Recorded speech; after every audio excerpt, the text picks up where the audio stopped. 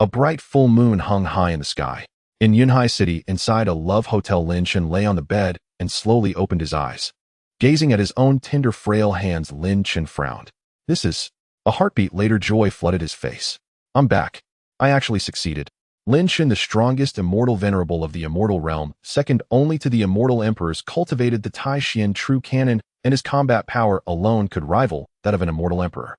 Yet precisely because of the constraints of the Tai Xuan True Canon, after becoming an Immortal Venerable, Lin Chen discovered that his cultivation could no longer advance even half a step.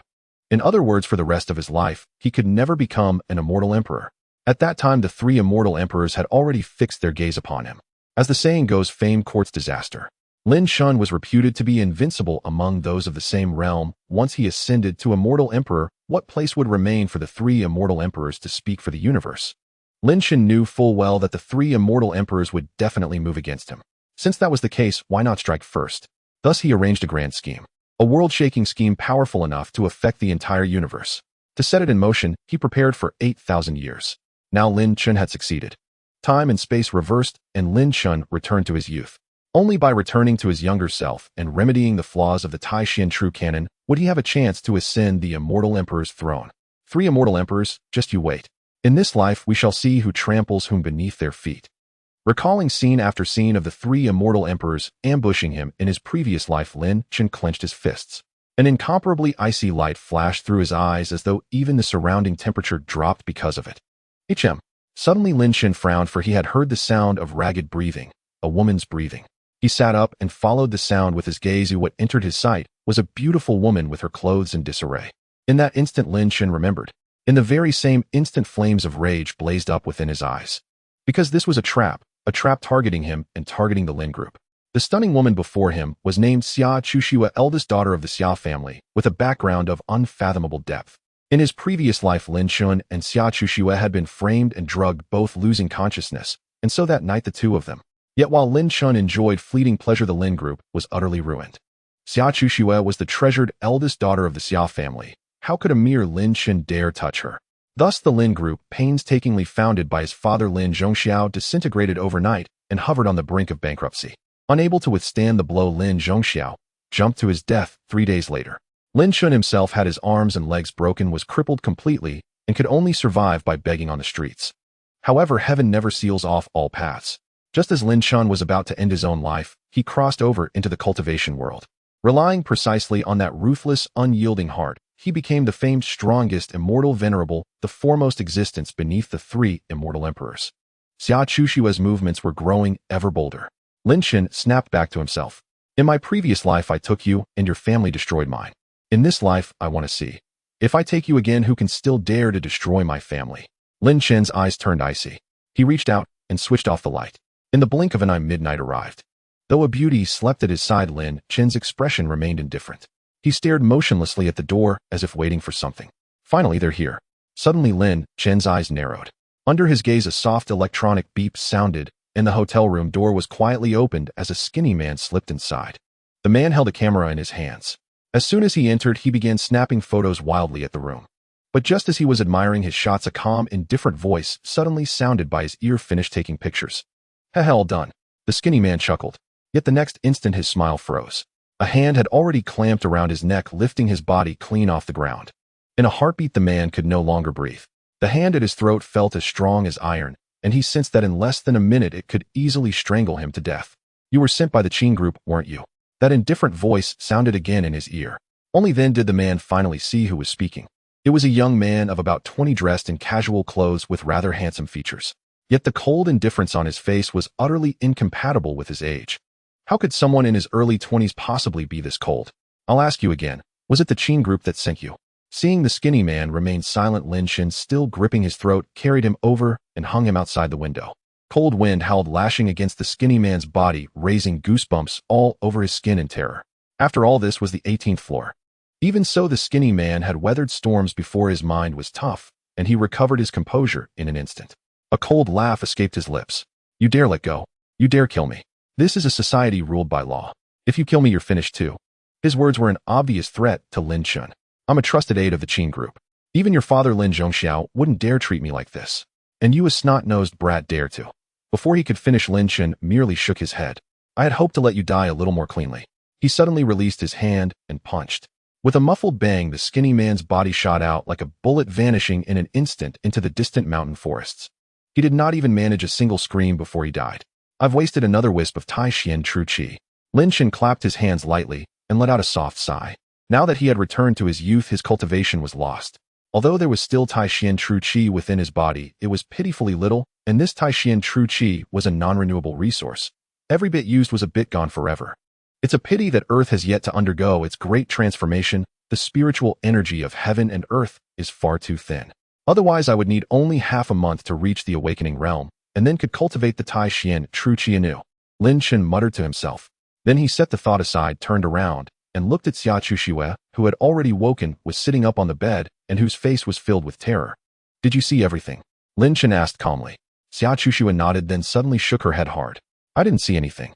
I saw nothing at all. Clearly, she was terrified that Lin Chen would kill her to silence her. I didn't see anything. I saw nothing at all. Xia Chuxue shook her head over and over, her face filled with terror. Sending a man flying hundreds of meters with a single punch. How could that be something an ordinary person could do? Even the police might never be able to trace anything back to him. A ruthless man like that was someone she absolutely did not dare provoke. Let's see what's inside this. Lin Chen, however, bent down, picked up the camera from the floor, and tossed it onto the bed.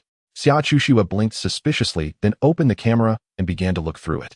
Yet in the next instant, her expression suddenly darkened. This is a trap. Who did this? Her silver teeth clenched, both hands gripping the camera so tightly it seemed she might crush it. If the photos in this camera were ever made public, Xia Chuxue would be finished. How could she ever face anyone again? I will find out who is behind this, and I will never let them off lightly. Xia Chuxue ground out the words, her teeth clenched. Lin Chen watched her quietly without speaking. Having lived 2 lives, how could he not already know who the mastermind was? It was the Qin group.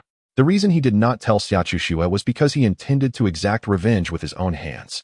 The Qin group was a major corporation in Yunhai City and a direct rival of the Lin group. The two conglomerates had fought openly and secretly for many years, each dreaming of eradicating the other. Yet there was a saying in the underworld: calamity should not be brought upon one's family. Who could have imagined that the Qin group would be so utterly vicious as to make a move against Lin Chen himself? As for Xia Chuxue, she was the eldest daughter of the Xia family, one of the 3 renowned beauties of Yunhai City, and among the top 10 outstanding youths of Yunzhou. In short, she was a heaven's favored daughter, her name celebrated far and wide.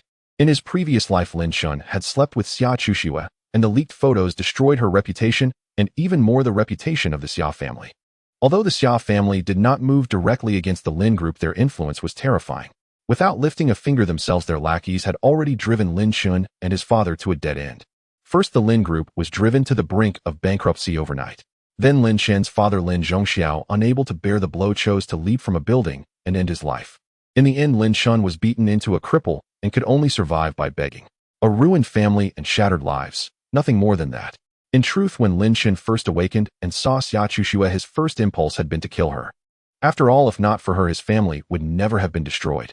And yet Xia Chuxue was a victim as well. If not for Lin Chen, how could her reputation have been ruined in the first place? Thus in this matter, Lin Chen was at fault, and grievously so. Though ruthless and decisive in killing, he drew clear lines between gratitude and resentment and would never slaughter the innocent. That was the bottom line and principle of the strongest Immortal Venerable. You should go. As for what happened today, let's pretend it never occurred. Just treat it as a dream.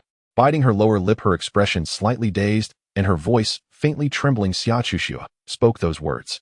Hearing this, Lin Chen said nothing more. He simply turned around and left. However, just as he was about to leave the room, Lin Chen suddenly paused, still with his back to Xia Chuxue, and said, "You need not feel wronged. To sleep with me is your honor." With that, Lin Chen walked out of the room. Xia Chuxue was stunned. She had met men who were self-satisfied, but never one so utterly, outrageously self-satisfied. It was sheer arrogance and ignorance. She, Xia Chuxue, was not only the Xia family's eldest daughter, but also one of the 3 great beauties of Yunhai City. The line of men pursuing her could stretch from Yunhai all the way down to Haizhou at the southernmost edge of Huaxia. What outstanding man had she not seen? Yet how many men truly caught her eye? How had she ended up giving her first time to such an arrogant, conceited, ignorant stranger? At that thought, Xia Chuxue hugged her knees and broke down, sobbing in grievance. It was now 2 a.m. Lin Chen strolled along the street. That woman actually is. I seem to recall the 100 Flowers fairy was as well. Lin Chen stroked his chin and gave a teasing smile. In his previous life as the strongest Immortal Venerable, Lin Chen's name resounded through the 4 realms. He had encountered countless women, what kind had he not seen? There were also peerless beauties like the 100 Flowers Fairy and the Saintess of Yaoqi. Many of those breathtaking women had taken the initiative to come to him, offering themselves to be enjoyed. More importantly, blessed by the Tai Xuan true canon, every woman he had lain with would evolve in both physique and lifespan. That was why he had told Xia Chuxue it was her honor. Then Lin Chen collected his thoughts, and his gaze grew sharp and icy cold. Li Xiaoman Qin Fengwei Qin Jianshu. He murmured one name after another. Li Xiaoman was his current girlfriend. It was she who had drugged him and taken him to the Lovers' Hotel. Qin Fengwei, young master of the Qin group. He had been Li Xiaoman's lover for the past year, and was the one who instructed her to set up this trap for Lin Chen. Qin Jianshu, Qin Fengwei's father and chairman of the Qin group. He was the true mastermind behind this elaborate snare. These three people, Lin Chen would not spare a single one. Soon I will repay the pain and torment you gave me back, then tenfold, 100-fold. Lin Chen clenched his fist, killing intent surging as a corpse, a mountain blood sea, chill flickered in his eyes. Under the influence of his baleful aura, even the spiritual energy before his eyes seemed to shudder in fear and scatter. Following the direction in which the chi fled, Lin Chen keenly sensed something unusual. Lin Chen immediately turned his head toward the small grove on his left. There's something good there. His eyes lit up, and without the slightest hesitation, he stepped into the grove. Going deeper into the woods, Lin Chen arrived at an open patch of ground. It was open only because the flowers, grass, and trees here were extremely sparse, as though the earth itself lacked the nutrients to sustain them. Yet Lin Chen's eyes gleamed as he curled his lips into a grin. To think that this present-day earth can still nurture such a treasure, truly heaven aids me. Before his words had even faded, Lin Chen stomped down with his right foot. A dull boom resounded. Sand and stones flew as the ground beneath his foot collapsed into a large pit. Crack! A fist-thick fissure spread outward from his right foot, spidering 2 to 3 meters before it finally stopped.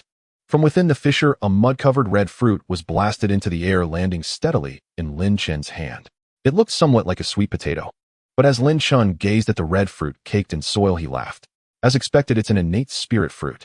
No wonder the nearby plants are so sparse. So that's how it is. With this here, it has monopolized all the nutrients.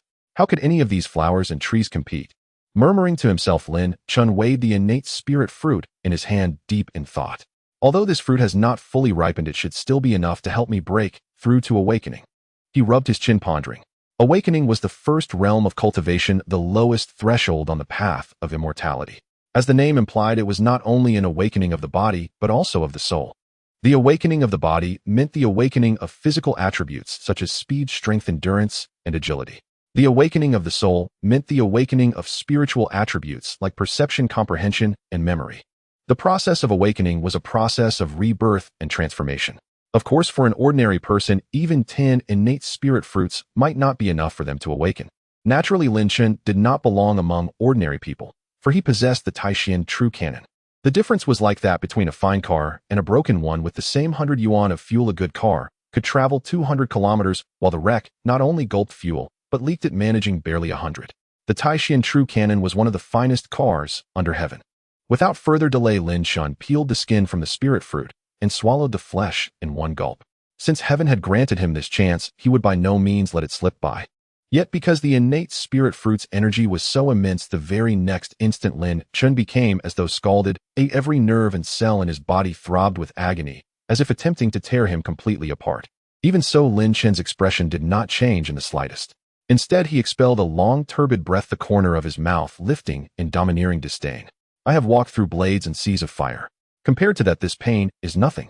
The next day in the morning, as the sunlight streamed through the leaves, it scattered upon Lin Chen's face. Lin Chen, who had his eyes closed for half the night, finally opened them at this moment. 2 beams of brilliance erupted from his eyes. Dazzling, captivating. Who would dare to look directly? After a long while, Lin Chen's eyes returned to their usual state. Then his body stood up with an exaggerated arch. It should be noted that Lin Chen was originally sitting cross-legged on the ground, and now he stood up steadily, without any external force or exertion, making this exaggerated movement all the more astonishing. Indeed, I have awakened. Standing on the ground, feeling the power coursing through his body, Lin Chen smiled with satisfaction. Indeed, he had reached the awakened realm. However, at this moment, Lin Chen suddenly wrinkled his nose. He caught a whiff of a foul odor. Is it coming from me? Lin Chen, puzzled, lowered his gaze to inspect his body. It turned out that his clothes were inexplicably stained with black filth, and the stench was simply unbearable. It seems that the impurities within my body have been cleared out by about 60 to 70%. The The degree of foulness signified the extent of his bodhi's refinement. The more pungent it was, the cleaner his body had become. As an old hand in this regard, Lin Chen could easily discern the extent of his bodhi's cleansing just by sniffing. Beyond the forest, there was a relatively clear river. After leaving the woods, Lin Chen jumped straight into the river. Meanwhile, at another entrance of the small forest, a man dressed in black, appearing to be in his early 30s, strolled in leisurely. From a distance, this person seemed unremarkable. However, upon closer observation, one would certainly notice that his heels were raised while walking. Moreover, the most bizarre thing was that he made no sound as he stepped on the dry leaves. Undoubtedly, he was a master. He gradually entered the woods, his expression extremely indifferent, as if there was nothing in this world that could change his demeanor. However, when the crack in the ground came into his view, he could no longer remain calm. What the hell? Where is the innate spirit fruit? He shouted in shock. How could he remain calm? He immediately took out his phone and dialed. Master, something terrible has happened. The innate spirit fruit. The innate spirit fruit. His panic almost made him stutter. What happened to the innate spirit fruit? A woman's voice came from the other end, sounding equally anxious. After all, she had been waiting for this innate spirit fruit for a full 8 years. With only 2 or 3 months left before the innate spirit fruit ripened, there could be no issues at this crucial moment. The innate spirit fruit has disappeared. The man in black spoke with a face full of despair and what? Speak. The woman's voice suddenly turned icy cold. Even through the phone, the man in black seemed to sense the murderous intent from the other side, sending chills down his spine. Moreover, that thief seems to have been cultivating here, as all the surrounding flowers and trees are wilting. The man in black said with a mournful expression. The woman fell silent. The man in black thought she was about to hang up, but just then the woman suddenly shouted, presumptuous, arrogant, brazen, to steal my things and dare to cultivate on my territory. Simply outrageous and lawless. She was already furious. However, the man in black replied, Master, this is a public area, not our territory. What I set my sights on is mine. That person is doomed. Not even Jesus can save him, I say. As long as he is not Shun Tianlong, the war god of the Southwest military region, what do I have to fear? The woman was raging. Master, what if that person is stronger than Shun Tianlong? The man in black asked timidly. Impossible. Absolutely impossible. There is no such person in Yunzhou. The woman shouted. The man in black wanted to continue speaking, Master. But before he could utter half a word, the woman screamed hysterically, Shut up. Shut up. Shut up. Lin Chen emerged from the river drenched. The environmental pollution is too severe. I remember that 10 years ago this river was still drinkable, but now even bathing is impossible. Lin Chen shook his head and sighed. However, he also understood that this was the rule of development. You can't have both fish and bear's paw. There are no perfect solutions in this world. To develop, one must pay the price of the environment. Once development reaches a certain stage, they will turn back to protect and restore the environment. Once the environment is restored to a certain degree, the spiritual energy of heaven and earth will revive. Such a rule is hard for any country or planet to avoid. Still, that saying is true that mountains of gold and silver are not as valuable as green waters and lush mountains. Lin Chen murmured softly. Then he activated his Tai Xuan True Qi and began to evaporate the moisture from his body. Under the boiling of the Tai Xuan True Qi, Lin Chen's body quickly dried, a layer of white mist rising all over him. However, if those from the cosmos knew of this scene, they would surely vomit blood on the spot. How precious is the Tai Xuan True Qi? Lin Chen was actually using it to evaporate his body. It was simply wasteful. Of course, Lin Chen was so unconcerned because he had already reached the awakened realm, able to cultivate the Tai Xuan True Qi back at any time, so why be timid? At that moment, a person approached Lin Chen from the opposite side. Dressed in black, he wore an expression of despair. Suddenly, he seemed to sense something stopping in his tracks and raising his head to fix his gaze on Lin Chen. A martial artist, he thought suspiciously. Then he chuckled self-deprecatingly. How foolish, how could there be such a young martial artist in this world? I must be too flustered, my mind is all in a jumble. He shook his head and brushed past Lin Chen. Lin Chen also shook his head in response. 1/10 awakened, easily crushed. Now that Lin Chen had awakened, his perception had greatly enhanced, and he could see at a glance that the strength of the man in black was like that of an ant. Looking back, I can still see the moon of my hometown. The dark night gave me black eyes. At this moment, Lin Chen's phone rang. He pulled it out, and the screen flashed 2 big words, wife. Indeed, the caller was Lin Chen's current girlfriend, Li Xiaoman. Lin Chen initially wanted to hang up, ignoring this woman. But then, with a thoughtful glance, Lin Chen's mouth curved into a smile, a plan forming in his mind. Why not set a trap? Lin Chen enjoyed laying out schemes. Just as he had spent 8 years setting up a vast scheme to reverse the flow of time and regain a new life. So Lin Chen answered the call. Before the other side could speak, Lin Chen said, Your sister will arrive at Yunhai City's train station at 10 a.m. today. You want me to pick her up, and then we meet at the old place, right? Upon hearing this, Li Xiaoman fell silent. After a long while, she asked somewhat nervously, how do you know? I know everything. Lin Chen replied with a smile, though the tone was gradually turning cold. Li Xiaoman wanted to say something else, but Lin Chen interrupted again. I know your parents passed away early and you have relied on your sister since childhood. Don't worry, I won't mistreat her. After saying that, Lin Chen hung up the phone. Directly. Domineering. No nonsense. This trap has begun. Lin Chen grinned, revealing an innocent smile. The real revenge has begun. He snapped his fingers, making a crisp sound. Li Jieqi, Li Xiaoman's elder sister, was a stunningly beautiful woman. In his previous life, she had treated Lin Chen with exceptional kindness. Long before his family's tragic downfall, she had cared for him deeply and persistently sought to arrange his marriage with Li Xiaoman. Even after his family was destroyed, Li Jieqi did not abandon him. Instead, she continued to support and sustain him. Without her unwavering aid, Lin Chen would have perished long ago, and never would he have transcended into the immortal cultivation realm. Nor would he ever have ascended to become the supreme immortal sovereign. Thus, Lin Chen held profound gratitude toward her, and in this life, he vowed to repay her fully, to return every grudge, to honor every kindness. That was Lin Chen's Tao. August. The sun blazed fiercely overhead, scorching the earth with unrelenting heat. Lin Chen drove his Volkswagen sedan to the railway station, arriving precisely at 1000 m. At that moment, a group of passengers emerged from the station, luggage and hand suitcases rolling, clearly just arrived. Yet Lin Chen's gaze locked instantly upon a single graceful figure.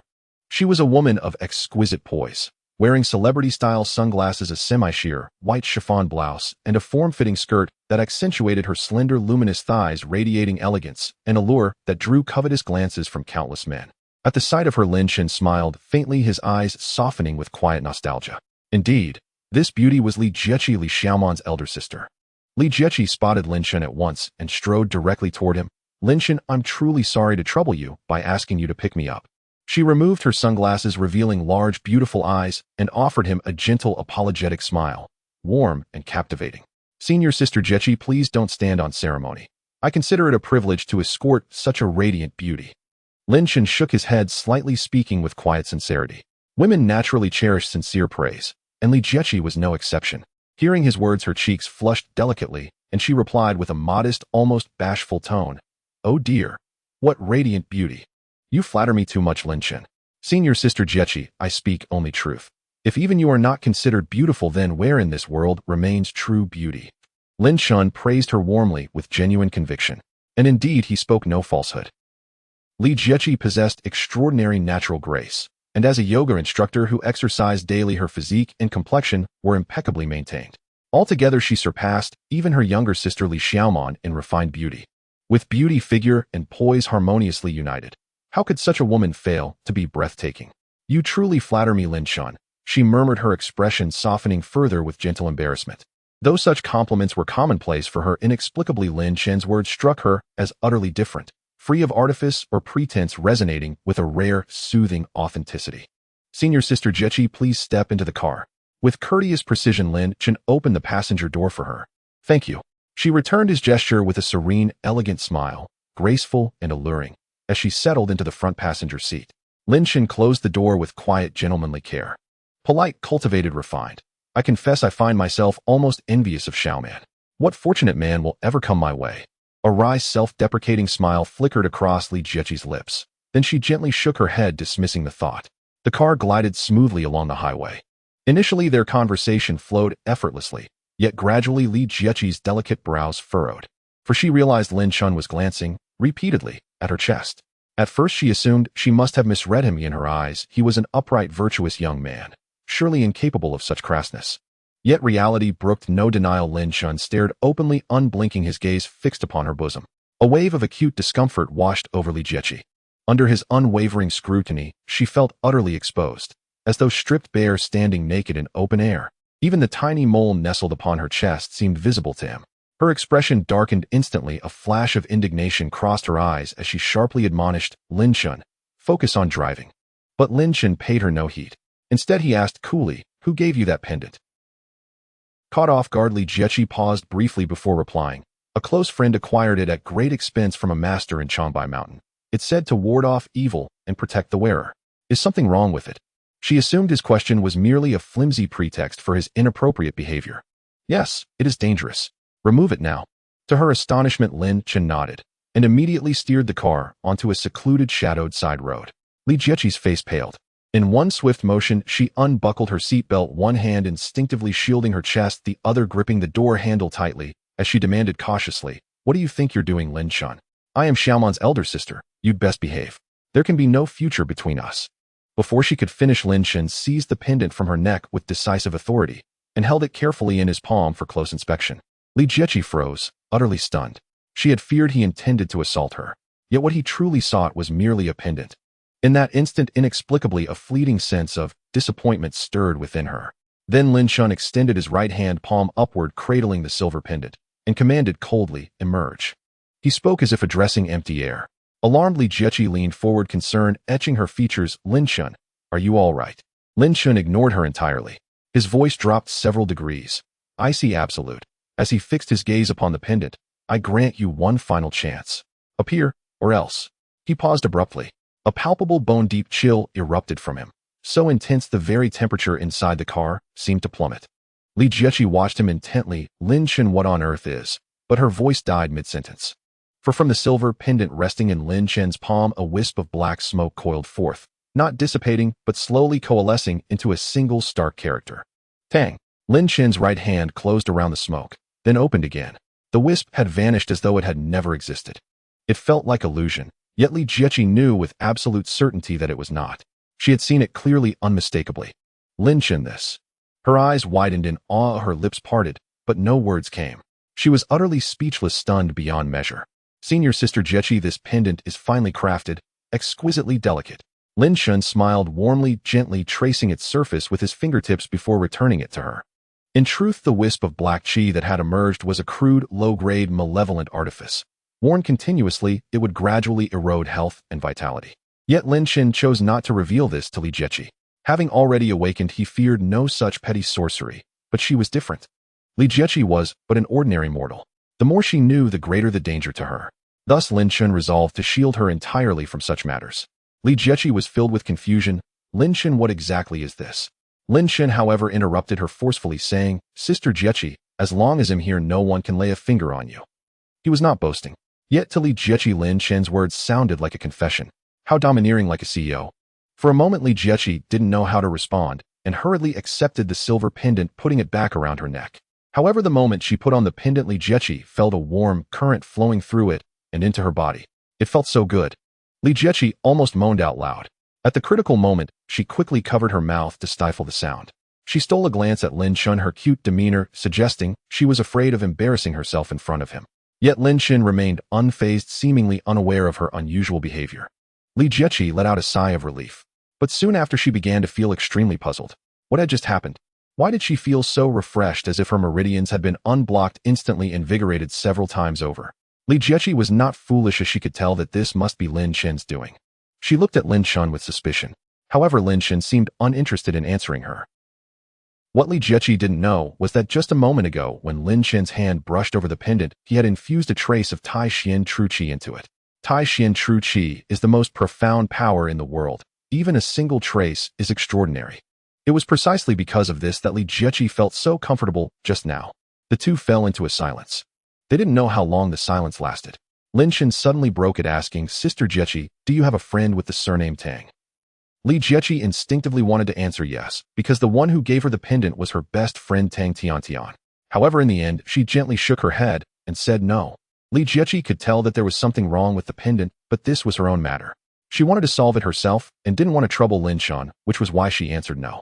Upon hearing this, Lin Chen frowned. After living for so many years, he had enough insight to see that Li Jieqi was lying. She definitely had a friend with the surname Tang. Moreover, their relationship was likely very close. However, Lin Chen could also guess Li Jieqi's thoughts, so he decided not to press further. "Sister Jieqi, let's not talk about this anymore. Buckle your seatbelt, we are about to leave." Upon hearing this, Li Jieqi's cheeks instantly flushed. Just now, she was afraid Lin Chen would take advantage of her, so she unbuckled her seatbelt, intending to jump out of the car. Thinking about her previous actions, Li Jieqi shyly lowered her head, not daring to look Lin Chen in the eye. How embarrassing. Li Jieqi tried to rebuckle her seatbelt, but she realized she couldn't pull it.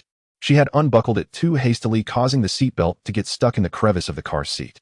Now with her hand turned the other way, she couldn't muster the strength to pull it out. "Let me help you," Lin Chen said with a slight smile, leaning in to easily pull the seatbelt out. Looking at Lin Chen's chiseled face and feeling the mature man's presence emanating from him, Li Jieqi's heart stirred. It was as if a long dormant string within her had been gently plucked. Lin Chen secured the seatbelt for Li Jieqi and said, "Done." Oh, okay." She hurriedly snapped back to reality, slightly nodding, touching her slightly flushed face with an expression of inexplicable feelings. She cast a glance at Lin Chen, but this time there was a strange nuance in her gaze. The car continued to drive. "Sister Jieqi, no matter what happens later, please don't get angry," Lin Chen suddenly said. "Why, oi?" Li Jieqi asked, puzzled. "Heavenly secrets must not be revealed," Lin Chen replied mysteriously with a smile. Li Jieqi raised her eyebrows, unable to contain her curiosity, and asked, "Lin Chen, after not seeing you for a few months, why do I feel you are so mysterious, as if you've changed into a different person? And where did you learn these skills?" "Oh, I just learned from an old Taoist priest on the mountain during my free time," Lin Chen replied. "Is that true?" Li Jieqi asked, half believing.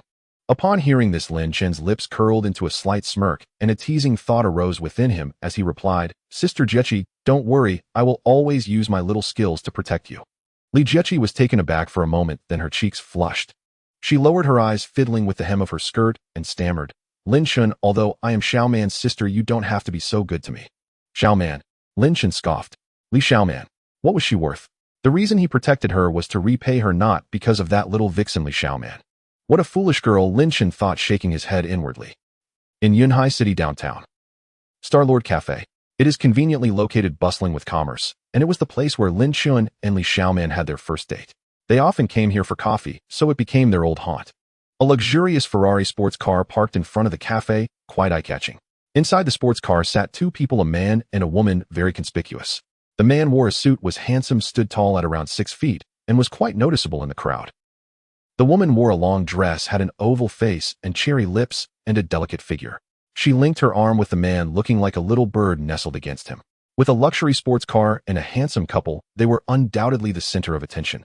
The woman enjoyed the envious gazes of others and smiled proudly, asking, "Feng Wei, what do you plan to say when you meet my sister later?" "What else can I say?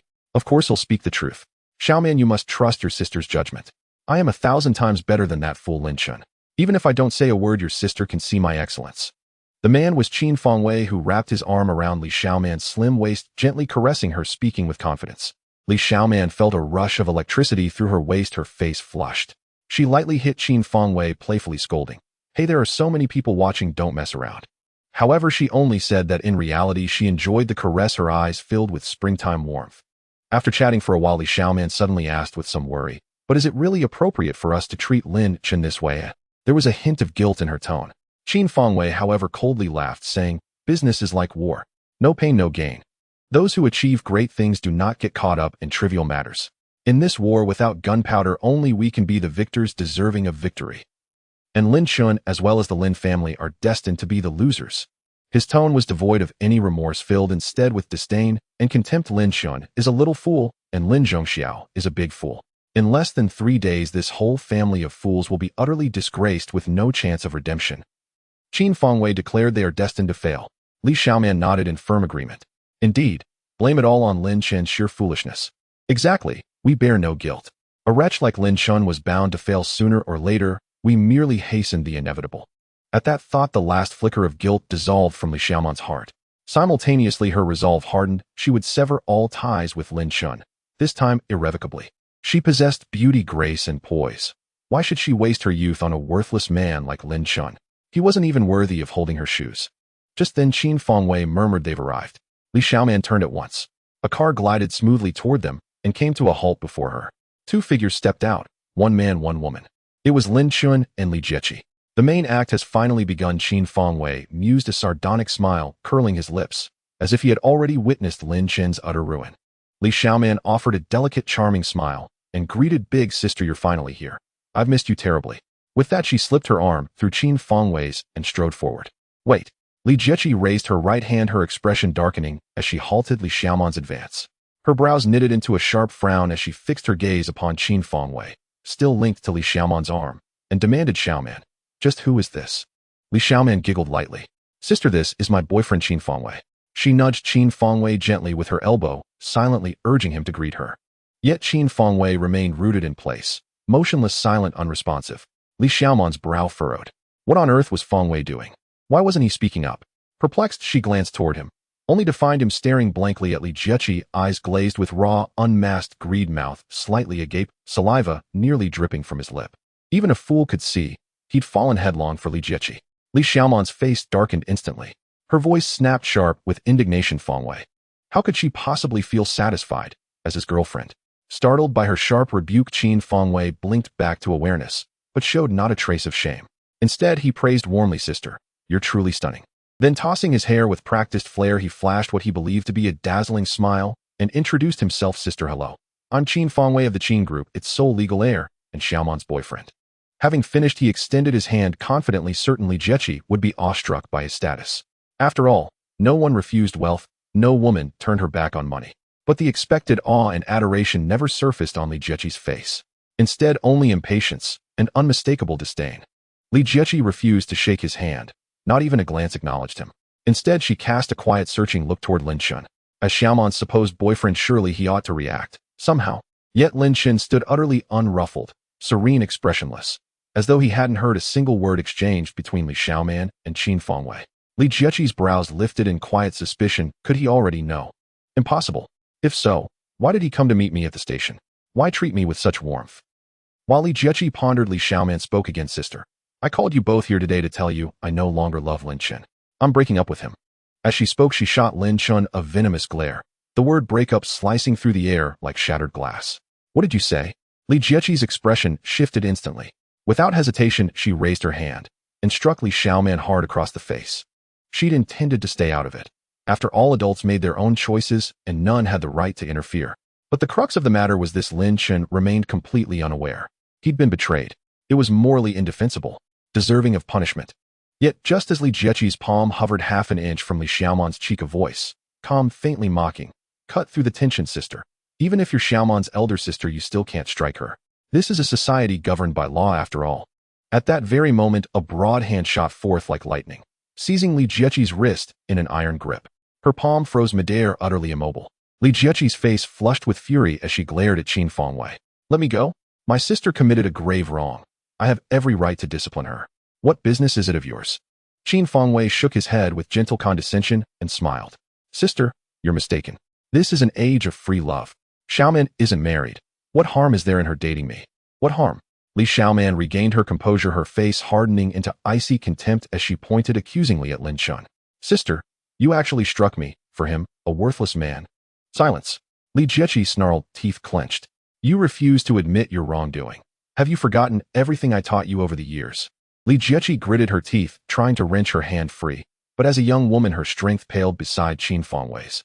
Seeing Li Jieqi's helplessness, Li Xiaoman smirked triumphantly. "Sister, save your effort. Fangwei holds a black belt in Taekwondo, not like certain worthless men."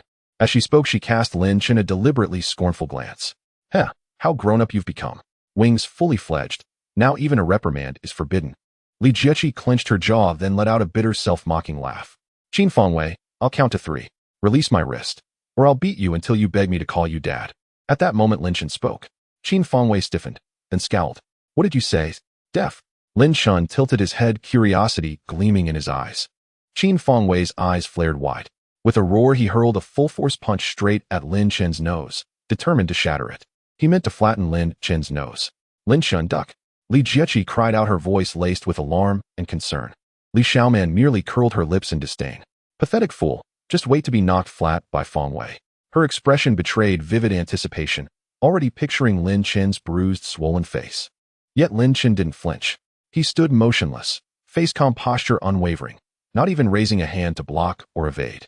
Seeing Lin Chen frozen in place, Qin Fangwei inwardly laughed at my speed. How could a wretch like him possibly react? Worthless. Trash. Too weak. His fist hurtled toward Lin Chen's nose, mere inches away. In that split second, time hung suspended. Slap. A crisp, stinging crack rang out. Boom. Then, a thunderous crash as a body slammed into the ground. Qin Fangwei lay sprawled on the earth, struck down as if by an invisible force. Dust billowed upward in a sudden cloud. Both Li Xiaoman and Li Jieqi stood frozen, mouths agape in stunned disbelief. My heavens, what just happened? I didn't see a thing. How did Feng Wei end up flat on his back? They saw nothing. Not because they lacked perception, but because only slow motion could capture it at the critical instant Lin Chen moved. Not with human speed, but with something beyond, his palm flashing upward to strike Qin Fengwei's face.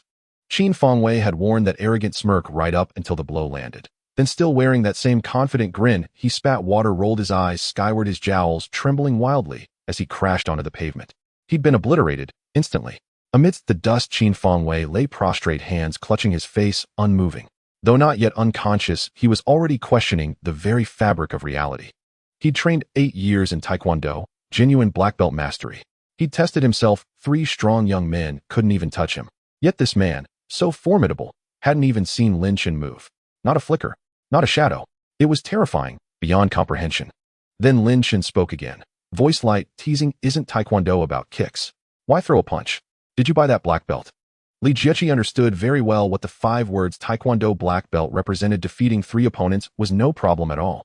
Therefore Li Jieqi covered his mouth in shock. Qin Fengwei, a Taekwondo black belt, was unexpectedly knocked down by Lin Chen in an instant. This is simply unbelievable. Li Jieqi couldn't help but swallow hard. Li Xiaoman also opened her mouth wide, her face filled with terror. Others might doubt Qin Fengwei's strength and believe that his title as a Taekwondo black belt was unearned, but Li Xiaoman would not, because she had witnessed Qin Fengwei's prowess firsthand. It was during a boxing match where Qin Fengwei faced 4 opponents, and not only did he hold his ground, but in the end he took down all 4. One can only imagine the strength of Qin Fengwei. Yet such a powerful Qin Fengwei was just defeated by a piece of trash, and it was a one-hit knockout. Li Xiaoman was so astonished she couldn't speak. "Xiaoman, help me up." At that moment Qin Fengwei lay on the ground mumbling. Li Xiaoman shuddered and quickly came to her senses, supporting Qin Fengwei to his feet. Qin Fengwei rubbed his swollen face, glancing at Lin Chen with a hint of resentment, and said in a low voice, "Lin Chen, I underestimated you. I didn't expect you to have learned martial arts." But Lin Chen didn't even look at him, his voice cold, as he directly spat out 2 words, "Unconvinced." "Haha, yes, of course I'm convinced." Although Qin Fengwei felt fear in his heart, worried that Lin Chen would strike him again, his expression remained calm as he spoke softly.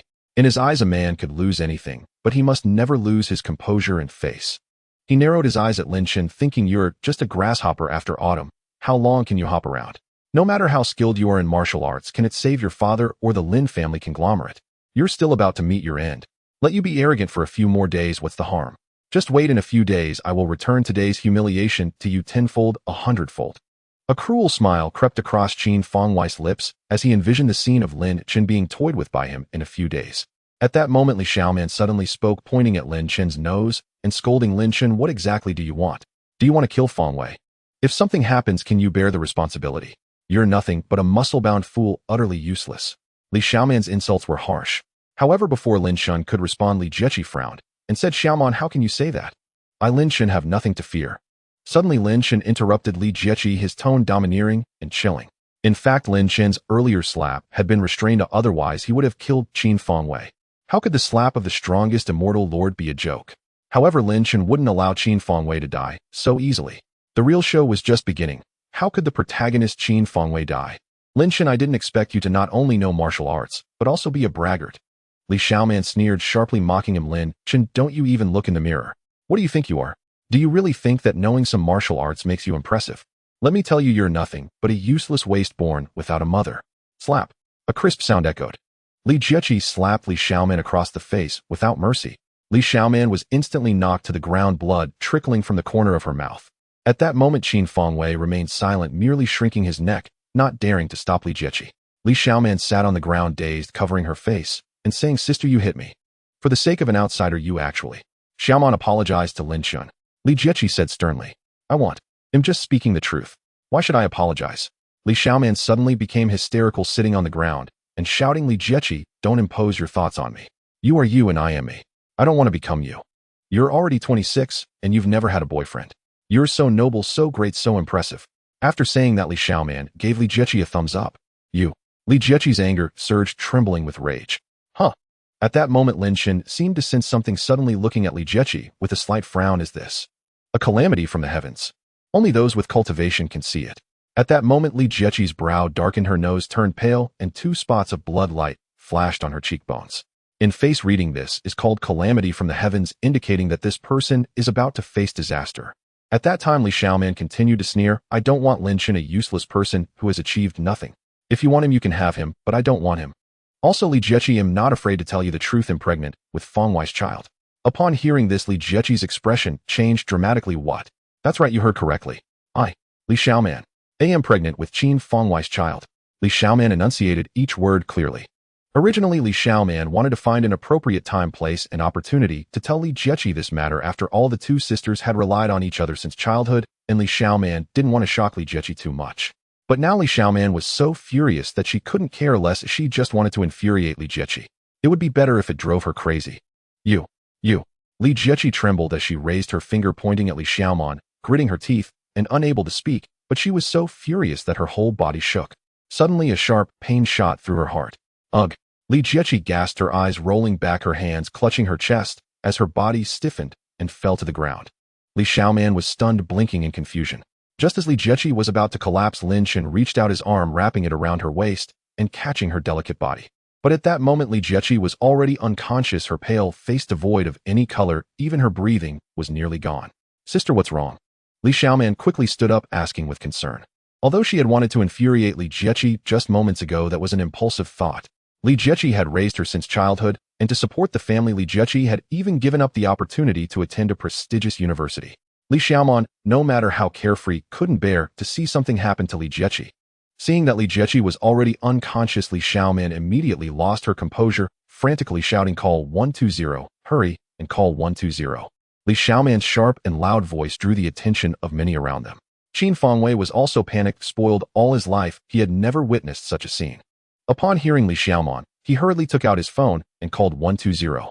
In contrast, Lin Chen remained unfazed, not showing any signs of panic.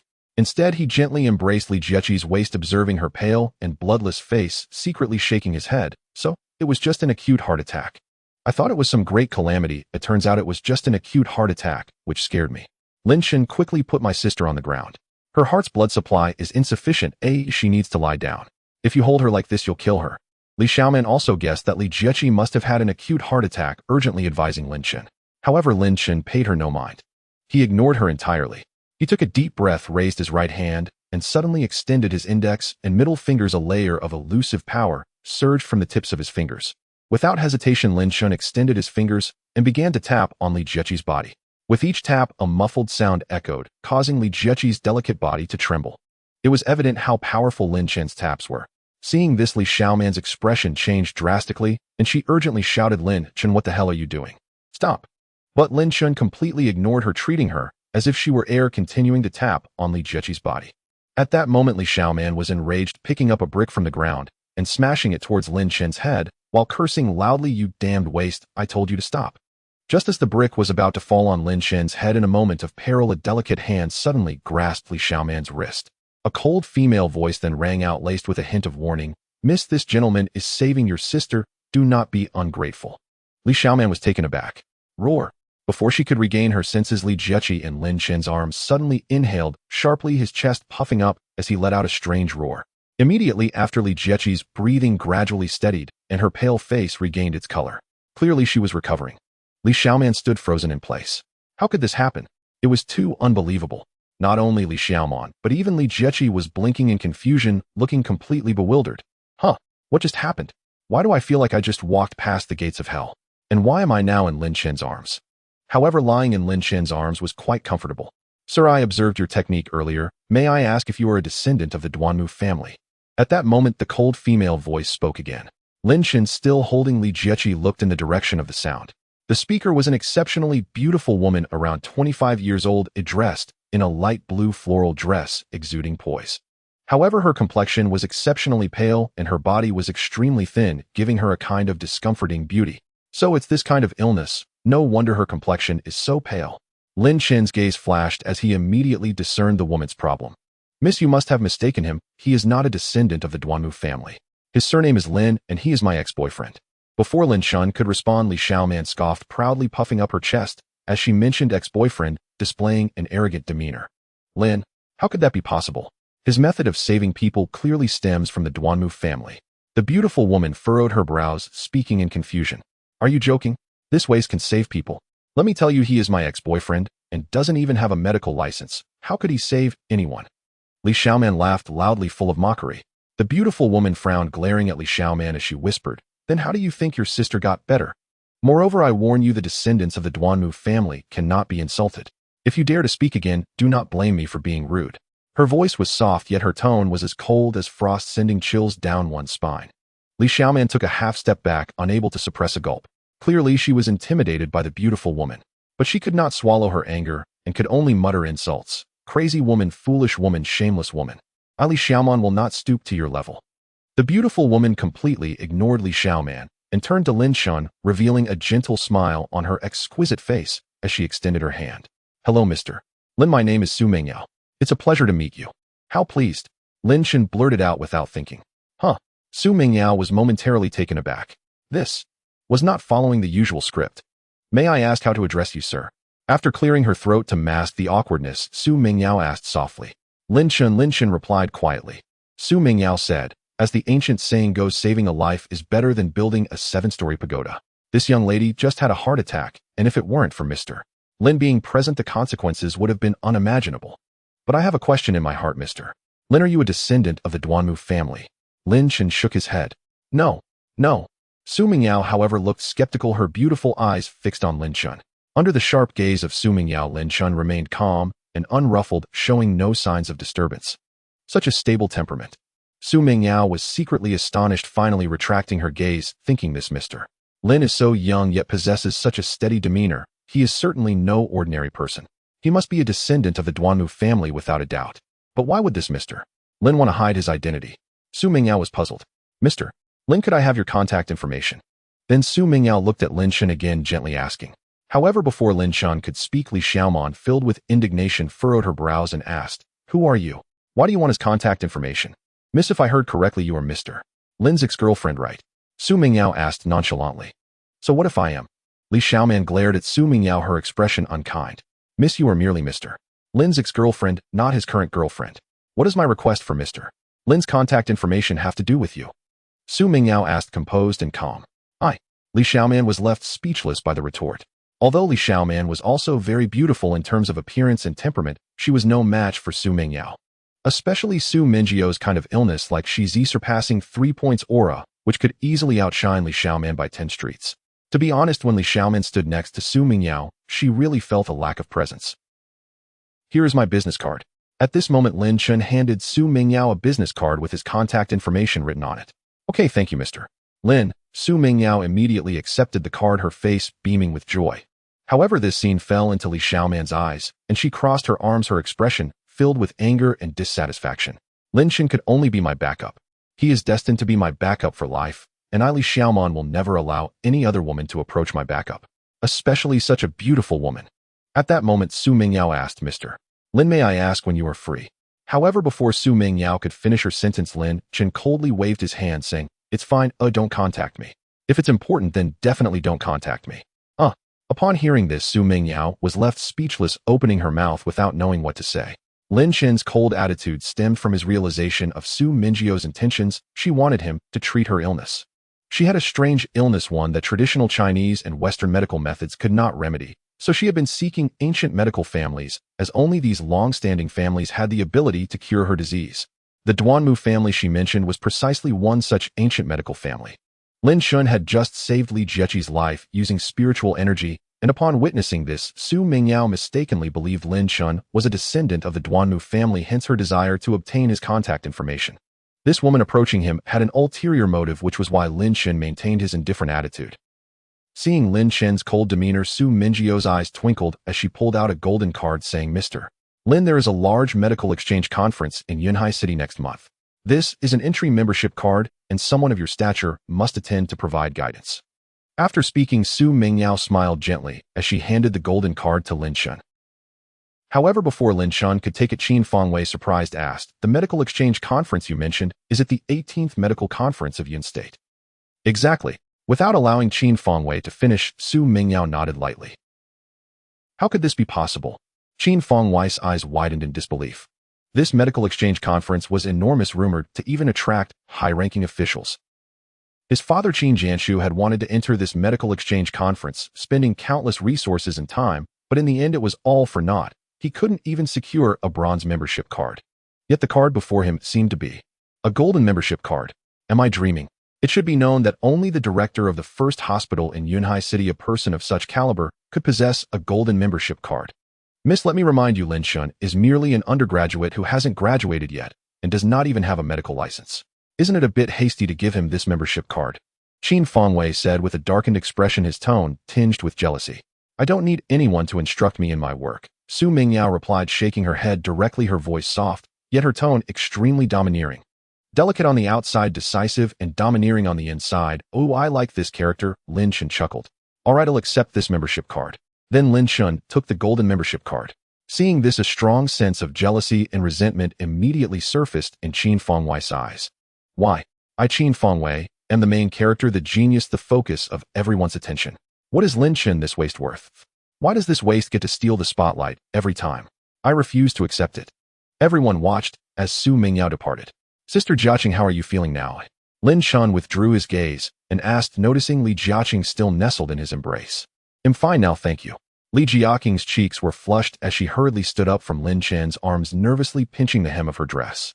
At that moment, Li Xiaoman suddenly huffed in displeasure and said, Sister, if it weren't for Lin Chen, this jinx, how could you have had a heart attack? Blame it on Lin Chen. Shut up. Li Jiaqing snapped coldly. Sensing Li Jiaqing's anger, Li Xiaoman shrank back, too intimidated to speak. Lin Chen raised his brow slightly. He truly couldn't comprehend Li Xiaoman's reasoning.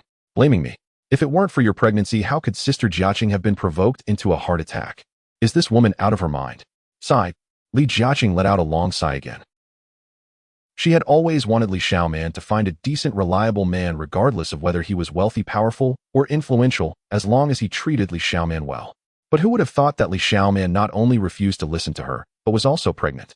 Sister, please sit down and rest for a while. The ambulance is on its way. Let's go to the hospital for a checkup. Li Xiaoman took the initiative to link her arm, with Li Jiaqing's preparing to lead her to sit for a bit. However, at that moment, Lin Chen suddenly spoke up. Sister Jiaqing is no longer in serious danger. Li Xiaoman immediately scoffed, disregarding Lin Chen entirely, and disdainfully said, Enough, Lin Chen. Don't think that just because you found a background actor you've really become a doctor. You don't even have a medical license. Stop bragging, all right? Qin Fangwei also chimed in, taking the opportunity to add, Yes, Sister, Lin Chen doesn't even have a medical license, and that woman just now, who knows who she is? She might even be a hired extra by Lin Chen. You should listen to Xiaoman and go get checked at the hospital. Regarding their banter, Lin Chen remained indifferent, dismissing them entirely. What would mere mortals know of his realm? However, unexpectedly, Li Jiaqing directly shook her head without a second thought. You two stop talking. I trust Lin Chen. Li Xiaoman's expression changed in urgency, but sister. Just then, the sharp sound of the ambulance siren suddenly rang out from a distance. The sound grew closer, and soon an ambulance flashing blue lights arrived in front of everyone. Haha. Qin Xiao, long time no see. A man in his 30s wearing a white coat and a white mask got out of the car, laughing heartily as he walked toward Qin Fangwei and embraced him. Dr. Liao, long time no see. Hope you are well. Qin Fangwei patted the doctor on the back and then discreetly turned to Lin Chen, giving a smug smile. So Lin Chen, open your eyes wide and see clearly, this is my network. Even in the hospital I have friends. What do you, Lin Chen, have to compare with me? What do you have to compare with me? You are nothing but trash. All right, Qin Xiao, time is of the essence. Where's the patient? Dr. Liao released Qin Fangwei and looked around. It's her, my girlfriend's sister. Qin Fangwei pointed at Li Jiaqing. Off. Dr. Liao's mouth fell open in disbelief upon hearing this. Just now he was scanning the surroundings to find the patient, but his gaze had directly overlooked Li Jiaqing. In his eyes, how could this beautiful woman show any signs of a heart attack? Dr. Liao, let me explain. Seeing Dr. Liao's surprise, Qin Fangwei leaned in and whispered a few words in his ear. Oh, I see. Dr. Liao nodded, looking as if he suddenly understood. Then he cast a disdainful glance at Lin Chen, his expression filled with contempt. Lin Chen narrowed his eyes slightly. Although he didn't hear what Qin Fangwei said, or rather he didn't want to hear it, he knew that what Qin Fangwei said was certainly not good. Otherwise, how could Dr. Liao possibly have such a look? Dr. Liao, although this sister doesn't have a serious issue, it's still better to go to the hospital. Qin Fangwei leaned in again and spoke softly to Dr. Liao. All right. Dr. Liao nodded slightly, quite in agreement.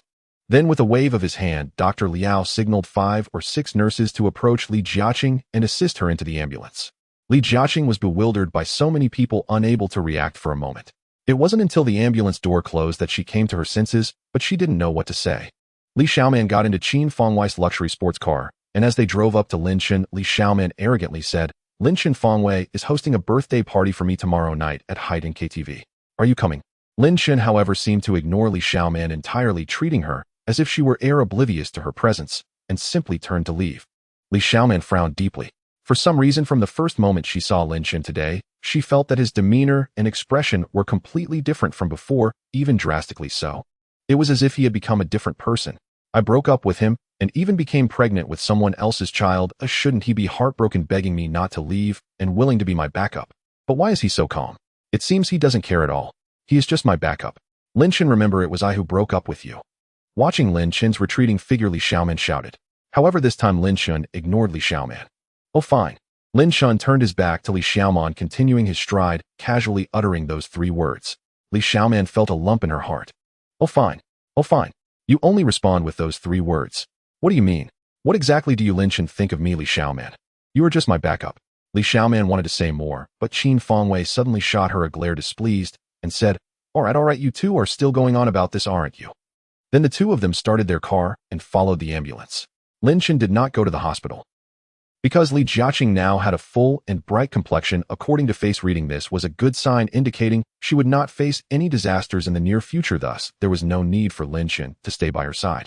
However, Lin Chen was curious about what Li Xiaoman thought about every day. She was already pregnant with Qin Fengwei's child. How could she still have the face to invite him to her birthday party? Perhaps this woman truly had a problem with her brain. The ambulance traveled steadily along the road. Miss Li, human hearts are complex and cannot be taken lightly. Dr. Liao sat in front of Li Jiaqing, cleared his throat, and said, that young man named Lin, clearly ignorant of everything, dared to say you had a heart attack. I've seen many such people who are not very capable, but think highly of themselves. Li Jiaqing frowned slightly upon hearing this. However, she did not bother to explain anything. Because she trusted Lin Chen, she felt no need to explain. Miss Li, after the checkup, may I have the honor of treating you to a meal?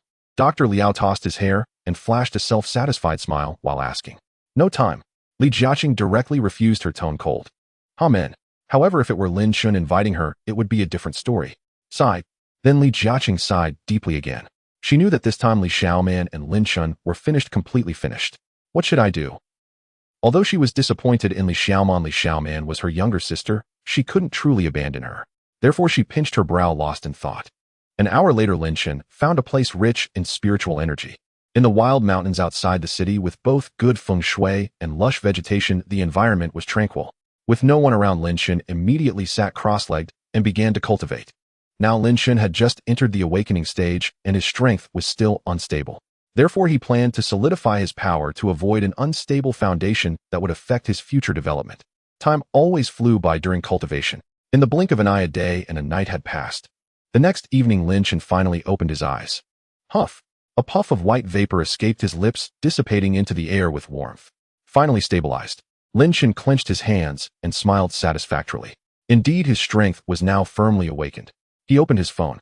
To his surprise, there were over 20 missed calls. Moreover, there was also an unread message. Lin Chen opened the message. However, the next moment, Lin Chen's brow furrowed and his expression turned icy. Boom! A surge of killing intent erupted, piercing through the air. The message read, this afternoon at 6, bring the innate spirit fruit to Haitan KTV room 518. If you don't come, I will take his life. Haitian KTV is one of the most luxurious KTV establishments in Yunhaishi. Entering Haitian KTV for entertainment requires more than just money. There are many wealthy individuals. A famous person once said, at the right moment, even a pig can fly. 20 years ago, anyone in real estate could amass millions, becoming immensely wealthy. But these people think they can enter Haitian KTV. Such delusions. To get in, there are 2 conditions: be wealthy and have influence. A year ago, a tycoon with 30 million in assets tried to enter Haitian entertainment, but was thrown out. Frustrated, he brought over 200 people and smashed the first floor of Haitian KTV. At that time, the tycoon was quite pleased with himself. However, within a week, he went bankrupt. Moreover, he disappeared without a trace. No one knows where he went. Perhaps he became a commoner, perhaps he moved away, or perhaps he went to hell. Since then, no one dared to act recklessly at Haitian KTV. Rumors abound that Haitian KTV is backed by the Xia family, one of the 8 prominent families of Yunzhou. In any case, Haitian KTV is undoubtedly one of the top KTVs in Yunhaishi. At 5:30 in the afternoon, Lin Chen drove to the Seaside KTV. However, at the parking lot entrance, he was stopped by a security guard.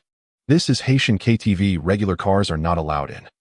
The guard stretched out his arm and shouted loudly. Lin Chen frowned. Why can't regular cars enter?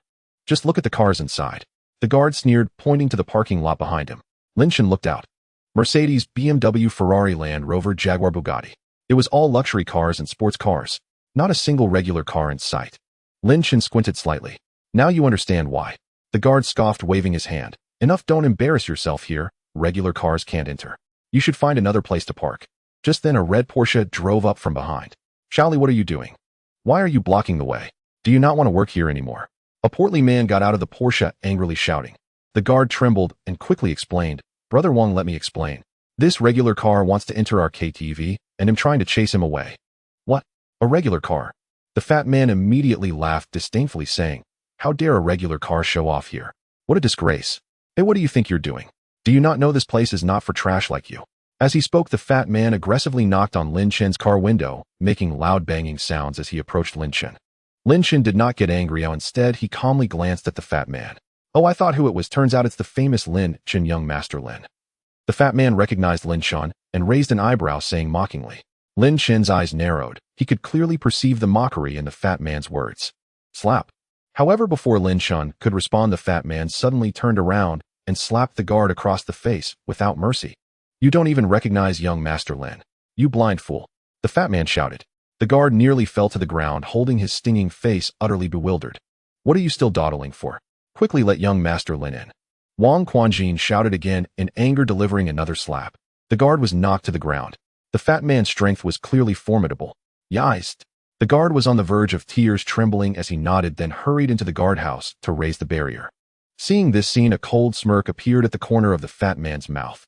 He then turned to Lin Chen, his cold smile disappearing, replaced by a warm demeanor, as he said with a grin, Young Master Lin, after you. Without further ado, Lin Chen drove into the parking lot. The fat man watched Lin Chen leave, his expression shifting from warm to cold, his gaze becoming deep and vicious. Brother Wang here. At that moment, the guard bowed and handed the fat man a Chinese soft cigarette, then respectfully lit it for him. The fat man squinted, puffing clouds of smoke, thoroughly enjoying himself. After a moment, seeing the timing was right, the guard finally asked, Brother Wang, I've heard of Lin's group, and I've heard of Lin Zhongxiao, but I've never heard anything about this young Master Lin Chen. Is Lin's group really that powerful? Haha, powerful. The fat man laughed loudly, disdainfully, saying, Lin's group is trash, it's nothing at all. Let me tell you, even his father Lin Zhongxiao wouldn't be able to drive a regular car inside. Huh, then why? The guard was immediately bewildered. I was entrusted by the young master of the Qin group. The fat man replied. The young master of the Qin group. The guard nodded slightly as if he understood. The fat man ignored the guard further and looked towards the direction Lin Chen left, a slight smile curling at the corner of his mouth. Lin Chen, just wait. Today you are destined to be humiliated. I just wonder if you can withstand the humiliation and choose to commit suicide. The fat man's gaze became venomous and he clicked his tongue, turning to leave. Tsk tisk, I look forward to it. The fat man thought he was hiding it well. Whether in expression or tone, he appeared very gentle and Lin Chen wouldn't sense any hostility. But what he thought was not necessarily true. Who is Lin Chen? A slight change in the fat man's expression was enough for Lin Chen to see that this guy definitely had ill intentions. Perhaps he is an accomplice of the one who demanded the innate spirit fruit. However, Lin Chen still felt no worry. Life and death are trivial. The strongest immortal sovereign fears nothing. Of course, the person who can make Lin Chen view life and death so lightly, cough cough, without boasting, such individuals even across the universe likely do not exceed a handful. After stopping the car, Lin Chen walked into Haitian KTV. Haitian KTV is indeed luxurious. Even precious items like gold, silver, and diamonds here are merely decorations. It is not an exaggeration to say that even those who have seen the world, if they visit here for the first time, will be shocked by the luxurious spectacle. However, Lin Chen felt not the slightest shock. Instead, a hint of disdain flashed in his eyes. Haitian KTV is indeed luxurious, but in his eyes it's simply low grade. Who is Lin Chen? Once a powerful woman flattered Lin Chen, buying a planet with a single strand of his hair, spending countless time turning the entire planet into a magnificent palace. But Lin Chen didn't even glance at it. Not to mention this small KTV in front of him. Hello sir, may I ask if you have a reservation or an invitation? As he entered the KTV, a female server approached with a smile. Although this smile was trained, it still felt pleasant without any discomfort. Room 518. Lin Chen answered. Huh. Upon hearing this, the female server slightly opened her mouth in disbelief. Tonight someone booked a room on the second floor for his girlfriend's birthday party, so she expected this young handsome man to also go to the second floor for a birthday celebration. However, she never expected that this young man, seemingly just over 20, actually wanted to go to the 5th floor. To know, Haitian KTV is tiered, each floor corresponding to a level. The first floor is for regular guests, the second floor is for the wealthy, the third floor is for VIPs, the fourth floor is for high-end VIPs, and the fifth floor is for top VIPs. There are only 5 floors in total. And most importantly, the fifth floor only has 8 rooms, each corresponding to 8 individuals, each one capable of shaking Yun Heishi with a stomp. But now this young man actually wants to go to the 5th floor. Unbelievable. Hard to believe. Room 518, Hai Tian KTV. A woman sat upon a lotus dais, slender, graceful, her face veiled so that no one could glimpse her true countenance. Only her waist-length cascade of snow-white hair betrayed her gender. Her eyes remained closed, her breathing calm, neither fully asleep nor entirely awake, but suspended in quiet contemplation. In truth, she wore the veil because of a solemn vow. In this lifetime, only her parents and the man she loved would ever behold her unveiled face. Yet her parents had long since passed, leaving but one person in all the world permitted to lift that veil and gaze upon her features. Her beloved. Behind the white-haired woman stood 2 men. Master, I suspect that man lacks even the standing to enter Hai Tian KTV. A middle-aged man in his 30s or 40s spoke from her left rear. Indeed, Senior Master Bai, though my Hai Tian KTV may not be granted, is no place for just anyone to waltz into. To her right rear stood a gaunt man, his pallor suggesting either recent grave illness or profound depletion. He now offered a smug, self-satisfied smile. The white-haired woman slowly opened her eyes, not uttering a word, merely shaking her head faintly. I see. It's brilliant, Master. The middle-aged man slapped his thigh, eyes widening with sudden epiphany as he raised a thumb in admiration. Huh. The gaunt man blinked, bewildered. What brilliance. Had Senior Master Bai spoken at all? The middle-aged man explained, my master is testing the man's credentials. If he cannot even gain entry here, then he holds no renown, and thus no real power. My master need fear nothing. Hearing this, the gaunt man nodded inwardly. Truly masterful strategy, worthy of Senior Master Bai. Yet a quiet doubt lingered. How could a mere shake of the head convey such precise intent? Could they communicate through thought alone? He knew better than to question it further. Senior Master Bai possessed abilities far beyond ordinary comprehension. The lesser recluses hide in mountains, the greater vanish amid the bustle of cities. At last the white-haired woman spoke, her voice serene, yet resonant. This is but a modest probe, measuring the depth of that man's cultivation. Many masters wield immense power, yet remain unknown to the world. Compared to them, this one is perhaps too worldly. She sighed softly, a subtle shake of her head betraying quiet humility. Master, please do not speak so modestly. I've seen the man myself, a mere youth, little more than a boy with unruly blonde hair. What prowess could such a stripling possibly possess? The middle-aged man chuckled obsequiously. Indeed, Senior Master Bai, you are one of Yunzhou's 8 great masters. To subdue an ignorant child, you need not lift a finger, let alone a single hair. The gaunt man nodded eagerly. Senior Master Bai, I deeply admire you. Many who attain power grow arrogant and conceited, but not you. Your strength is vast, yet your heart remains humble, a virtue that shames us all. His name was Su Hao, the manager of Hai Tian KTV, and flattery came to him as naturally as breath. The white-haired woman smiled faintly. This Hai Tian KTV, I shall protect it. Her voice was soft, yet its authority brooked no dissent. Truly. Su Hao's eyes widened, his face alight with elation. Senior Master Bai had been at Hai Tian KTV for over a day, and throughout that time Su Hao had followed her like a devoted shadow, tireless in his service, all for this single affirmation. And now, he had succeeded. Yet just as Su Hao prepared another round of praise, a clamor erupted outside the door. Sir, you have no invitation for room 518. You may not enter. Oh, sir, wait. Mind your feet. A woman's cry pierced the air. Then with a thunderous roar, the door before Senior Master Bai exploded inward as if struck by artillery fire. Boom. The door crashed to the floor. A razor-sharp gale surged forward, brutal, unrelenting. Su Hao, an ordinary man, felt the air compress violently around him. His lungs seized, his breath stolen, his body paralyzed by suffocation. But the middle-aged man sensed something far more chilling within that gale, murderous intent. Wow, what is this? His face paled, his breath ragged, his legs retreating instinctively. As before him at the doorway rose a mountain of corpses and a sea of blood. Ja. From the lotus dais, the white-haired woman parted her lips and unleashed a piercing, resonant shout, like the tolling of a sacred bronze bell, shattering illusion and awakening the soul. The corpse mountain and blood sea vanished instantly, but still the middle-aged man collapsed to his knees, trembling violently, his face drained of color, utterly undone by terror. Su Hao drew a deep, shuddering breath, clutching his chest, his heart pounding with aftershock. Then all three turned their gazes toward the shattered doorway. What they beheld left them speechless, for there at the threshold rested a single foot. The door had been kicked open by 1 foot alone. Hai Tian KTV was not only opulent, but fortified. Even a full body charge from an ordinary man would barely tremble its frame. Who then was this sovereign figure, capable of nearly demolishing the door with a single kick? Could he be a martial grandmaster? The middle-aged man's brow furrowed, dread coiling cold in his gut. Yet both men had missed the crux. The layman sees spectacle, the adept perceives essence. Su Hao marveled only at raw force. The middle-aged man speculated on cultivation rank, but only the white-haired woman perceived the true key. It is killing intent. Her expression hardened, grave and unyielding. Why had Su Hao choked? Why had the middle-aged man nearly died of fright? 2 words: killing intent. The killing intent radiating from a single foot.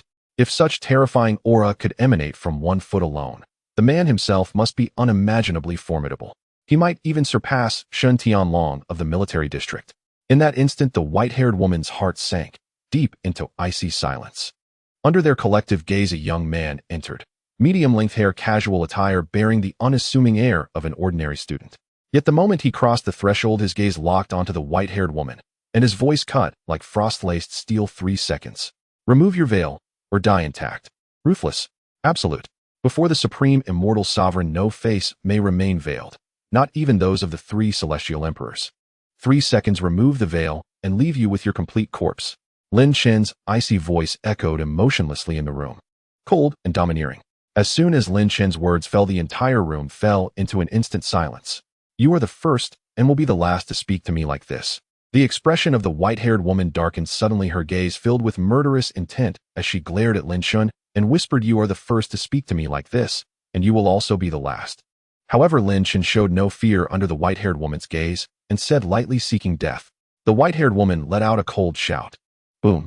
Before her voice faded, the white-haired woman's body trembled, and a chilling aura erupted from her, causing the temperature in the entire room to plummet. Thighs. Su Hao shivered all over, swallowed hard, and said tremblingly, while hugging his arms, Master Bai, I think I should leave.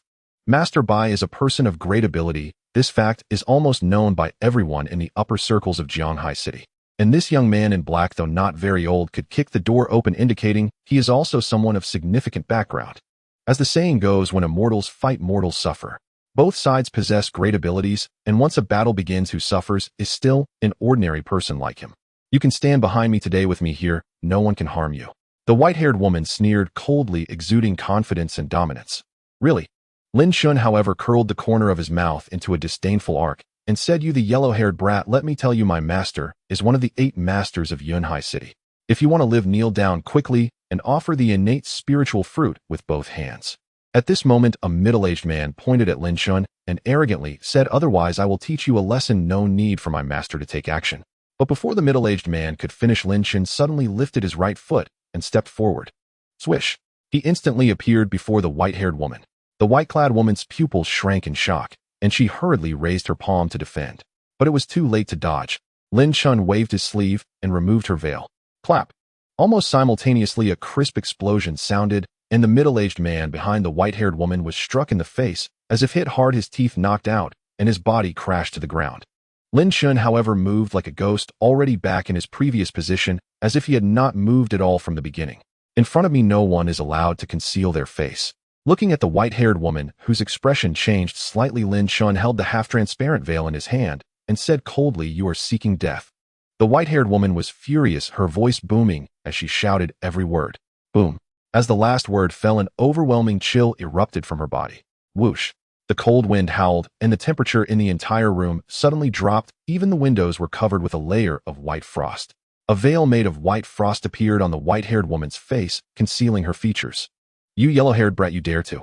The white-haired woman shouted angrily again, her autumn water-like beautiful eyes filled with rage. Meanwhile, behind her, ice crystals appeared out of thin air, all floating in the air like a dense army. Die! The next moment, with the white-haired woman's furious shout, she raised her palm and flicked her fingers at Lin Chen. Swish!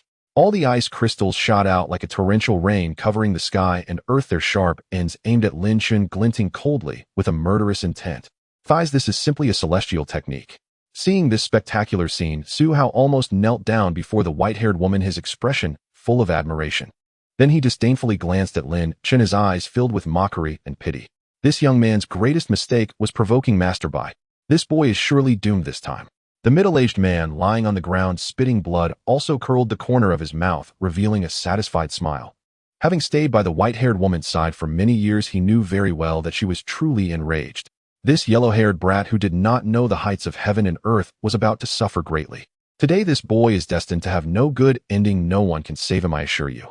However, just under the furious, disdainful, contemptuous, pitying, and sorrowful gazes of the three, Lin Chen remained standing still, not even showing an ounce of defense or the posture to flee, as if he had been scared silly. However, the corner of his mouth gradually lifted at this moment. Die! The white-haired woman shouted angrily again, and all the ice crystals rushed towards Lin Chen. But just at this moment, Lin Chen suddenly raised his palm and waved it. Boom! A muffled sound. All the ice crystals disappeared without a trace. What? Master Bei's expression changed. But the next moment her expression changed even more dramatically. Lin Chen suddenly clenched his hand, which he had not put down, and lowly shouted, "Ice come." Whoosh! The cold wind surged. Instantly the temperature in the entire room dropped below zero and snowflakes appeared in the air. However, these snowflakes did not fall to the ground, but gathered together to form an ice python. Hiss! The ice python coiled around Lin Chen's feet, lifting his body up. It flicked its tongue, its crimson gaze sweeping around, making it chilling to the bone. Lin Chen stood with one hand behind his back, stepping on the head of the ice python, surrounded by howling winds and swirling snow, making him appear like a war god, exuding dominance in all directions. Swish! The next moment, the ice python moved swiftly, reaching the white-haired woman in an instant, its tongue flicking close to her cheek, the cold air hitting her face. Master Bei's face turned pale, her whole body stiffened, not daring to move. At this moment, she felt an overwhelming sense of suffocation from death. She believed that if she moved even slightly, she would immediately die. Meanwhile, Lin Chen stood atop the ice python, arms crossed, shaking his head with a light sigh. "I am so inadequate, just managed to condense a long worm." Seemingly feeling that merely having an ice python was quite embarrassing, Lin Chen raised his right hand and snapped his fingers, instantly turning the ice python into a pile of powder that scattered to the ground. "Spare my life, immortal." Almost simultaneously, Master Bai knelt to the ground with a thud, trembling in fear. She was not foolish. How could she not see that she had provoked someone she could not afford to offend? Hiss! Su Hao and the middle-aged man behind them gasped and fell to the ground, their eyes wide open. Who would have thought that the renowned Master Bai would be defeated today by a yellow-haired brat? And moreover, she actually kneeled before him. If it weren't for seeing it with their own eyes, who would believe it? Who would dare to believe it? It was simply too shocking. The white-haired woman's techniques rivaled those of celestial immortals. Yet before this black-robed youth, they crumbled utterly. Stunned, awestruck, Lin Chen stood motionless, exuding no outward aura. Yet an invisible, suffocating pressure radiated from him, crushing all breath. The three trembled, drenched in cold sweat, too terrified to utter a single word. Moments stretched into an eternity, until beads of sweat the size of soybeans soaked through the woman's silvery hair. Only then did Lin Chen speak, his voice calm and deliberate. "Did you lay hands upon the man in that photograph?" His tone was soft, but edged with glacial coldness. "He is but an ordinary mortal. We laid no hand upon him." The white-haired woman knelt on the floor, her voice trembling as she spoke. "Oh." Lin Chen's eyes narrowed, locking onto her with a gaze so heavy it pressed like tangible force, leaving her gasping for air. "Truly, truly." She nodded frantically. "You are indeed fortunate to have lived." Lin Chen offered a faint smile. Then with a silent command of will withdrew his oppressive aura. He could discern the truth. She had not lied. She truly had not harmed Lin Zhongxiao, and thus he reigned in his killing intent. The white-haired woman finally exhaled, a shuddering, desperate release of breath. She had braced for death, yet this venerable elder had withheld his hand. "Truly the mind of a master is unfathomable," she murmured inwardly. At that moment, Lin Chen settled onto the sofa, crossed his legs, and sipped leisurely from a steaming cup of tea. The white-haired woman and her two companions remained kneeling, exchanging furtive, speechless glances. Lin Chen merely savored his tea in silence, unhurried, unyielding. And as long as he remained silent, none dared rise. Time dragged on, interminably, until at last he broke the stillness. "I hear you are one of the 8 masters of Yinzhou." She bowed her head gently. "Before you, such a title would be presumptuous, unworthy of mention." Lin Chen's voice hardened, sharp as a blade. "Answer only what I ask. No humility required." She flinched, then nodded hastily. "Yes, I am indeed one of the 8 masters of Yinzhou." "The 8 masters?" Lin Chen took a slow sip of tea, his eyes half flitted in quiet contemplation, before asking, "Then your influence must run deep." "Indeed." The white-haired woman held immense authority in Yinzhou. Yet she replied, "My power, though considerable, pales to insignificance before you." "Is that so?" Lin Chen's gaze darkened, his silence thick with weight. She swallowed hard, her palms slick with sweat, trembling with both terror and exhilaration. After a long suspended pause, Lin Chen spoke again. Calm detached this time, I spare your life. Truly. Her face lit with sudden radiant relief. But his voice cracked like thunder from this day forth. You are my servant. You shall obey every command, without question. Disobey, and you shall meet the fate of this table. Even as the words left his lips, his right palm slammed down upon the tabletop. With a deafening boom, the wooden table exploded, reduced instantly to fine drifting dust. When the last particle settled, Lin Chen leaned forward, voice low and measured. Do you accept? She swallowed once more, startled then elated, and without hesitation bowed her head. I accept. This black-robed man dwarfed her in power. By how many orders of magnitude she could not fathom. To serve such a being. It was not servitude, it was divine fortune. Behind her the other two stood frozen, stunned into disbelief. What in the world was happening? How could she embrace enslavement with such joy? Am I dreaming? Their very worldview trembled on the brink of collapse. Since you accept, Lin Chen declared, concise and commanding, I shall bestow 2 gifts, your welcome tokens. He gestured sharply. Raise your head. Instantly she lifted her face, no longer veiled, no longer concealed. Her true visage emerged, delicate crescent-shaped brows, bewitching luminous eyes, a slender elegant nose, and a flawless jade-like oval face, crowned by lips as tender and luscious as glistening cherries. Her skin shimmered like frost and snow, her figure slender and statuesque. She was undeniably exquisite, and her cascading silver hair lent her an aura of icy majesty, fierce, untouchable, breathtaking. To ordinary mortals, even a single glance might ensnare their souls beyond redemption. Yet Lin Chen remained unmoved. Her beauty stirred not a ripple in his heart. As the saying goes, my heart remains perfectly still, even faintly amused. Calm your spirit, still your mind.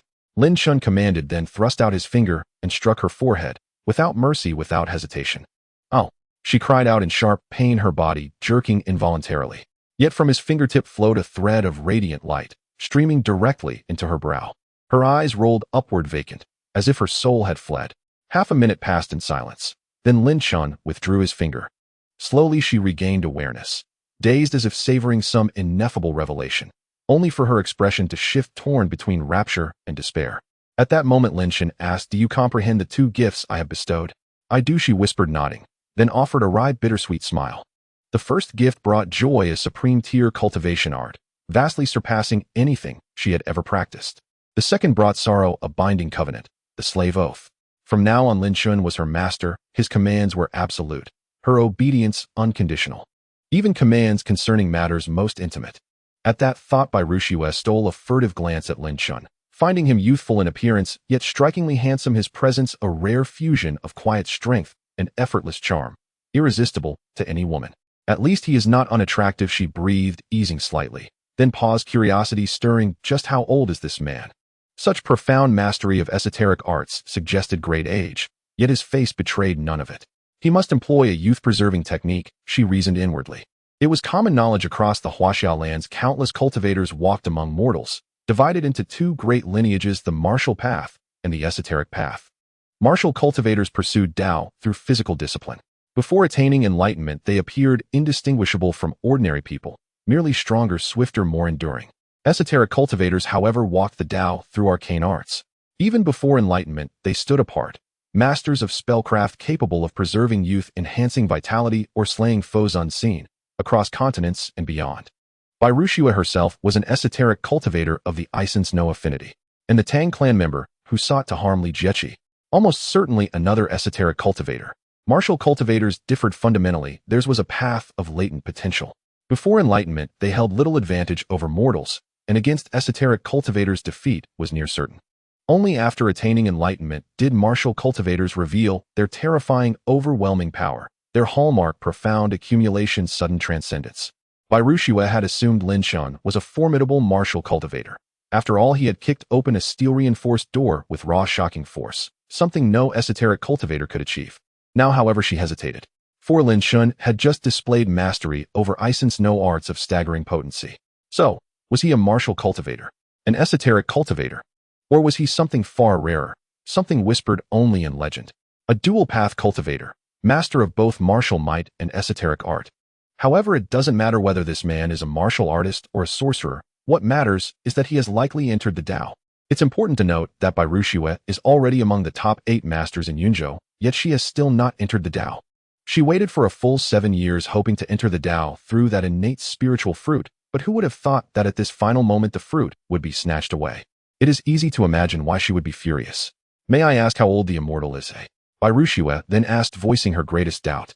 The beauty-preserving technique can indeed maintain one's appearance, but it cannot conceal a person's aura. However, Bai Ruxue could feel Lin Chen's youthful vigor filled with passion and vitality. It felt as if this senior before her truly looked as young as he seemed. Thus, she was very puzzled. I am 22 years old, Lin Chen replied casually. How is that possible? Upon hearing this, Bai Ruxue smiled, her first reaction being that Lin Chen was joking. 22. Are you kidding me?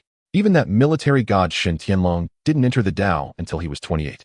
You can't possibly be more talented than that military god, right? However, when Bai Ruxue saw Lin Chen's expression, her heart skipped a beat. Because Lin Chen was not joking at all. What he said just now was the truth. Huh. In that instant, Bai Ruxue swallowed hard, her mouth slightly agape in disbelief. Lin Chen, however, did not waste words and directly took out a piece of paper, saying lightly, "Get me these 9 materials." After speaking, he handed the note to Bai Ruxue. Bai Ruxue took the note and began to read it carefully.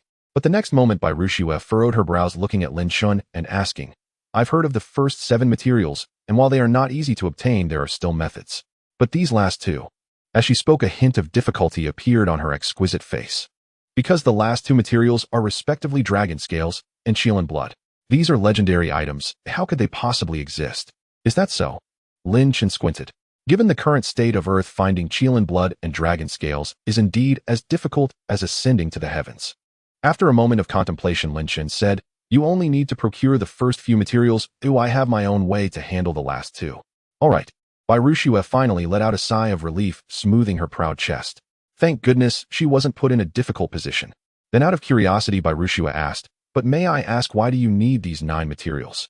Things you shouldn't ask about, don't ask. Lin Chen coldly reprimanded, his tone icy and commanding. Bai Ruxue's face paled, her whole body shivering, and she hurriedly bowed her head, saying, I won't dare anymore. Then Lin Chen left the room. The trouble was resolved, and he also conveniently gained a little sister, a rather rewarding outcome. All was well. Lin Chen, hands in his pockets, whistled leisurely as he walked downstairs. Looking at Lin Chen's departing figure, Su Hao wanted to follow him, because he wanted to curry favor with Lin Chen. However, in the end, he did not act, because he did not dare. Even the renowned master Bai Ruxue of Yunzhou appeared as humble as a dog before this young man, not daring to say another word, so how could he approach and speak to him? After all, in front of such ruthless individuals, saying the wrong word could cost one their life. Nevertheless, even so, Su Hao still secretly vowed in his heart, such an existence I can choose not to befriend, but I must never be enemies with him. Su Hao will surely make friends with him no matter the cost. As Lin Chen was about to leave Haitian KTV, a female voice suddenly rang out, entering his ears. Oh, isn't this Lin Chen? What are you doing here? Looking in the direction of the voice, the speaker was a woman in her early 20s, her appearance only scoring a 6 out of 10, but with heavy makeup, she appeared somewhat alluring. Chen Duan. Lin Chen immediately recognized the identity of the woman. Her name was Chen Duan, and she had a martial arts boyfriend, which made her rather domineering, and her character was not great. Chen Duan was also a good friend of Li Xiaoman. When Li Xiaoman cheated with Qin Fengwei, she had encouraged it quite a bit, so Lin Chen did not have a good impression of her, even feeling some disgust. However, before Lin Chen could respond, Chen Duan suddenly said in a sarcastic tone, Lin Chen, today is Xiaoman's birthday, and we're throwing her a birthday party. Why don't you join us? Not interested. Lin Chen shook his head resolutely, without a second thought. Lin Chen, don't go. Seeing Lin Chen about to leave, Chen Duan suddenly dashed forward, hugging Lin Chen and loudly shouting, I know why you're here. Although Xiaoman didn't invite you, you like her, so you secretly followed her here. Am I right? Since you're already here, why leave? Let's celebrate together. Chen Duan's voice was loud, echoing throughout the floor, seemingly deliberately, trying to let someone hear. Lin Chen slightly frowned. Creak. Just then the door to a nearby room suddenly swung open, and several burly men emerged. The leader was a muscular man, bare-chested, revealing his impressive pectorals and 8-pack abs, exuding a strong presence. He stood a full head taller than Lin Chen, looking down at him as he said, You are Lin Chen, right? Brother Fengwei has ordered you to come in and sing a song. Let's go. His tone was completely commanding. After all, in his eyes, Lin Chen's slight build and frail limbs made him seem like an easy target, a lowly fool. Hee, Lin Chen, you're doomed. Soon you'll know what humiliation truly feels like. Chen Duan smiled smugly at this scene, secretly reveling in the misfortune. Lin Chen, however, remained unfazed, first glancing at the muscular man, then at Chen Duan before withdrawing his gaze, gently nodding with a mysterious smile as he said, All right. After saying this, Lin Chen actually took a step forward, proactively walking toward the nearby room. Not only smiling, but also so proactive. The muscular man and Chun Duan were momentarily taken aback, then both sneered. This guy is so foolish about to embarrass himself, and he doesn't even realize it smiling like that. Truly a certified lowly fool. Lin Chen, today is destined to be an unforgettable day for you. As Lin Chen entered the room, the muscular man and Chun Duan exchanged smiles again, as if they could already see Lin Chen being publicly humiliated. In fact, compared to the two of them, Lin Chen's thoughts were much simpler. He only had one thought: foolish people, I was planning to let you off this time, but since you come to provoke me, then I shall play with you thoroughly. In room 518 of Haitian KTV Creek, a waiter suddenly pushed the door open and walked in. Bai Ruxue and the others were startled, their bodies shivering as they looked toward the doorway. It turned out to be just a waiter, and they finally let out a sigh of relief. They thought Lin Chen had changed his mind and returned. Then Su Hao exploded in anger, pointing at the waiter and cursing, "Do you have no manners? Don't you know to knock?" The waiter was scolded thoroughly, and only after Su Hao calmed down a bit did he stammer, "Brother Su, I just saw that person enter room 208. What? Su Hao was first stunned, then suddenly overjoyed, shouting without a second thought, "Prepare the drinks immediately. Oh no, bring all the best drinks in the KTV. Not a single bottle should be left." The waiter was stunned. You see, Su Hao is notoriously stingy, never easily using good liquor, let alone using all of it. But now, the waiter even doubted whether he was dreaming. In fact, Su Hao had only one thought at this moment: that young man, I must suck up to him. In the Haitian KTV room 208, as Lin Chen pushed open the door, nearly all eyes in the room were focused on him. "Oh, I thought who it was. Turns out to be our special guest Lin Chen. Let's give him a warm welcome." Qin Fengwei's smirking voice echoed from the speakers. He stood on the high platform, microphone in hand, squinting his eyes with a mischievous grin. Lin Chen did not respond. Qin Fengwei continued, "Young Master Lin Chen, you are the last to arrive. Please take a seat first, and we'll sing later. How about that?" Lin Chen still ignored him and scanned the surroundings, eventually finding a secluded spot to sit down. Seeing this, Qin Fengwei smiled broadly. Then, whether intentionally or not, he actually chose the song, Happy Breakup. Happy Breakup, wishing you happiness. As the song began to play, Lin Chen felt a series of gazes around him, filled with mockery, disdain, and pity directed at him. Yet Lin Chen remained oblivious, his expression calm and unchanged. Moi. However, in the next moment, Lin Chen's brows suddenly raised, and he focused his gaze on a girl not far away. To be precise, it was on that girl. She was not bad-looking, but her personality was somewhat introverted, lacking friends, and thus isolated. However, compared to the mockery or disdain of others, she showed no reaction at all. Instead, she smiled gently at Lin Chen, her smile sincere and devoid of any pretense. In fact, what truly piqued Lin Chen's interest was, this girl has an intriguing constitution, but unfortunately, it is not suited for the current Earth, otherwise, she wouldn't have perished so early. Lin Chen recognized the girl's predicament, but soon withdrew his gaze, deciding not to meddle. Everyone has a different fate, and he had no right to interfere. Besides, he was not familiar with her, so there was no need to intervene. However, while Lin Chen ignored her, she took the initiative to approach him, smiling sweetly, and asked, "Lin Chen and Lin Chen, can we exchange contact information?" Lin Chen raised an eyebrow. This girl seemed quite introverted. How could she actively ask for contact information? Nonetheless, he had no reason to refuse, so he provided his phone number. "All right, Lin Chen, let's keep in touch." Mu Liangqing's smile was very sweet as she returned to her seat. "Okay." Lin Chen nodded lightly. Unbeknownst to him, Li Xiaoman had seen their exchange, and a look of resentment flashed across her face. "Lin Chen can only be my backup. He can only kneel and worship me in this lifetime. I won't allow him to flirt with other girls." Li Xiaoman clenched her fists, roaring in her heart, "I must drive this woman away. Lin Chen came to the Haitian KTV for me, to worship me, not for this woman." With this thought, Li Xiaoman's eyes glinted sharply, clearly contemplating ways to get rid of Mu Liangqing. However, at that moment, Chun Duan suddenly patted Li Xiaoman's shoulder and said, "Xiaoman, come with me to the restroom. Girls, even when going to the restroom, prefer to go in groups. Sure, it's just right for you to give me an idea." Li Xiaoman nodded lightly, retracting her gaze from Mu Liangqing, and then walked out of the room with Chun Duan. The KTV was filled with chaotic singing. Lin Chen disliked such occasions and felt utterly bored. Ding dong. Suddenly his phone rang. Lin Chen looked down and found a text message from an unknown number. "Lin Chen, this group is planning to set you up and make you a laughingstock. You should leave quickly and not stay here any longer." Moi. Lin Chen was taken aback. However, in the next moment, a smirk appeared on his lips. For even a fool could guess that this message was definitely from Mu Liangqing. This little girl is quite interesting, Lin Chen thought to himself as he glanced at Mu Liangqing. However, Mu Liangqing did not look at Lin Chen. Instead, she subtly glanced towards the door, signaling Lin Chen to leave quickly. But at that moment, a tall man suddenly stood up and walked straight towards Lin Chen. Brother Lin, I heard you know martial arts. Do you want to have a little match? He approached Lin Chen, crossing his arms, looking down at Lin Chen from a height, arrogantly asking, "Isn't this Zhou Jian the youth martial arts champion of Yunhai City? How did he come here?" "Don't you know? Zhou Jian and Qin Fangwei are good brothers. Qin Fangwei dislikes Lin Chen, so he invited Zhou Jian over. He got it. No wonder Zhou Jian's girlfriend took Xiaoman out just now, as she clearly didn't want Xiaoman to see Lin Chen being beaten into a pig's head. Oh, just thinking about it is tragic." The crowd began to murmur, their gazes towards Lin Chen, filled with disdain and pity. "Brother Lin, have you thought it over?" Hearing the crowd's discussions, Zhou Jian's smile widened as he asked proudly. But Lin Chen did not respond, not even glancing at Zhou Jian, completely ignoring him. Zhou Jian frowned. "I'm asking you a question. Are you deaf?" he asked, dissatisfied. "You don't deserve to fight me." Lin Chen replied flatly. "What did you say?" Upon hearing this, Zhou Jian became furious. "Do you dare to say that again? Are you deaf? I said you don't deserve to fight me," Lin Chen said impatiently. "What a—" The surrounding crowd gasped. Lin Chen's words were simply outrageously arrogant. After all, Zhou Jian was the youth martial arts champion of Yunhai City, capable of taking on 3 opponents without issue. Even if Lin Chen was boasting, he couldn't go this far, could he? Was he out of his mind? "In my life, I despise those who boast without skills. They may not have much ability, but their arrogance is unmatched." Everyone shook their heads lightly, filled with contempt for Lin Chen. At this moment, Qin Fangwei walked down from the stage, holding the microphone, smiling as he said, "Haha, as expected of Xiaoman's ex-boyfriend, your words are quite bold.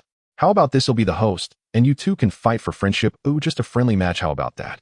Lin Chen remained unmoved, because Zhou Jian was not worthy of fighting him.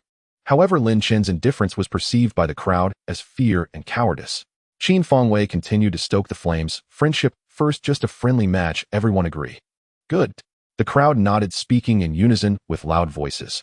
They despised those who lacked ability yet were arrogant, so they were eagerly anticipating the moment Lin Chen would be slapped in the face. "Kid, if you're afraid, then he'll give you a chance." Zhou Jian grinned, pointing at Lin Chen and saying, "Now kneel down and call me grandpa 3 times, and I might consider letting you go." Upon hearing this, Lin Chen's brow furrowed. Kneel down and beg for mercy.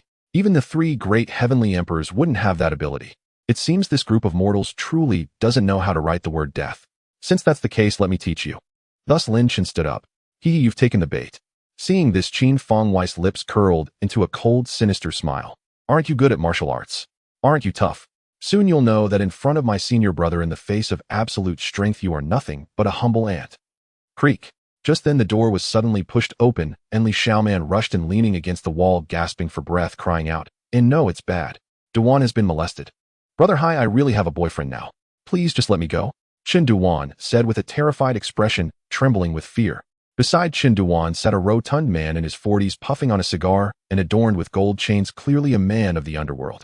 Hearing Qin Duan's words, the man known as Brother Hai sneered coldly, "What if you have a boyfriend? I particularly like women who have boyfriends. Brother Hai, you."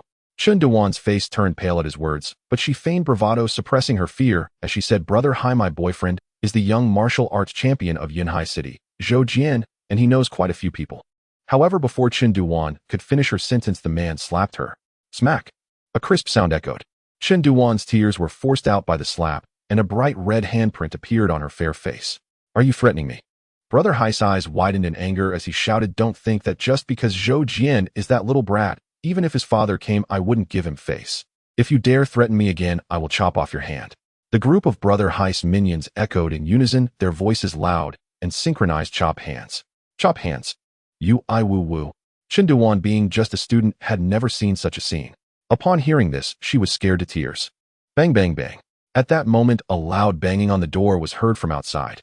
Moreover, with the banging came an angry shout, "Open the door. Open the door for me. No matter who you are, if you dare touch my girlfriend today, you're dead." Upon hearing this, Qin Duan's eyes lit up as if she had seen hope.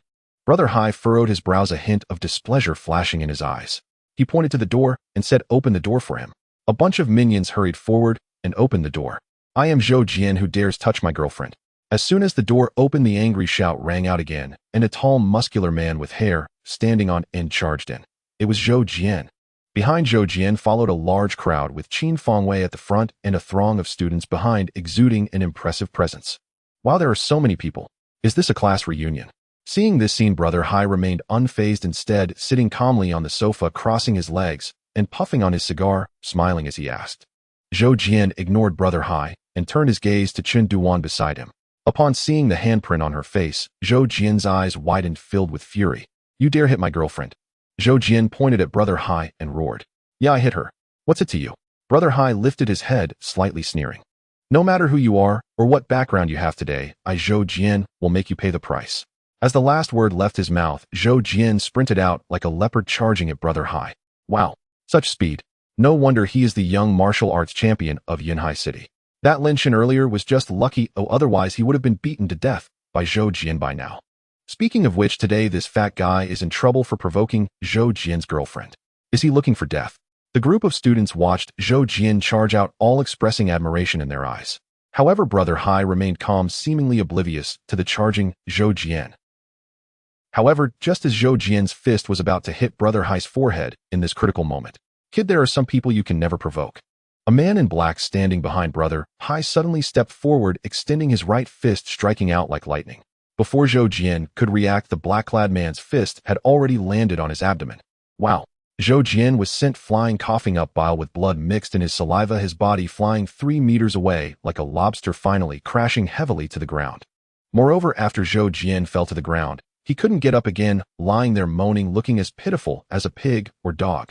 One hit, and he's down. The man in black slowly withdrew his fist and uttered these 4 words. His voice wasn't loud, but it clearly reached everyone's ears. Almost all the students were stunned.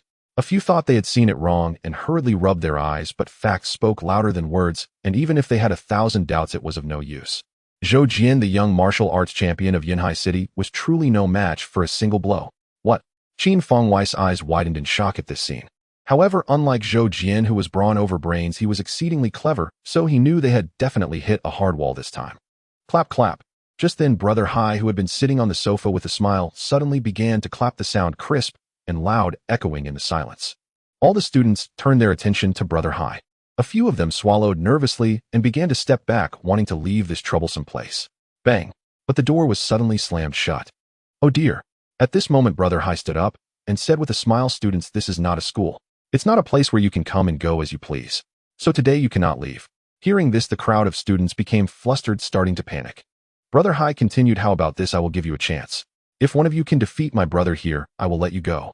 He paused at this moment, pointing at the man in black, and then his voice suddenly rose, shouting, otherwise today, each of you will lose a hand. Upon hearing this, almost everyone panicked. Finally, Qin Fengwei took a step forward, looking at Brother Hai, and said, my name is Qin Fengwei, my father is.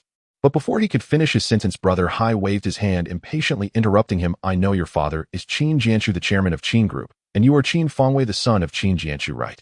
Yes, that's right. Qin Fengwei's face lit up as he nodded, eagerly thinking that since the other party had heard of his father's name, he would surely give him some face. Ha ha ha, I, Qin Fengwei, am the savior.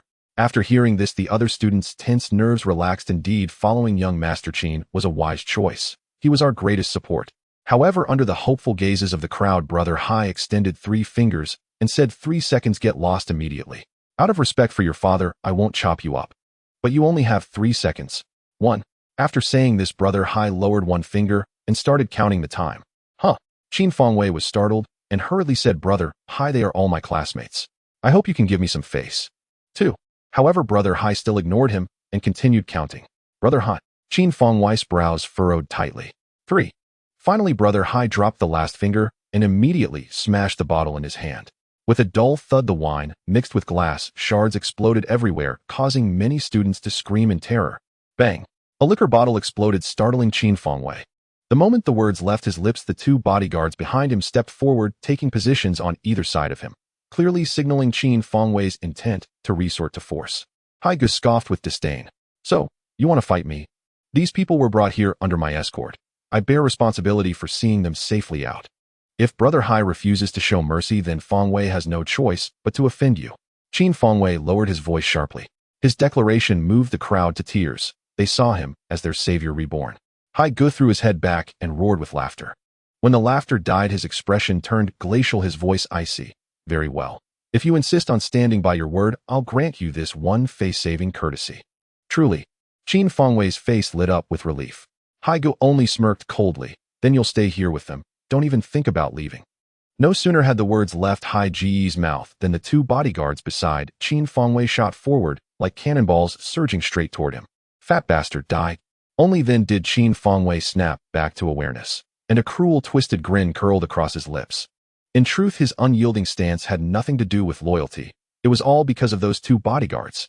Handpicked by Qin Jianshu himself, they enjoyed his absolute trust and possessed peerless strength. Qin Fangwei had intended to teach Lin Chen a lesson, yet feared Zhou Jian would be outmatched, so he'd made a contingency plan bringing these two along as insurance. He hadn't anticipated, however, that the very trump cards meant for Lin Chen would now be deployed here instead. No matter. So long as they shield the others, so long as they cement my image as towering and heroic in their eyes, so long as they worship me, does it truly matter where they're used to? A look of supreme confidence spread across Qin Fangwei's face, only for it to freeze instantly the next moment. For just as the two bodyguards were about to reach Hai Gu, the black-clad man, standing silently behind him, vanished, then reappeared before them like a phantom. With two precise, devastating punches, he sent them flying, effortlessly. One guard crashed a meter to the right, the other flew 2 meters left, both landing hard, clutching their stomachs and writhing in agony, unable even to rise. Pathetic. With a slight shake of his head, the black-clad man withdrew his fists and exhaled slowly. What a... Qin Fangwei's face paled violently. How could this be? The two strongest personal guards of Qin Jianshu, utterly defenseless, not even landing a single blow. Just how formidable was this black-clad man? Am I dreaming? Qin Fangwei stood utterly dumbfounded. Clap, clap, clap. Hai Gu began applauding again, dry detached. Young Master Qin, it seems you've miscalculated. Brother Hai. Qin Fangwei swallowed hard, his voice faltering. But he forced himself to continue. I sincerely apologize for my earlier rudeness. She is my girlfriend. I'll take only her with me. As for the rest, deal with them as you please. I won't interfere. How does that sound? As he spoke, Qin Fangwei bowed deeply to Hai Gu, then pointed respectfully toward Li Xiaoman. What a... Qin Fangwei, how could you do this? I misjudged you completely. If you hadn't insisted I follow you, I'd never have ended up here. Qin Fangwei, you're nothing but a coward and a scoundrel. The adoring crowd erupted into chaos, shouting accusations, hurling curses. Yet Qin Fangwei ignored them, entirely deaf to every complaint. His sole resolve now was to extract Li Xiaoman from this den of danger, because he knew with chilling certainty that he had crossed someone far beyond his reckoning. Amidst the clamor, Hai Gu suddenly bellowed, "Shut up! What's all this racket? I never said he could leave. Why are you panicking? If he walks away freely, what does that make me at?" Qin Fangwei's expression tightened, brows knotted as he asked, "Brother Hai, what exactly do you mean? I already gave you one chance. You failed to seize it. But don't fret. I'll spare your hands out of respect for your father. Only one finger, though." All right, let's begin. With that, Hai Gu clapped twice and settled back onto his seat, smiling faintly. Swish, swish. At his words, his men drew knives in unison, a gleaming, blinding sea of steel. Some trembled violently at the sight, others burst into terrified sobs. "Wah, I want to go home." Chaos erupted, until a man approached Hai Gu and murmured something quietly at his ear. Oh, a flicker of surprise passed through Hai Ji's eyes. So, there's another accomplice. He grinned broadly, raised his hand, and barked, "Send men to room 208. Bring everyone there, all of them." Meanwhile, in room 208, a vast hollow space sparsely occupied by a few scattered figures. Lin Chen, while they're all gone, escape now. If they return, you'll be doomed. Mu Lianqing sat across from him, pleading urgently. It's of no consequence. Lin Chen smiled faintly and shook his head. Mu Lianqing stamped her foot in frustration, just as, bang, the door burst open. A flood of figures stormed in, bristling with menace. "You come with us." "This is..." Lin Chen swept his gaze across the room, his brow gradually furrowing. He noted the pallor on the young men's faces, the stifled sobs of the women, their terror unmistakable. Then his eyes narrowed, locking onto the arrogant, portly figure at the front. I see. From Hai Ji's expression alone, Lin Chen deduced the full sequence: Qin Fangwei and Zhou Jian, two fools who'd overreached only to suffer humiliating defeat. Clap, clap, clap. Hai Gu sat lounging on the sofa, applauding lazily. You youngsters certainly have sharp eyes, but you didn't stop them from coming. So your accessories too. He paused mid-clap, then mused aloud, still, I'm not unreasonable. I'll give you one chance. Each of you will sever one of their hands. Once done, I'll let you walk free. Oh, that's a crime. I refuse. A boy shrieked in a high-pitched, effeminate voice. Shut your damn mouth. Hai Ji's face darkened, his voice boomed with impatience. Will you do it, or not? Do it, and you leave. Refuse, and you'll regret it. Stop your damn babbling. Will you do it, or not? Hai Guest's commanding voice reverberated through the room, striking every ear present. Several girls burst into tears. Even the boys, braver by nature, turned pale and trembled uncontrollably. It's all Lin Chen's fault. If not for that jinxed wretch, would never have attracted this misfortune, and certainly wouldn't be caught in such a predicament now. Li Xiaoman muttered sullenly. Her words instantly drew accusatory glances from nearly everyone in the room, fixed squarely upon Lin Chen. Exactly. That fellow is nothing short of an unmitigated jinx. Panic had shattered their reason. They believed whatever was said, and thus accepted without question that Lin Chen had brought them ill omen. Upon hearing this, Lin Chen furrowed his brow, but before he could speak, Lin Chen interjected indignantly. Li Xiaoman, how dare you speak like that? Lin Chen is our friend. How can you slander him so? He's my ex-boyfriend. Will say whatever I please about him. Who are you to interfere? What exactly are you to him? Li Xiaoman crossed her arms and scoffed coldly. In argument, even 10 Mu Liankings would stand no chance against one Li Xiaoman. Thus Mu Lianqing flushed crimson with fury, her retort dying on her lips, silenced by sheer bewilderment. Oh. Hai Ge watched the scene unfold, a faint sardonic curve tugging at his lips. He turned to Mu Lianqing and said, "Little girl, I can't even bear to watch anymore. Today I'll grant you one chance to sever that woman's right hand. Consider it catharsis. How does that sound?" The moment Hai Ge spoke, one of his underlings thrust a gleaming knife into Mu Lianqing's hands. She swallowed hard at the sight of the blade. Yet she shook her head firmly. "I will not harm my classmate. You refuse to honor me." Hai Ge's expression darkened instantly. "I cannot harm my classmate." Though trembling with fear, Mu Lianqing stood resolute. "Wretched bitch." Hai Ge exploded in rage. "No one has ever defied me, and you shall be the first and the last. You spit on my face, then you'll pay in blood." Before the final syllable left his mouth, one of Hai Ge's henchmen lunged forward and struck Mu Lianqing across the face. Merciless, brutal, unrestrained. Mu Lianqing squeezed her eyes shut in terror, but did not retreat. Instead, she held her ground, unwavering, unbowed by force. Nearby, Li Xiaoman watched, and a cruel, triumphant smile flickered across her face. "Good riddance. You still dared seduce my backup lover. You deserve to die today." Yet at the very brink of calamity. Boom. A muffled impact echoed sharply. Then came a cry of agony. The henchman who'd raised his hand was hurled backward as if struck by a battering ram, hurtling across the room and slamming violently into the wall, cracking its surface with a sickening shudder. What the hell? Stunned silence fell over the room. What just happened? How had that man flown across the room like that? Who did it? Hai Ge's pupils contracted sharply as he stared, dumbfounded, at Lin Chen, who now stood silently before Mu Lianqing, having appeared there without warning. Behind Hai Ge, the black-robed man's eyes lit up with sudden intensity. He whispered, breathless, "A master." Then Hai Ge fixed Lin Chen with a hawk-like gaze, sharp, piercing, and asked lowly, "Who are you?"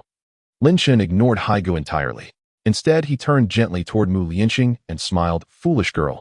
So long as I'm here, no one shall lay a finger on you." Moi. Hearing his voice, Mu Lianqing's delicate brows knit in confusion.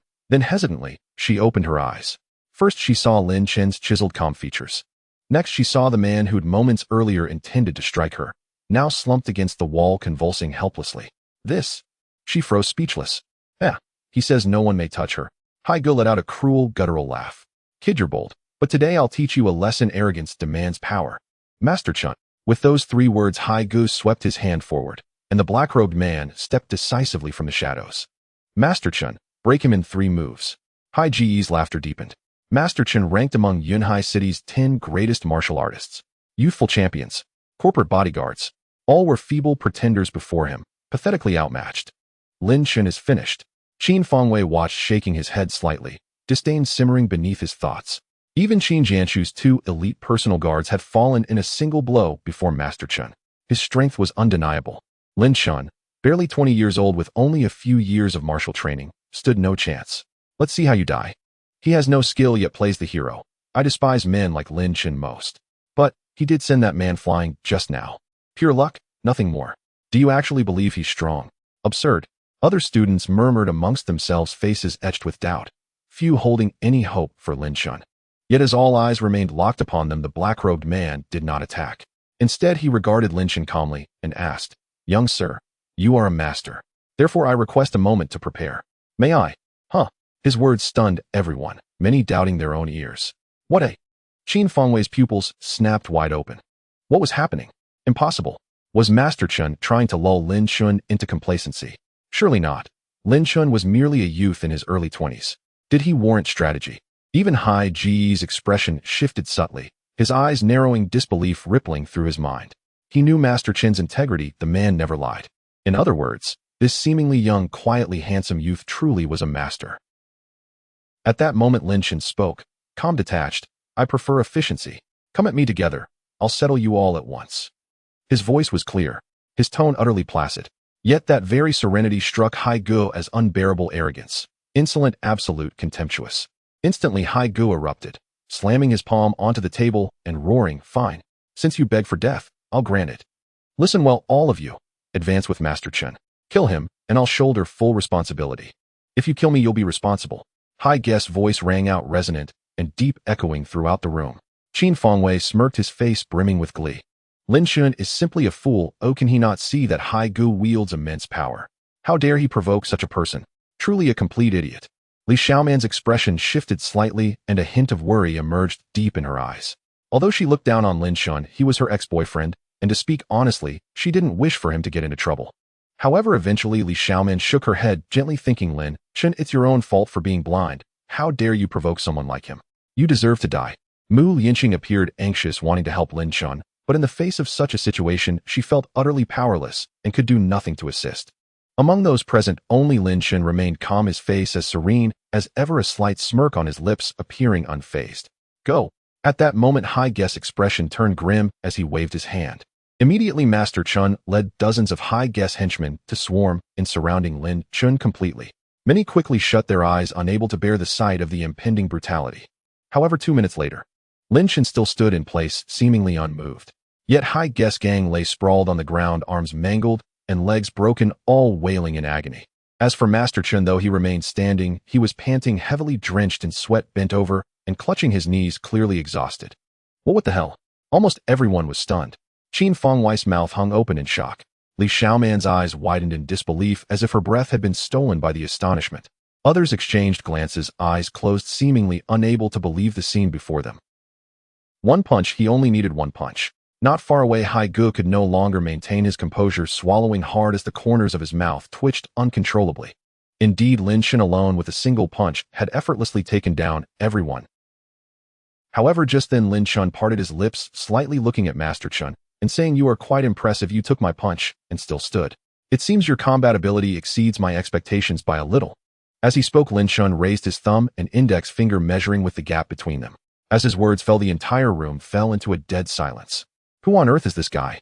Master Chen gasped for air, struggling to ask, "Are you a martial artist?" Lin Chen did not answer.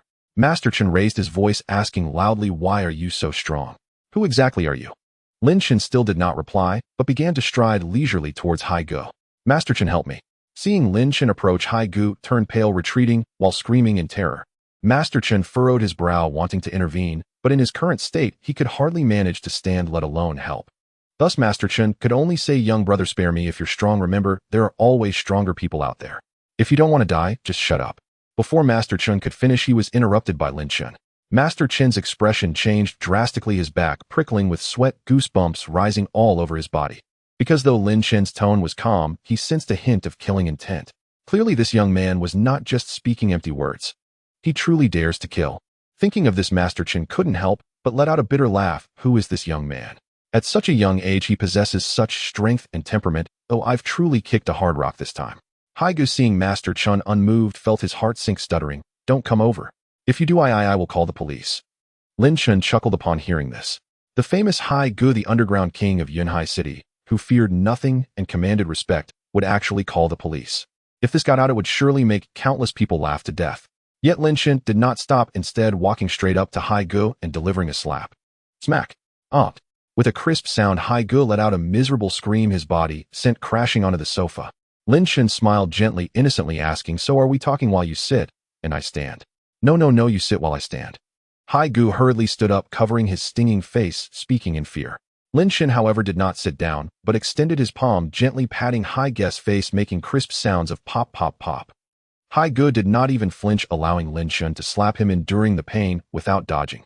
After an unknown number of slaps, Lin Chen finally spoke, smiling, "Hai Gu, you're quite impressive, huh?" No. Hai Gu quickly shook his head. "Did you call someone just now, eh?" Lin Chen withdrew his hand, smiling as he asked. However, as soon as Lin Chen said this, Hai Gu's expression changed drastically. Indeed, he had just called someone. As the saying goes, a true man can bend and stretch. Hai Gu was cunning, so he was intentionally acting soft now to distract Lin Chen, waiting for his men to arrive. In the end, wouldn't Lin Chen be the one to die? What if he's a martial artist? What if he can fight? A dozen people might not be able to handle you, but what about 100 or even 1,000? I still don't believe I can't deal with you, you little bastard. But how did he know I just called someone? This. Haiga stammered, not daring to meet Lin Chen's gaze, cold sweat pouring down his body. You've got some guts. Lin Chen smiled slightly, his expression still calm and gentle. Haiga thought Lin Chen was going to hit him again, so he closed his eyes. However, Lin Chen did not strike again. Instead, he sat down on the sofa, crossing his legs and saying, all right, go ahead and call. Ooh, I'll wait right here. After saying this, Lin Chen peeled an orange, tossing it into his mouth and chewing as he said, this orange is quite nice, very sweet. Hearing this, though Haiga still had a smile on his face, his heart was already filled with anger, his eyelids twitching furiously. You ignorant little brat, soon you'll know that in front of my strength, you're just a humble ant. Just wait for it. Haiga gritted his teeth. Lin Chen, however, did not notice Haiga's change in expression. To be precise, he didn't care about it at all, instead waving to Mu Lianqing, smiling. Don't just stand there, come over and eat some orange, it's quite sweet. Mu Lianqing couldn't help but stamp her foot in frustration. The person had called for help, and instead of running away, you are eating an orange. How can you be so calm? At last, Lin Chen and Mu Lianqing sat side by side, quietly peeling and eating tangerines. How is it? Not bad, is it? Lin Chen handed a peeled tangerine to Mu Lianqing with a gentle smile. Quite sweet. Mu Lianqing accepted the tangerine, nibbling gently as she nodded her head softly. To an outsider unaware of their true relationship, their ease and intimacy might easily be mistaken for that of a deeply affectionate couple. Haigu, watching from nearby, clenched his fists tightly, his gaze growing ever more venomous. Fools who don't know death, daring to eat tangerines now. In a moment, I'll beat you into pulp. He seethed inwardly. Not far away, Qin Fengwei sneered coldly, his eyes fixed on Lin Chen with pity and disdain. Does he truly believe a modicum of skill grants him wings to soar? Who dares provoke Haigu? You're already dead. Li Xiaoman glared at Mu Lianqing with undisguised hostility. The others all stared at Lin Chen with resentment. Finally, one student spoke up. Lin Chen, this is your personal feud with Haigu. I demand you resolve it alone. Don't drag us into it. No sooner had the words left his mouth than Lin Chen remained silent. But Mu Lianqing's brows instantly knitted together in sharp disapproval. Was this man truly so foolish? Did he not recall that, but for Lin Chen's intervention, his hands would already have been severed? Ungrateful wretch. Mu Lianqing rose instinctively, determined to speak up and defend Lin Chen with justice. Yet before she could utter a word, Lin Chen spoke calmly. Your legs are your own. Walk if you wish. Have I ever held you back? The student bristled, instantly snapping back furiously. What kind of tone is that? Who do you think you are, to speak to me like this? He lunged forward, ready to strike. Enough. No need to waste breath on a man already marked for death. Let's go. His companion restrained him with a low murmur. Humph. Lucky for him. With a contemptuous snort, the student turned sharply and led a crowd of students toward the exit. But just as they reached the doorway, bang! A sudden thunderous impact shook the door violently, and it burst open. Instantly, a horde of men surged in, brandishing cleavers, their faces twisted with menace. Screams erupted. Students recoiled in panic, stumbling over one another in chaotic retreat. Who dares defy Haiji's authority? You must have grown tired of living. A roar echoed through the room. Following the voice, a broad-shouldered man with a jagged scar across his face stormed in, gripping an axe. His murderous glare swept the room, radiating such palpable dread that even seasoned fighters shivered. At last, they've arrived. Haigu exhaled deeply, then curled his lips into a chilling, predatory smile. This time, no matter who you are, divine or demonic, you are finished. Even heaven itself cannot save you. My word is law. Mu Lianqing sat frozen on the sofa, her calves trembling uncontrollably. She was merely an ordinary student. Never before had she witnessed such raw, brutal violence. Yet in that very instant, a hand, not large yet astonishingly warm, gently enclosed hers. I am here. No one shall lay a finger on you. Lin Chen's voice, soft yet resonant, settled over her like calm waters. And as his words faded, Mu Lianqing wondered, was it illusion or truth? That a wave of soothing warmth flowed from his palm into her body, dissolving her terror and panic utterly. Vanished without a trace. She felt only wonder, pure quiet awe. Just then, Haigu straightened his spine, folded his arms behind his back, and strode forward, stopping directly before the scarred man, and seized the axe. How many came? He spun the axe, idly feigning nonchalance. 118 have arrived. The rest are still en route, the scarred man replied. 118. Haiji's eyes narrowed slightly, then flicked toward Lin Chen, who sat calmly, still savoring his tangerine. Not many, but more than enough. Haigu, is that the scrawny kid? The scarred man followed his gaze, surprised. Yes, Haigu affirmed with a curt nod. Shall we deal with him now? He made a slashing motion across his throat. Hold. Haigu waved a dismissive hand, then leered suggestively. That young lady beside him. Her beauty and grace are peerless. Bring her to my chamber when the time comes. Ha. Understood. As Hai Ji's most trusted lieutenant, the scarred man needed no further explanation, only a sly, knowing grin. Haigu cast a sidelong glance at Lin Chen and added, that wretch struck me 12 times, so carve 120 cuts into him. But do not kill him. I still have use for him. God. The scarred man sucked in a sharp breath. 120 cuts, and keep him alive. How brutally precise. And this was only the beginning of his torment. What grievance could possibly run so deep? Then again, how dare this nobody strike Haigu in the first place? True suicide. His expression hardened. Raising a fist he bellowed, brothers, did you hear Hai Ji's orders? We heard. That single phrase thundered repeatedly across the second floor of Hai Tian KTV. Dozens of men advanced, cleavers gleaming, closing in on Lin Chen. Yet Lin Chen remained utterly unruffled, rising slowly, unhurriedly. And as he stood, Haigu, standing far off, instinctively took a step backward. Clearly Lin Chen had already carved a deep scar into his psyche. The scarred man locked eyes with Lin Chen, voice dripping with malice. Boy, if you still have breath to spare, speak your last words now. Once we cut out your tongue, silence will be your only language. Sigh. Lin Chen exhaled softly. Why sigh? The scarred man frowned. I sigh at your endless dawdling. Hurry up, attack together. I'm pressed for time. His tone shifted abruptly, sharp, impatient, almost irritated. The scarred man blinked, then exploded with fury. You dare to die. He roared skyward and charged, leading the entire mob toward Lin Chen. But at that exact moment, a furious shout erupted from outside the door. That single voice, raging, commanding, sent Hai Ji's face blanching white with shock. Pang Dahai, have you lost your mind? Master Lin is my honored guest. How dare you insult him? Are you staging a rebellion? Are you trying to rebel? The furious roar, imbued with an unmistakable authority, suddenly echoed from outside the door. Yet this very phrase caused a drastic change in the complexion of the once arrogant Haigu. Stop right there. Without a moment's hesitation, Haigu bellowed loudly. After speaking, he immediately turned to look behind. The crowd parted to reveal a path, and a thin man in a suit strode in from outside, his face dark, as if it could drip water, exuding an aura of unspoken intimidation. Haigu swallowed hard. Then, under the gaze of countless eyes, the man in the suit approached Haigu and slapped him forcefully. Smack. This slap was merciless, sending the hefty Haigu crashing to the ground. How ye? Haigu lay on the ground, clutching his cheek, trembling in terror as he spoke. Who the hell are you to touch Haigu? Are you seeking deaths? At this moment, one of Haigu's brothers shouted angrily and was about to rush forward. Stop right there. However, Haigu let out a loud shout, his tone surprisingly tinged with fear. The man immediately halted, looking at Haigu with confusion. Haigu continued to shout, this is how ye. If you don't want to die, step back. How ye? Hearing this, Haigu's brother's face changed drastically, followed by a sharp intake of breath. How ye? Even in the entire Yunzhou, he is renowned as How Yi. Is this real? How could the elusive How Yi possibly appear here? At this moment, the man in the suit spoke again, coldly saying, Pang Dahai, stand up. Haigu hurriedly scrambled to his feet. Smack. The man in the suit struck again.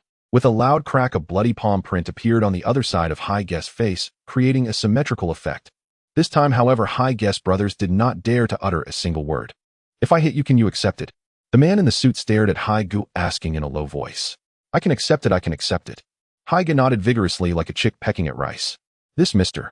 Lin is my esteemed guest. The man in the suit glanced at Lin Chen and spoke softly. How ye, I didn't know. Haigu was almost scared to tears. For someone to be referred to as an esteemed guest by How Yi, how many such individuals could there be in the entire Yunhai city? Everyone else was stunned by this scene. Just moments ago, the imposing and arrogant Haigu seemed to have suddenly become so obedient. The contrast was too stark. Qin Fengwei's expression darkened. He was no fool and could clearly see that Haigu and this man in the suit were not on the same level. And because of this, Qin Fengwei's expression grew even darker. A mere Lin Chen had somehow become his esteemed guest. This was absurd. However, in the next moment, a smirk appeared at the corner of Qin Fengwei's mouth, and his expression turned disdainful. He thought, even if you've climbed a high branch, so what? Your family is about to be finished, with that time, even a deity won't save you. Just wait for your demise. With this thought, the smile on Qin Fengwei's face grew even more pronounced. At this moment, the man in the suit walked up to Lin Chen, bowing deeply in front of everyone, sincerely saying, Mr. Lin, Pang Dahai has offended you. How would you like to handle him? Upon hearing this, Qin Fengwei's expression changed again, and his pupils constricted sharply. You This man in the suit actually referred to Lin Chen as you. Moreover, there was not the slightest hint of pretense in his tone. Clearly his respect for Lin Chen was genuine. What is happening here? Why do I feel like this Hao Yi is trying to climb Lin Chen's high branch? What on earth is going on? Qin Fangwei felt his mind was spinning. Lin Chen, however, seemed to have not heard the man in the suit's words, ignoring him, instead peeling an orange and offering the orange strands to Mu Lianqing. The man in the suit was perceptive enough to see that Lin Chen was deliberately ignoring him, but even so he did not show any displeasure. Instead, he coldly commanded Pang Dahai kneel. Hai Gu trembled in fear and quickly knelt on the ground. Pang Dahai, how many people did you bring today? The man in the suit asked. Currently, there are 118 people. Hai Gu answered, trembling. Good, 118 people. Each will slap you once today. Off. Upon hearing this, Hai Gu's mouth dropped open in shock. Not only Hai Gu, but even his brothers' mouths could fit a chicken egg. What do you mean, ah? Did I not make myself clear? The man's gaze turned cold. Hai Gu trembled and urgently shouted to his brothers. What are you all standing there for? Didn't you hear Hao Yi's words? Come on, slap me, hit me as hard as you can. Although everyone hesitated, they could see that Hai Gu was not joking. So, slap, slap. The crisp sounds of slapping echoed through the room, reverberating endlessly. The man in the suit watched coldly, his expression indifferent. The students all widened their eyes, speechless with shock, yet feeling an inexplicable sense of exhilaration within. Lin Chen and Mu Lianqing sat on the sofa calmly eating oranges, their expressions quite composed. Time flowed by second, unbeknownst to how long had passed. Smack! Finally, the last slap landed mercilessly on Hai Gu's face. Thud! Hai Gu's cheek had swollen to the size of a pig's head, crashing to the ground with a thud, his eyes rolling back, frothing at the mouth, and his body convulsing, as if he were having a seizure. Clearly, he was on the verge of being beaten to a pulp. Mr. Lin, are you satisfied with this handling? The man in the suit approached Lin Chen cautiously and asked. Lin Chen looked up at the man in the suit, a smile playing on his lips as he said, You arrived just in time. Upon hearing this, the man's eyes widened and his expression subtly changed. You've arrived at just the right moment. As Lin Chen's words reached the man in the suit, his expression instantly shifted, uncertain whether the remark was praise or mockery. As the manager of Haitian KTV, he had watched Lin Chen's confrontation with Hai Gu through the surveillance cameras, but chose not to intervene, opting instead to bide his time. His sole intention was to make a calculated entrance, one that would earn Lin Chen's favor. Yet now, from the tone of Lin Chen's voice, it felt as though this man knew everything. Ahem. The man in the suit cleared his throat lightly, deliberately steering clear of the subject, and spoke again. Mr. Lin, ignorance is no sin. I humbly ask you to spare Pang Dahai for my sake. Having said this, he bowed deeply, once more sincerity etched across his features. At these words, Hai Gu, lying on the floor foaming at the mouth, burst into tears of gratitude. Earlier he had believed Hao Yi struck him out of disloyalty, favoring an outsider over his own man. Now, however, he realized he had misjudged Hao Yi entirely. That blow had been salvation, not betrayal. Otherwise, far greater suffering would have befallen him. I can let him go. Lin Chen smiled faintly and nodded. Thank you, Mr. Lin. The man in the suit's face lit up with relief. But before he could finish, Lin Chen cut him off with quiet finality. Not because of your favor. Off. The man in the suit opened his mouth, awkwardly flustered. Lin Chen turned instead, gesturing toward Mu Lianqing behind him. Her favor carries infinitely more weight than yours. Mu Lianqing blinked, utterly bewildered. The man in the suit, however, nodded immediately. Understood, Mr. Lin. I assure you it will be handled. After years navigating treacherous social currents, he knew precisely what Lin Chen's words implied. A silent warning to everyone present. Mu Lianqing was under Lin Chen's protection, and no one dared touch her. Is there anything else you require, Mr. Lin? He asked moments later. Today is my classmate's birthday. I expect no distractions here. Understood. Lin Chen spoke calmly. Understood, absolutely understood. The man in the suit nodded vigorously, then abruptly raised his voice sharp and commanding, everyone unrelated, leave now. Pang Dahai's henchmen dared not linger. They scattered instantly, abandoning their leader without a second glance. The man in the suit frowned faintly, then signaled two men with a subtle glance. They stepped forward, hoisted Pang Dahai, and carried him out. He then turned to the group of students, his smile softening into warmth. Since you're all friends of Mr. Lin, you are honored guests of Haitian KTV. Please follow us to the 4th floor. We've reserved the premium suite 488, complete with the finest wines and delicacies. At this announcement, stunned silence fell. The 4th floor? Surely a joke. None of them had ever dreamed, let alone imagined, that they might set foot on the 4th floor of Haitian KTV in their lifetimes. HSS. Qin Fangwei drew a sharp, incredulous breath, yet his expression swiftly darkened, turning stormy and grim. After all, even his father Qin Jianshu could only barely gain access to the third floor. And yet Lin Chen was granted the fourth. No, rather Lin Chen's mere favor was enough to open those doors. What was happening? When had Lin Chen's influence grown so vast? Li Xiaoman stared fixedly at Lin Chen, her thoughts swirling. It's only been days. Why do you feel so unfamiliar? As if you've become someone entirely new. Are you still the same Lin Chen? The one who adored me groveled at my feet. Li Xiaoman's expression soured. Yet she quickly dismissed her doubts and ascended cheerfully to the fourth floor. She was by nature a woman who craved prestige, and today was her birthday. Given the chance to enter the fourth floor suite lavishly appointed and exclusive, how could she possibly refuse? Qin Fengwei, however, remained rooted where he stood, refusing to follow. Li Xiaoman, you're nothing but a fickle weather vane betraying loyalty the moment the wind shifts. After all I've done for you. His gaze followed her retreating figure, growing cold and venomous, his fists clenched tightly as he seethed inwardly. Look at you, groveling already. Do you truly think Lin Chen's rise means you can crawl back into his arms? Wretched creature. Shameless woman. In that instant, fury, envy, and bitter resentment ignited like wildfire within him. Unbeknownst to him, every flicker of that rage was observed from afar by Lin Chen. A faint knowing curve lifted Lin Chen's lips. This game has only just begun. The real spectacle lies ahead. Qin Jianshu arrived, saw his son unharmed, and finally exhaled in relief. It seems even I Qin Jianshu still command a modicum of respect. Even Hai Gu, famed across Yunhai, grants me 3 measures of deference.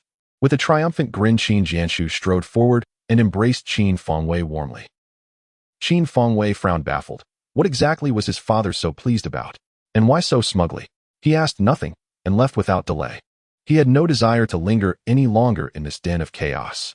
Lin Chen stood atop the high-rise, gazing distantly as 2 cars receded into the horizon. His eyes narrowed, slightly glinting with icy light. He had deliberately avoided meeting Qin Jianshu. Otherwise, he might not have restrained himself from annihilating him on the spot. The grand design remained incomplete. The mysterious power behind the Qin family had yet to emerge. Now was not the time to strike. Lin Chen, aren't you going up? Mu Lianqing approached and asked softly. You go ahead, I won't join you. Lin Chen stirred from his reverie, shaking his head gently, the frost in his gaze gradually fading. Why not? It's Li Xiaoman's birthday after all, Mu Lianqing asked. But before she could finish, Lin Chen set down his wineglass, slipped one hand into his pocket, and strode away with effortless, unhurried grace. So handsome. Watching his retreating silhouette, Mu Lianqing's heart raced. Her cheeks flushed with sudden fluttering infatuation. Only when Lin Chen vanished from sight did she snap back to reality, touching her burning cheeks and shaking her head, murmuring, "Oh dear, what was I thinking?" Still she remained puzzled. Why had Lin Chen refused to ascend to the 4th floor to celebrate Li Xiaoman's birthday? Could it be he still harbors feelings for her, too shy to wish her well in person, so he simply walked away? Yet at that thought a wave of irritation swept over her. She pouted and muttered aloud, "What does Li Xiaoman truly have that I lack? In beauty or poise, I'm surely no less." What Mu Lianqing didn't know was that Lin Chen's refusal had nothing to do with shyness, only with his utter revulsion at the thought of facing Li Xiaoman's contemptible, self-satisfied visage. The night bestowed upon me eyes of blackness, yet I used them to seek the light. Na phone rang, and Lin Chen pulled out his mobile. His heart stirred at once, for the caller was his father Lin Zhongxiao. Taking a deep breath, Lin Chen suppressed the surging emotions within him and answered, "Dad. What is it, in Chen, or what are you up to?" His father's familiar voice echoed from the receiver, and in that instant Lin Chen's eyes brimmed with tears. In his previous life, Lin Chen had reigned as the supreme immortal sovereign, yet by then over a millennium had passed on Earth. Even he possessed no power to resurrect Lin Zhongxiao. That failure became his deepest regret, and at one point even crystallized into an inner demon. Now, after such a long absence, hearing his father's voice once more, how could Lin Chen remain unmoved? "Dad, I'm studying at the library. What about you?" Lin Chen drew another slow breath, steadying his tone as he spoke. "I'm still at the office. I've just closed a major contract and must review it personally." Lin Zhongxiao chuckled heartily, his voice brimming with uncontainable joy. Hearing this, Lin Chen smiled faintly. Though Lin Zhongxiao held no authority or influence, he had built his success from nothing, a testament to unwavering diligence and quiet perseverance. "Oh right, your elder aunt is ill. She's admitted to Yunhai First Hospital. Could you go visit her?" Lin Zhongxiao asked tentatively. Elder aunt, Lin Chen's brow furrowed. Her name was Lin Shaoling, Lin Zhongxiao's elder sister, but relations between her and their family had always been strained. In his past life, after his family's ruin and demise, Lin Shaoling not only refused to aid Lin Chen, She seized the opportunity to betray him, throwing her full support behind the Qin Corporation. Birds choose noble trees, ministers serve illustrious lords. Such is human nature. So Lin Xiaoling's conduct was neither surprising nor unforgivable. Yet Lin Chen felt no warmth toward her, no desire whatsoever to see her. I know she hasn't treated you well, but she remains your blood kin. Kinship runs deeper than water. Please go visit her at the hospital. Lin Zhongxiao, ever upright and kind-hearted, said so plainly. Yes, Dad, I'll go. Lin Chen agreed without hesitation. When his father spoke thus, refusal was unthinkable. Don't forget to bring her something thoughtful. Lin Zhongxiao reminded him again. And after a brief silence, Lin Chen suddenly said, Dad, I'll come see you in a few days. Lin Zhongxiao sounded surprised, then instantly concerned. Didn't we just meet 2 days ago? Chunner, have you run into trouble? No trouble at all. Just missed you. Lin Chen grinned. All right then, come whenever you like. Just drive carefully on the way. And don't forget to visit your elder aunt, and bring nourishing gifts. Lin Zhongxiao repeated the reminder once more. After hanging up, Lin Chen lifted his gaze, tilting his head 45 degrees toward the night sky. It was precisely this posture that kept his tears from falling. Instead, they gathered shimmering before drying silently upon his lashes. Father, this lifetime no one shall ever harm you again. Lin Chen clenched his fist, the friction of skin against skin emitting a low grating creak. Elder aunt. And then he turned, narrowing his eyes eastward. There lay Yunhai First Hospital. In truth, relations between Lin Zhongxiao and Lin Xiaoling were abysmal, bordering on outright hostility. The rift stemmed from years past when Lin Zhongxiao first rose to modest prosperity. Lin Xiaoling approached him, seeking funds for gambling. He refused, thus sowing enduring enmity. Yet last year, by sheer chance, Lin Xiaoling's family struck coal, literally. As everyone knew, the coal industry thrived on staggering profit margins. Within a single year, they amassed a fortune of 7 to 8 million yuan. Human nature is plain penniless, one bows low, wealthy one swaggers. Lin Xiaoling's family embodied this perfectly, cutting ties with Lin Zhongxiao entirely and frequently slandering him behind his back.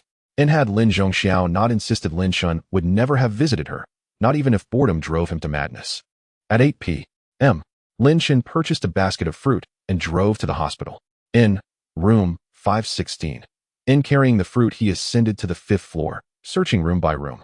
Just then, around the corridor's corner burst forth a white-coat physician, rushed flustered, and collided squarely with Lin Chen. Thud. Lin Chen stepped back half a pace. But the physician tumbled backward, landing hard on his rear. Truth be told, that was fortunate. If Lin Chen hadn't yielded even slightly, the man might have been hurled across the hall. The physician felt as though he'd struck an immovable boulder. Assuming he'd collided with some high-ranking figure, he scrambled upright, ready to apologize. Yet upon seeing Lin Chen's youthful face, his expression darkened instantly. Damn brat, blind are you? Without hesitation, he jabbed a finger toward Lin Chen's nose and erupted into furious curses. Lin Chen's brows knotted, his eyes flickering with cold displeasure. No one dared speak to him thus. Nor rather, those who had dared were already dead. Still, Lin Chen chose not to retaliate. Medicine was a sacred vocation. Each physician raced against time itself, snatching lives from the jaws of death. Their calling was selfless, noble. Perhaps this physician too rushed to save a life, hence his haste. Without another word, Lin Chen turned to leave.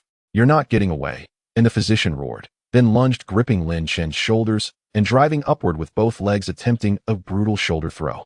But in the next heartbeat, his face paled. He found Lin Chen's body unnaturally heavy, like a mountain rooted to earth. He couldn't budge him an inch. This youth is a martial cultivator. The physician frowned. Lin Chen spoke then, voice icy. Doctor, you struck me. I asked for no apology. You insulted me. I demanded none. What more do you require? Reason governed all things under heaven, and confronted with such logic, the physician fell silent, speechless. You must be terribly busy, doctor. Wasting time on such trivialities serves no purpose. Lin Chen spoke softly back, still turned, refusing even to glance at the man. The physician flushed with fury. When had some green youth dared lecture him?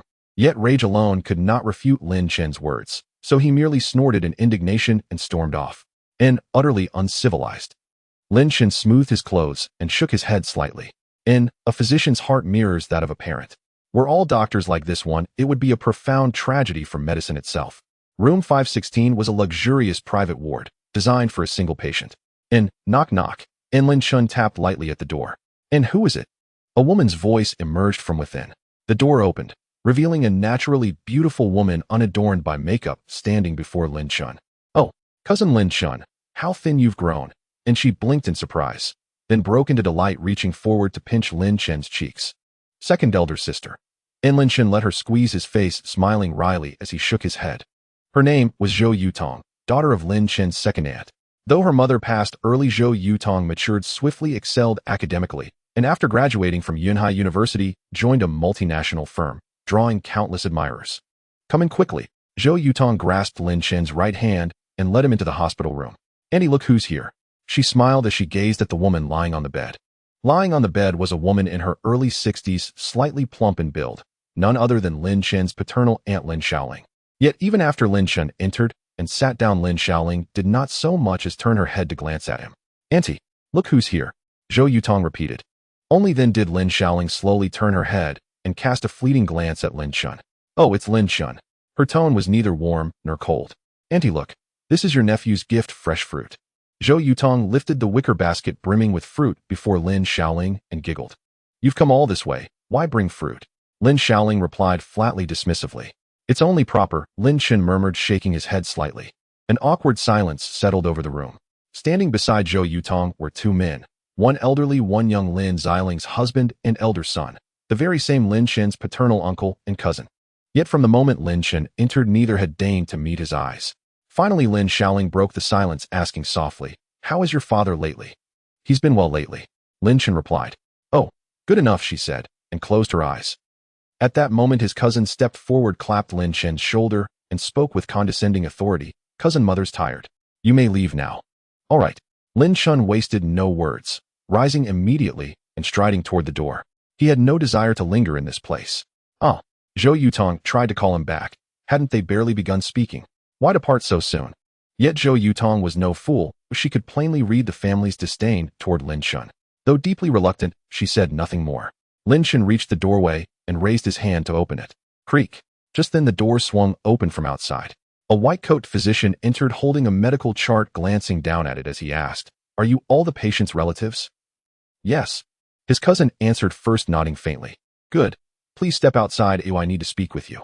But mid-sentence the physician paused abruptly, and his tone sharpened sharply. "What? You're here?" He pointed directly at Lin Chen, frowning. "You're also a relative of the patient?" "Dr.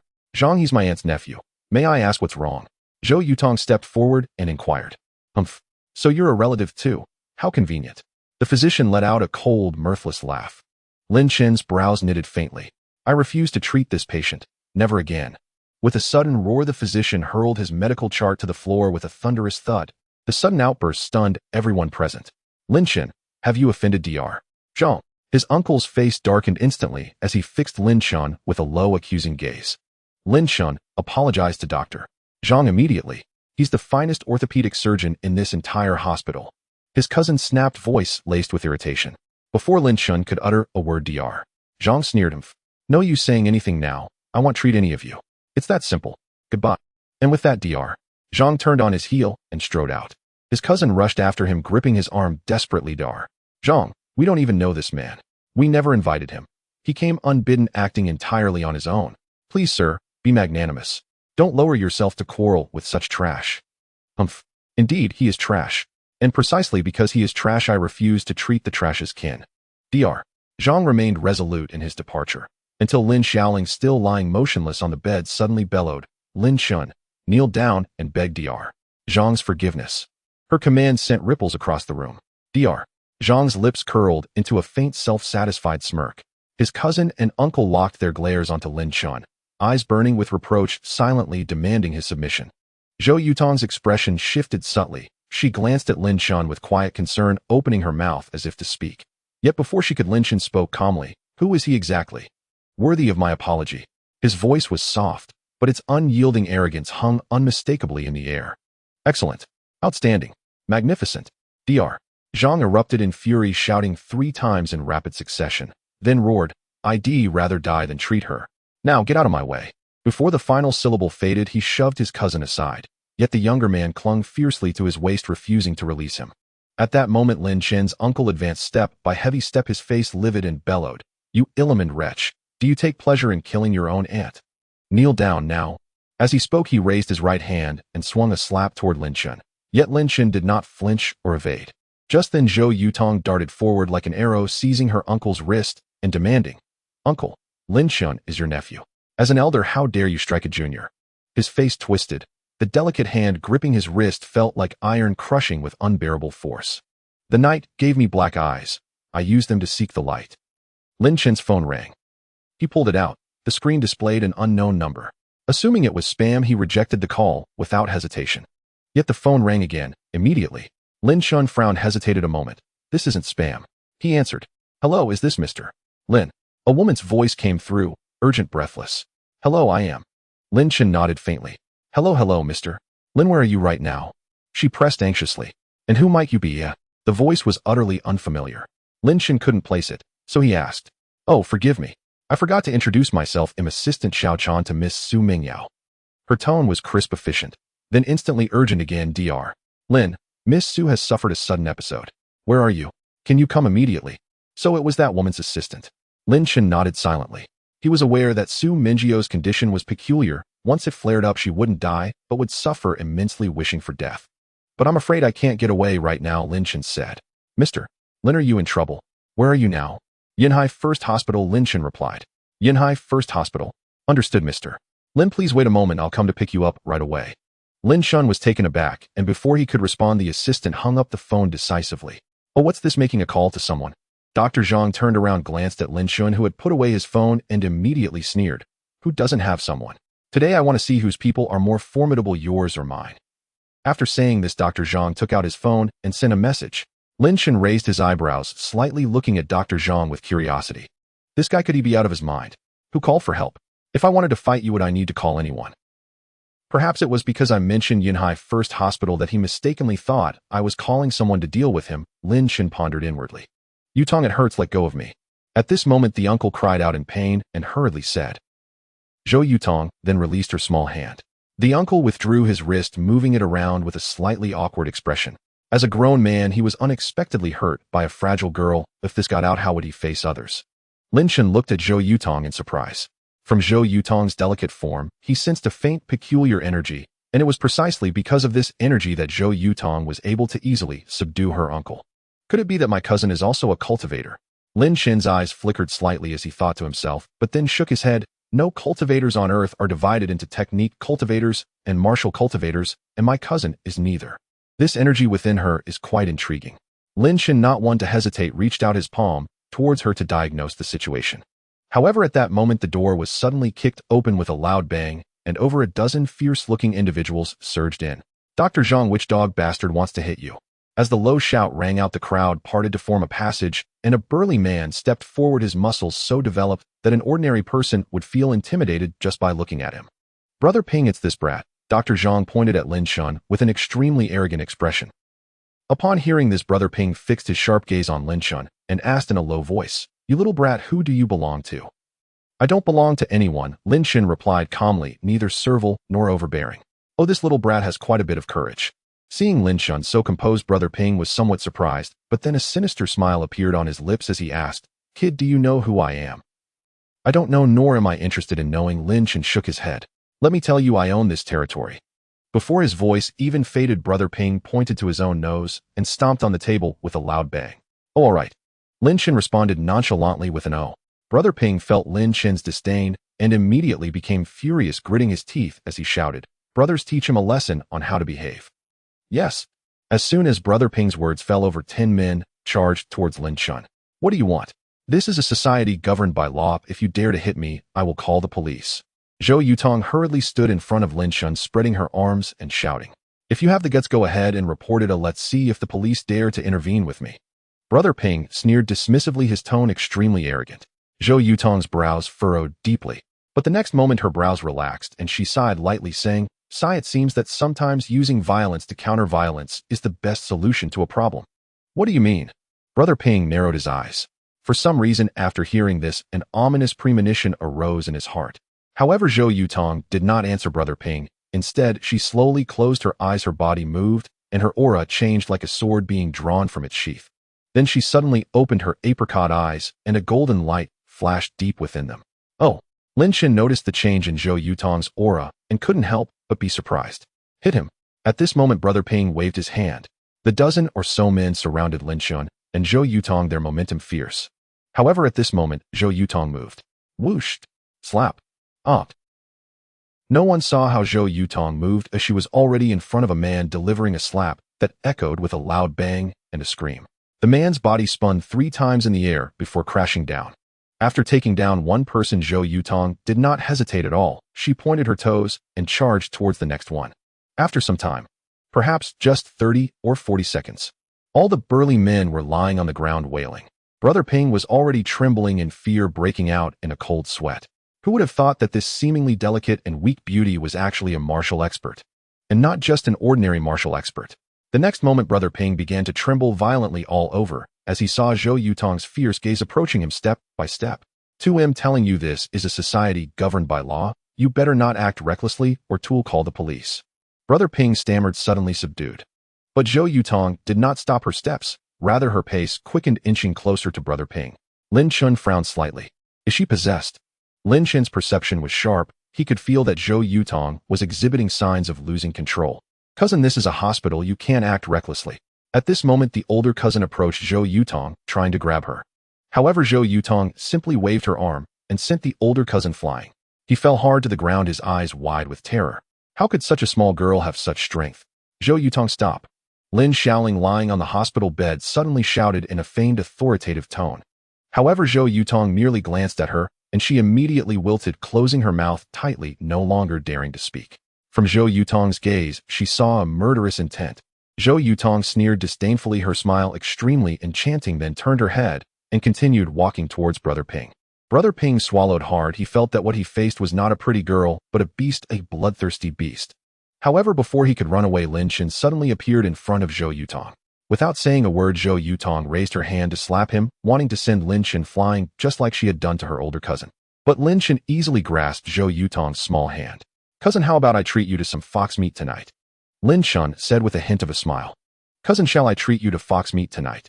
Lin Chen asked with a faint, enigmatic smile. At his words, Zhou Yutong's expression instantly turned frosty, and a flash of murderous intent flickered across her eyes. You dare seek death? Zhou Yutong hissed, poised to strike. Boom. An overwhelming torrent of force surged into Zhou Yutong's body like an uncontainable deluge. Her face contorted in shock. Before she could react, the fierce light in her gaze was forcibly subdued, and the violent surge within her gradually stilled. What has just happened to me? Zhou Yutong stared at Lin Chen, her eyes dazed and unfocused. Yet the next moment, as if recalling something, she widened her eyes in astonishment. Cousin, how did you possibly? Cousin, let's resolve this immediate trouble first, Lin Chen interjected with a calm smile. Very well.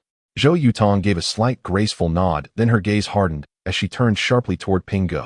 Yet Ping Gu, who had moments earlier trembled in terror, now swaggered anew. Catching Zhou Yutong's glare, he showed not the slightest fear. Instead, he puffed out his chest and lifted his chin high. Don't get cocky. Let me tell you, my elder brother has already arrived downstairs. If you know what's good for you, kneel now and beg my forgiveness, or else I'll... Crack. Before he could finish, Lin Chen delivered a sharp, merciless slap across his face. With a crisp, ringing report, Ping Gu spun 3 full rotations on the spot before hurtling backward. Zhou Yutong watched Lin Chen in bewildered silence. Who dares lay a hand on my brother? A thunderous roar suddenly erupted from the far end of the corridor. Ping Gu crashed against the wall, spitting out a chipped tooth. Though his cheek burned with agony, he threw back his head and laughed wildly. You're finished. My elder brother has arrived. You'll never escape. Lin Chen remained utterly unruffled. Zhou Yutong's delicate brows furrowed slightly, yet her eyes held not a trace of fear.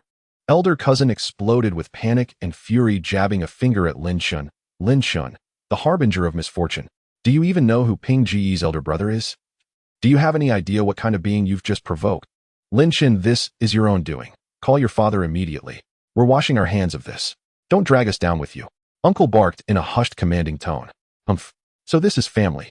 Ha ha ha. You're all doomed today. Not one of you will walk away.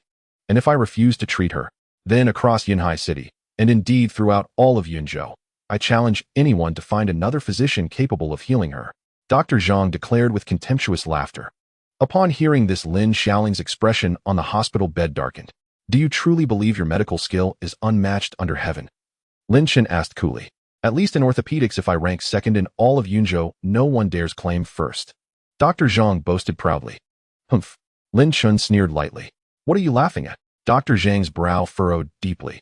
Yet before Lin Chen could reply, a large group stormed forward, radiating menace. Brother Lai, it's them. those two. Pingu scrambled on all fours to Brother Lai's side, groveling like a dog before its master, pointing arrogantly at Zhou Yutong and Lin Chen. Brother Lai stood 6 feet tall, his frame thick with muscle, a jagged scar slashing across his neck, fierce and menacing. His gaze first fell upon Zhou Yutong and lit up with greedy admiration. Well, a true beauty. Slap.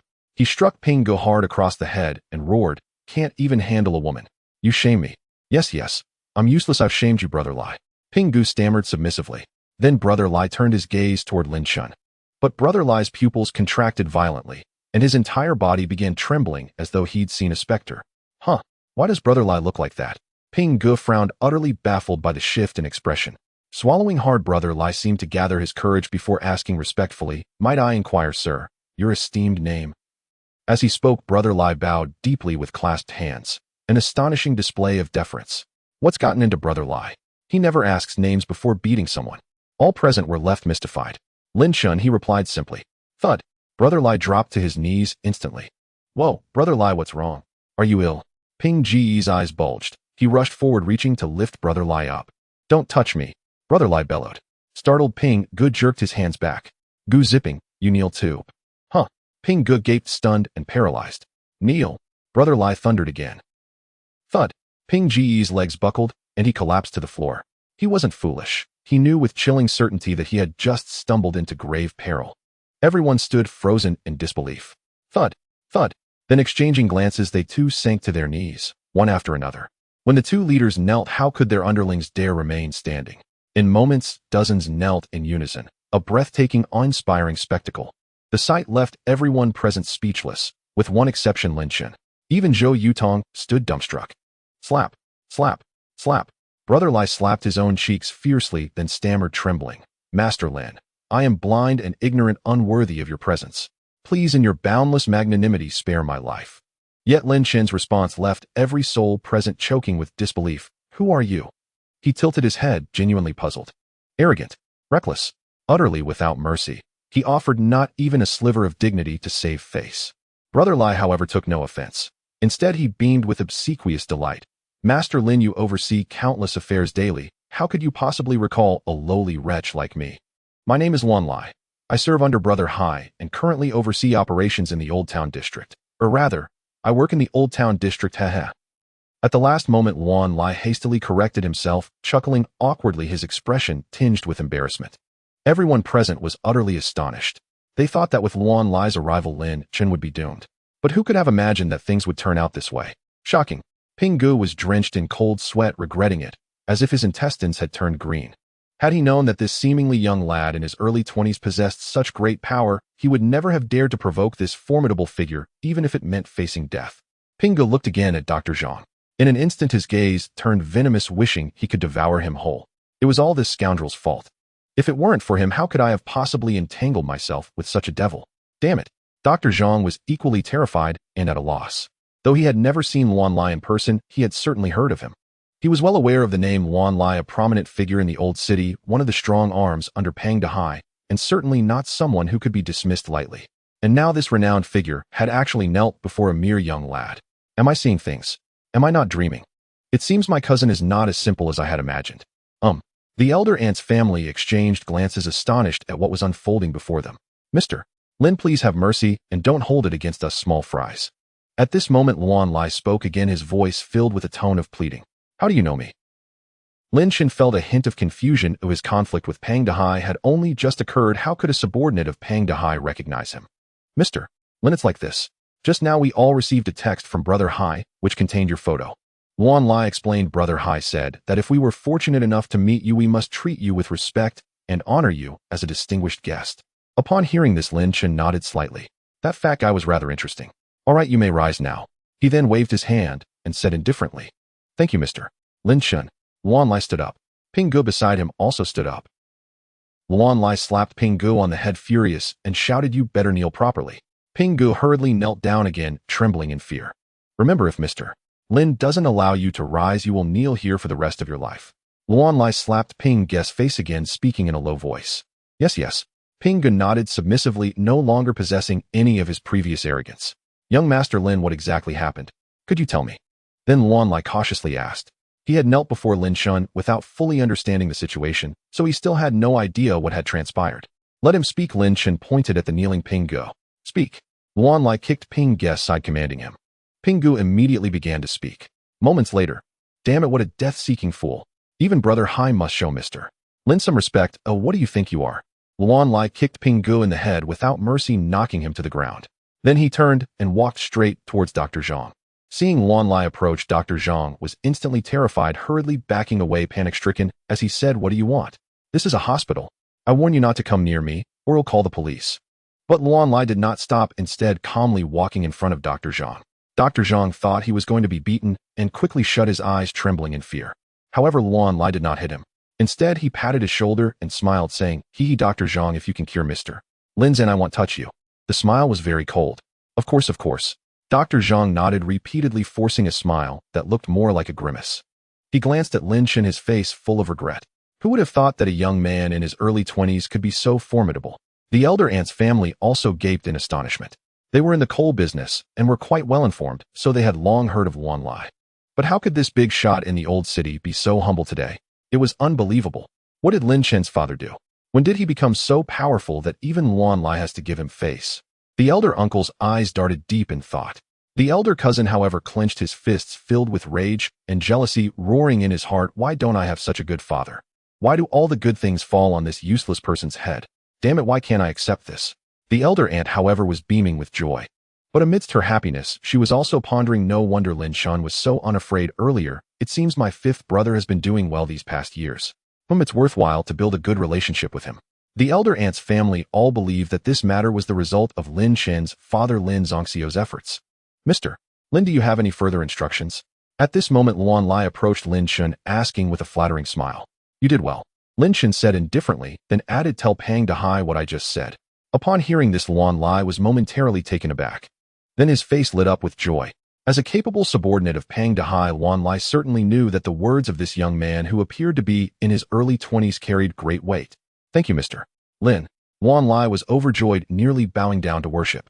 He was certain that Lin Chen's words would elevate his status in Yunhai City significantly. In recent years, the development zone had been advancing rapidly, and Brother Bao, who was working in the development zone, had naturally benefited, becoming one of Pang Dahai's top subordinates. Because of this, Luan Lai was extremely anxious. He had a past grudge with Brother Bao, who was developing swiftly and was constantly looking to eliminate him, which made him panic, even thinking of fleeing. But now fleeing? Hell no. With Mr. Lin's words backing him, who would dare to touch him? Oh. Seeing the delighted expression on Luan Lai's face, Lin Chen couldn't help but feel surprised.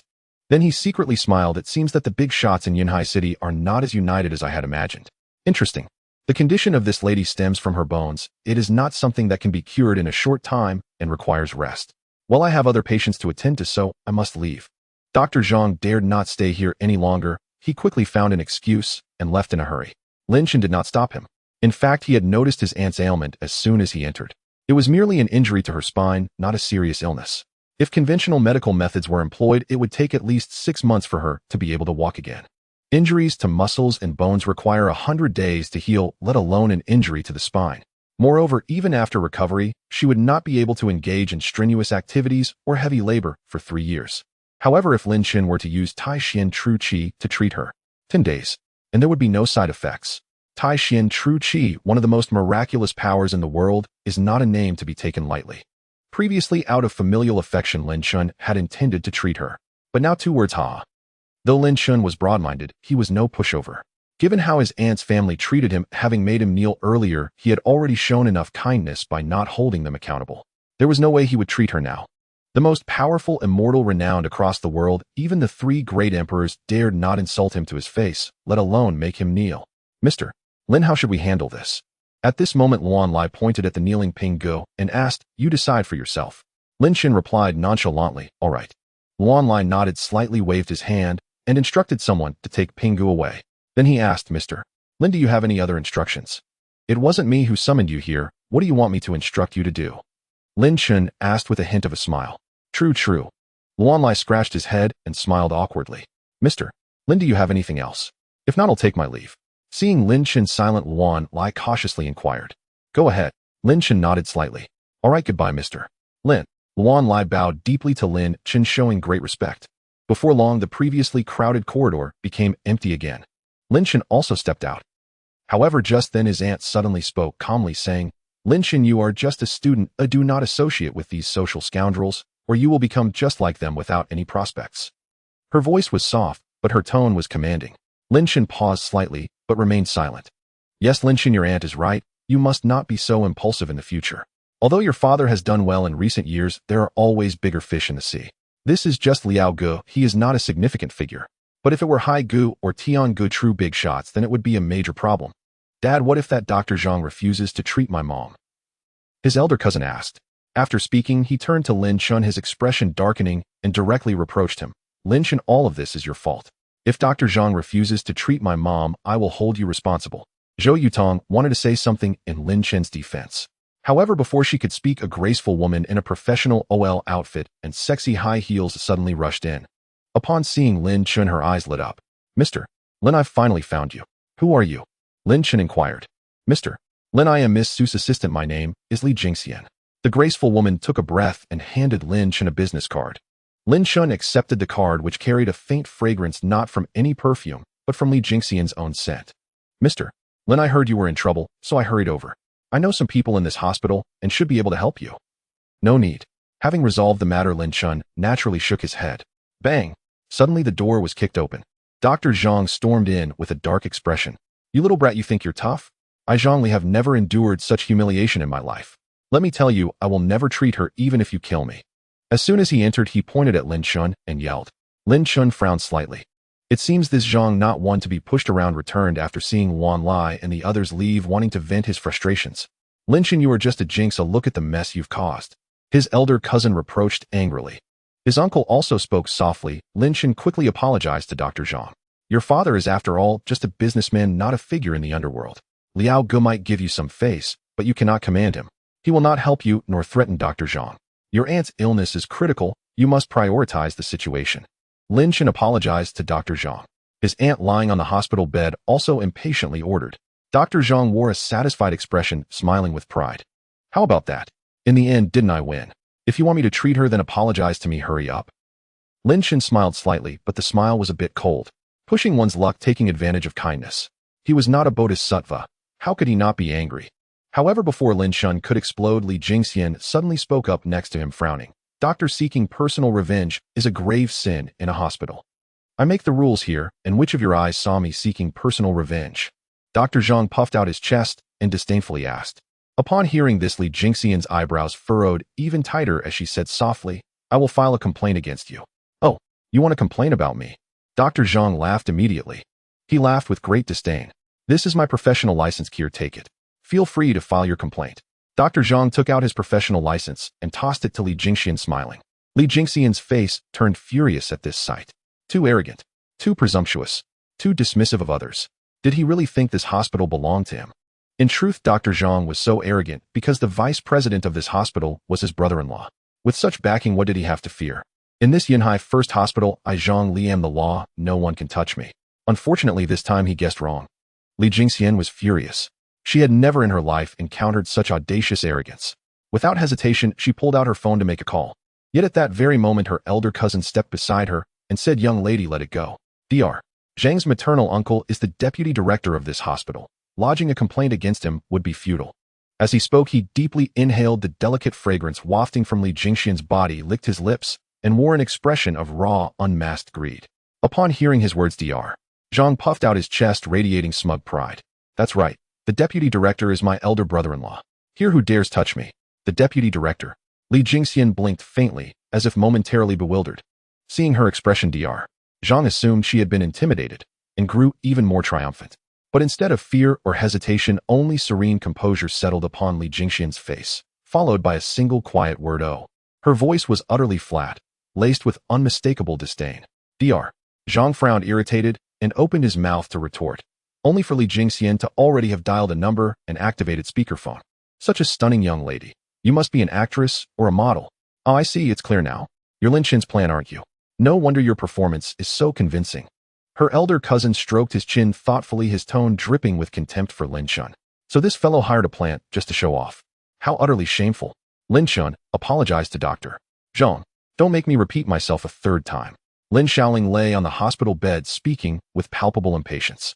Witnessing the Xiaoling family's dismissive attitude toward Lin Chen, Li Jingxian raised a subtle eyebrow, her gaze thoughtful, quietly probing. Dr. Zhang remained aloof, arms crossed, wearing a self-assured smile. Under his watchful gaze the call connected. Who is this? A cold, clipped voice emerged from the phone. Secretary Qian, hello. I'm Li Jingxian, assistant to Miss Su Mingyao. I need to speak with Director Gong. Li Jingxian spoke calmly. Ah, Miss Su's assistant. Right away. I'll transfer you to Director Gong immediately. Instantly, the frosty voice warmed into eager, almost deferential enthusiasm. Director Gong. Dr. Zhang's brow snapped tight. As a physician here, he heard that name daily, because Director Gong was none other than the director of Yunhai First Hospital. Could it be a coincidence? Yes, it must be. How could some green-haired girl possibly know Director Gong? His apprehension eased. Once more his eyes swept over Li Jingxian with condescending arrogance. Let's see what little tricks you've got up your sleeve, you green-haired girl. Yes, the room number is 516. We hope you'll look into the matter promptly. Though phrased as a request, Li Jingxian's tone carried the weight of command. She ended the call. Well then, done dialing. Or done performing. Dr. Zhang sneered. Lin Xiaoling's aunt and uncle exchanged faint, disapproving glances. Young lady, honesty matters. No need for tall tales. After all, I'm still standing perfectly fine right here. Ding ding ding. A sharp ringtone pierced the air. Dr. Zhang's expression flickered, then relaxed as he glanced at his screen and saw only scam call. He exhaled in relief. Gave me quite a start. He patted his chest, just as his phone rang again. Ding ding ding. Annoyance flashed across his face.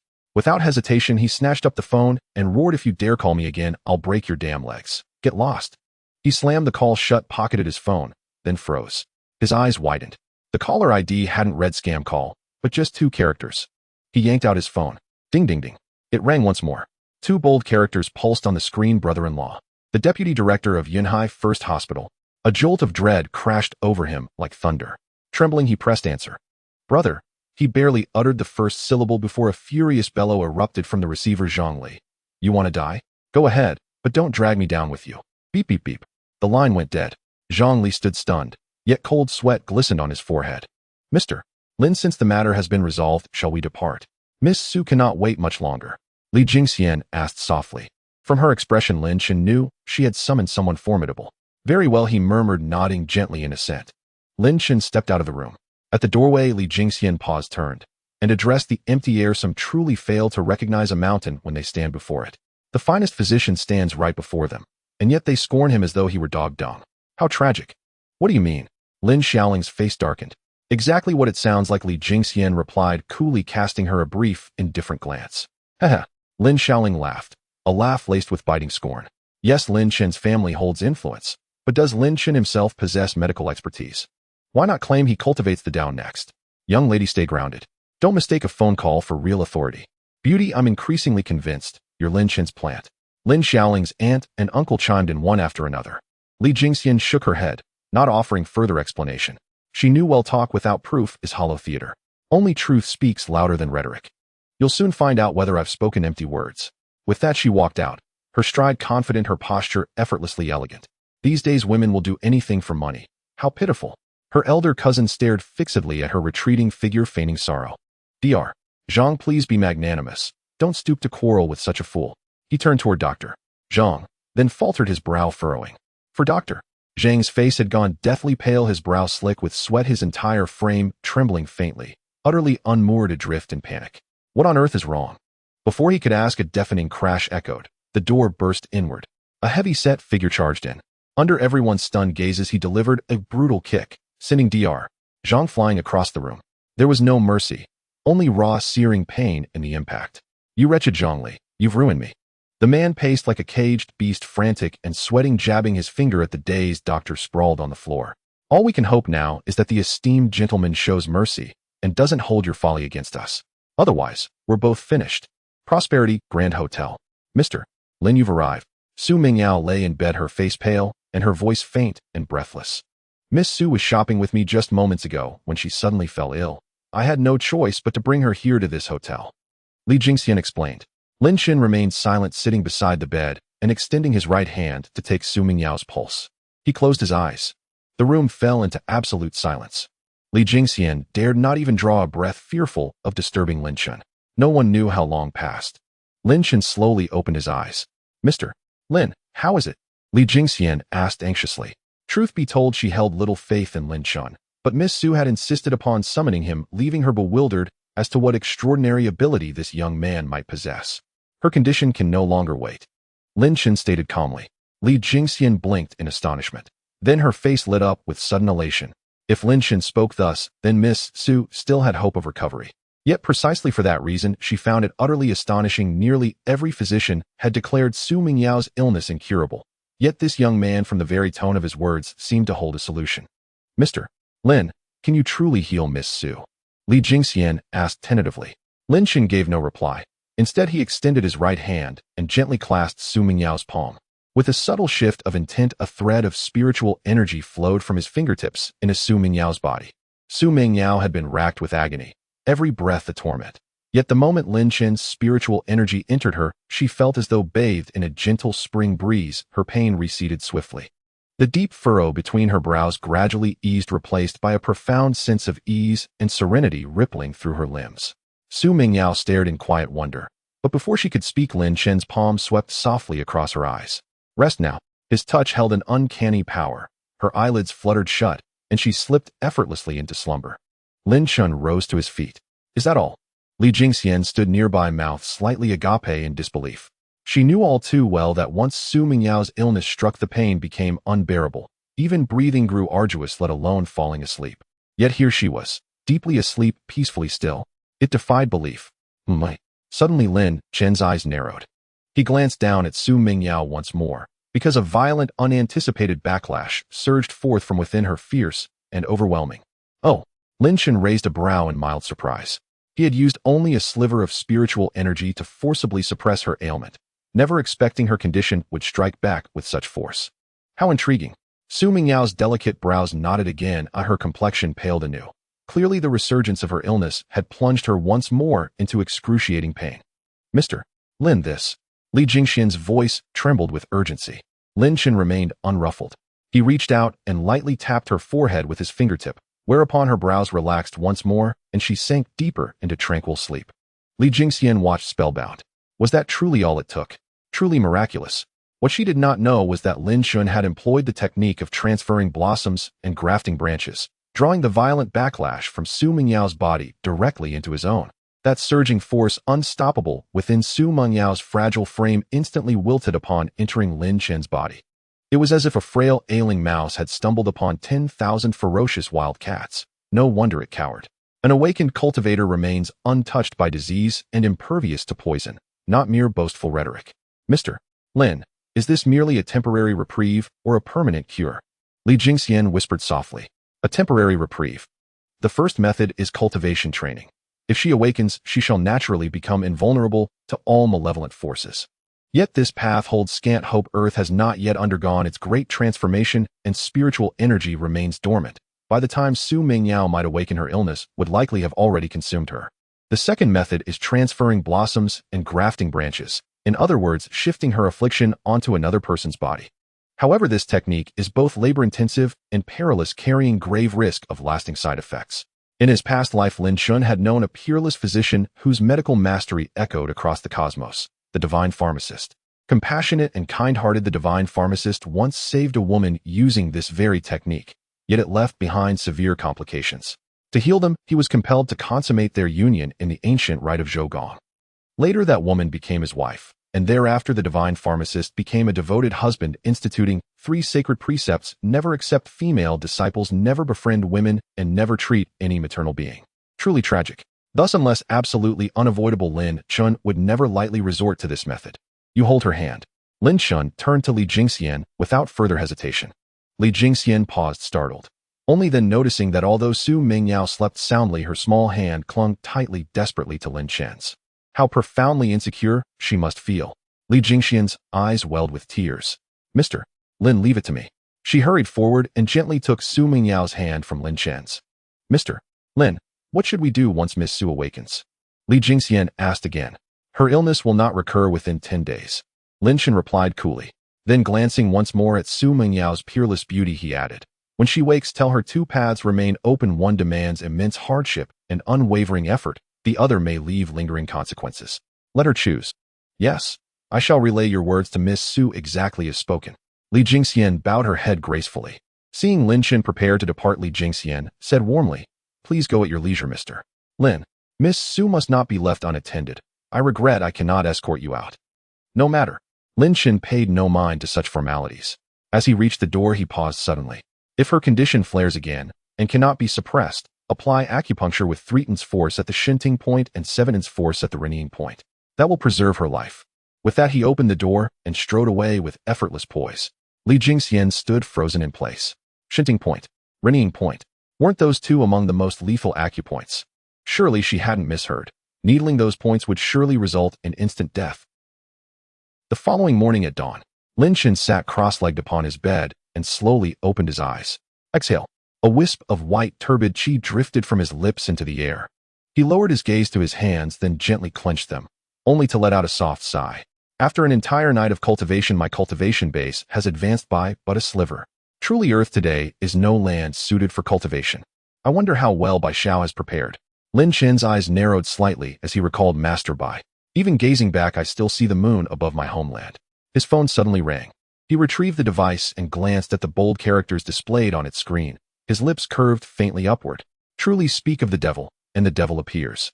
He answered the call. "Mr. Lin." A timid voice came through the line. "Speak." Lin Chen uttered a single word, concise without a trace of superfluous speech. "Mr. Lin, I've located the Ziwei Spirit Jade among the items you requested. Would you like to come take a look?" Bai Rushua asked cautiously. "Address." Lin Chen replied with crisp brevity. "Old City District, Antique Street." Antique Street was one of the liveliest districts in Yunhai City. Here no one could predict what might unfold in the next moment. One man had once purchased a genuine antique worth over 10,000 yuan for merely 100, his fortune blazing beyond measure. Another had spent 10,000 yuan only to acquire nothing but scrap metal, worthless, utterly barren. In this place, fortune alone seemed to govern all outcomes. Lin Chen drove there himself. The sun rose gently, though it was still early morning. Antique Street bustled with life. Crowds ebbed and flowed ceaselessly. He stepped out of the car. He scanned the horizon, but saw no sign of Bai Rushua. Just as he reached for his phone to call her, a commotion nearby seized his attention. A girl barely 15 or 16 years old strode forward with a retinue of burly men toward a vendor's stall. She slammed both palms onto the counter and snapped imperiously, "Dare you deceive me? Are you asking for death? Sister, elder sister, when have I ever deceived you?" The vendor, a man in his early 40s, stammered, his voice trembling as he swallowed hard. "Look at your wares." She slapped a jade pendant onto the table, planted her hands on her hips, and declared haughtily, "This is clearly a machine-carved counterfeit. Yet you claimed it was a Song Dynasty relic. Are you asking for death?" "Sister, I never claimed it was from the Song Dynasty. I warned you yesterday. The authenticity is uncertain. I purchase is entirely voluntary, never coerced." The vendor was near tears, his voice quavering as he spoke. But before he could finish, she cut him off. "I don't care. Men, smash his stall to pieces." "Yes." From behind her, several towering black-clad bodyguards stepped forward with a low, unified grunt. "Oh, this is everything I own. If you destroy it, what will become of my child? What of my wife lying ill in bed?" The vendor wept outright. I couldn't care less. Fraudsters like you. I'll smash everyone I meet. Too, I'll shatter both." She stood defiantly, hands on hips, smug and triumphant. Onlookers shook their heads quietly, powerless to intervene. After all, the little demoness was infamous for her lawless arrogance. Who in this place dared provoke her? To be singled out by her was simply to accept one's ill fate. Yet just then a calm, yet resonant voice rang out from afar. "Little girl, if you're so unreasonable, does your family know?"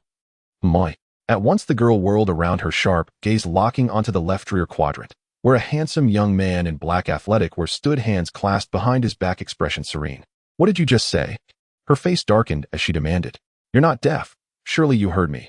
Lin Chen asked, a faint, unreadable smile playing at his lips. The girl laughed, then snapped fiercely, "Break him into pieces." "Yes." Several broad-shouldered black-clad guards surged forward, fists raised, advancing upon Lin Chen. "That young man is truly pitiable. He dares challenge the little demoness. Is he tired of living? Actually, he's done nothing wrong. Yet alas, righteous intervention often ends too soon." A collective murmur rippled through the crowd, heads shaking in sorrowful resignation, mourning Lin Chen's impending misfortune. Yet Lin Chen remained utterly unruffled. As the guards approached, he narrowed his eyes slightly, then extended 5 fingers and said coolly, 5 seconds. "Oh, quite self-aware, aren't you?" One guard sneered. "Looks like he knows we'll soon be kneeling beside him, pressing his acupoint to revive him." Another scoffed dismissively. Then let's test it. Lin Chen shrugged lightly. 5 seconds later, Lin Chen knelt beside a fallen guard, pressing the acupoint beneath his nose, while the others lay unconscious, sprawled motionless upon the ground. Silence fell, absolute suffocating. Nearly everyone present stood frozen in disbelief. One blow. No, just one finger. This young man in black had felled these hulking tiger-like guards with nothing more than a single fingertip. What celestial artistry was this? Truly terrifying. The girl herself stared speechless, until in the next breath her delicate features lit up with sudden fierce excitement. At last, I found you. She nearly leapt with joy. No, you're far too precious. I must take you home and keep you as my pet. She pulled out her phone to dial, when in a flash, Lin Chen appeared before her, like a phantom. Every onlooker's pupils contracted sharply. How did he move so swiftly? None had seen him pass. Then Lin Chen reached out and plucked the phone from her hand. Slap. With no hesitation, no mercy, he struck her squarely on the crown. How dare you hit me? Tears welled instantly in her eyes as she glared at him, wounded, indignant, furious. Little girl, if you stir up trouble again, I'll summon your elder sister. The moment those words left his lips, especially the word elder sister, the girl's arrogant, unassailable demeanor shattered instantly. Her face paled, her expression twisting in stark, visceral dread. You know my elder sister? And her eyes widened in disbelief as she asked. Of course I do. And Lin Chen nodded lightly, then curled a faint smile at the corner of his lips and added, not only do I know her, I've even been with her. In with her? What do you mean? Attended school together, and she blinked innocently. In seeing Lin Chen remain silent, his expression enigmatic, half amused, she assumed she'd guessed correctly and let out a quiet sigh of relief. Just a classmate, and already acting so arrogantly. Who do you think you are? The Emperor of Heaven himself. In hands planted firmly on her hips, she snapped, I'm counting to 3. Hand over my phone now, or you won't survive today. Lin Chen said nothing. Instead, he seized the finger she had pointed at him and gently shifted it aside. And what are you doing? Do you dare strike me? Do you even know who I am? In feeling the firm pressure of his palm, she demanded defiantly. I don't know who you are, but I do know who your elder sister is. Lin Chen spoke calmly, then cast a fleeting glance toward the approaching black-clad bodyguards. Little girl, these few men won't be enough to protect you. His voice carried clearly, unmuffled, unapologetic, reaching every ear present. How dare you? How dare a low-born wretch slander our young mistress?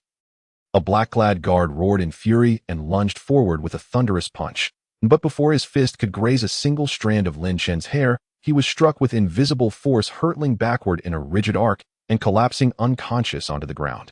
When I speak, who gave you leave to interrupt? Lin Chen withdrew his right foot, gazing coldly down at the guard sprawled motionless before him. The girl's pupils contracted slightly. And she wasn't foolish. She could plainly see these bodyguards stood no chance against this young man. If he truly wished her harm, the situation would turn perilous indeed. Little girl, you've begun to irritate me. Now, immediately, call your elder sister. If she pleads for your sake, I'll spare you. If not. Here Lin Chen let out a chilling, mirthless laugh. She swallowed hard. At the sight of that smile, goose flesh rippled across her skin. Her very bones shivered with the icy whisper of death. Make the call. And at that moment, Lin Chen held out the phone directly before her eyes. Terrified beyond reason, she dared not defy him, and hastily dialed her sister. None of the surrounding bodyguards dared move a muscle. They had all witnessed Lin Chen's terrifying prowess. Not only to safeguard the girl, but to preserve their own lives, they dared not act rashly. The call connected. Na voice soft as flowing water drifted through the line, and Qiu Shui, what's wrong? Wah? And she burst into tears instantly, her voice trembling with grievance and sorrow. Why are you crying, Qiu Shui? Speak to me. What happened? And the voice on the other end turned urgent, frantic. Big sister, I'm being bullied. She choked back sobs as she spoke. Hua. Not only one word, but heavy with venom, thick with murderous intent. Tears glistened in her eyes as she stole a glance at Lin Chen, yet deep within her gaze flickered unmistakable cunning and triumph. She strikes first with slander, planting bias before truth takes root. This little girl may be small, but her wits are sharp indeed. Lin Chen, seasoned beyond measure, saw through her ploy at once, and merely offered a faint, indifferent smile. A tall man in black attire. I am Lin Chen. Before she could finish, Lin Chen interjected, calm, detached, his tone edged with quiet frost. At those 4 words, silence crashed down upon the line like a shutter slamming shut. Big sister must already be plotting how to crush this brat. Humph, dare to provoke me. You'll regret it bitterly. Na cold, mocking smile curled her lips. Qiu Shui is still young. She doesn't yet understand the world. Please don't hold her childishness against her. The gentle voice returned. soothing yet unshakable. And haha. So, you're Lin Chen. Did you hear that? My sister could ruin you with a single word. And she laughed aloud, triumphant and unrestrained. But in the next breath her laughter died. Yes, I heard. And Lin Chen tilted his head, slightly smiling faintly, neither amused nor angered. But big sister, why? And her eyes flew wide with disbelief. Don't we have several martial arts grandmasters under our roof? Can't even one of them handle this? In silence. A low commanding voice cut in sharply. Qiu Shui, cease this nonsense. Apologize to him, now authoritative, unyielding. But big sister, he bullied me. She pouted, voice quivering with wounded pride. Lin Chen had no intention of eavesdropping on their sisterly exchange, so he simply handed the phone back to her. The two sisters continued speaking for nearly half a minute. Half a minute later, Qiu Shui approached, her expression crestfallen, and pressed the phone to Lin Chen's ear. Lin Chen, she's my younger sister. You must not harm her.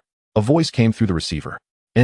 Are you commanding me, or begging me? Lin Chen asked, smiling faintly. Beep, beep. And the line went dead. Lin Chen shrugged lightly. That woman was intriguing indeed. Still, after all, one day as husband and wife forged bonds that lasted 100 days. Even if she hadn't spoken, Lin Chen would never truly harm this little mischief maker. I'm sorry, I was wrong. She lowered the phone and murmured softly, barely louder than a mosquito's hum. What was that? I'm hard of hearing, didn't catch a word. Lin Chen leaned and closed, deliberately raising his voice. I'm sorry, I was wrong. She bowed her head lower, almost burying her face in her chest, and raised her voice just a fraction. Louder, I still can't quite hear. Ni's lips curved upward, pressing his advantage. You wretched brute. I'll bite you to death. Furious, she gritted her teeth, opened her mouth wide, and sank her teeth fiercely into his ear. Humph, let's go. A haughty nasal snort escaped her as she watched Lin Chen wince. Then, chin lifted high and chest proudly arched, she strode away with her entourage of black-clad guards turning heads as she passed. Lin Chen made no move to stop her. To subdue this arrogant, tempestuous little demon, even briefly, was no small feat. Of course he feared neither her nor her status. Yet he did hold some regard for that woman. After all, that woman had been the first, and to date the only, woman in Lin Chen's life since his rebirth. Then he turned around. He faced the stall owner and smiled warmly. Sir, my younger sister acted rudely toward you. Please forgive her youthful indiscretion and grant her your generous forbearance.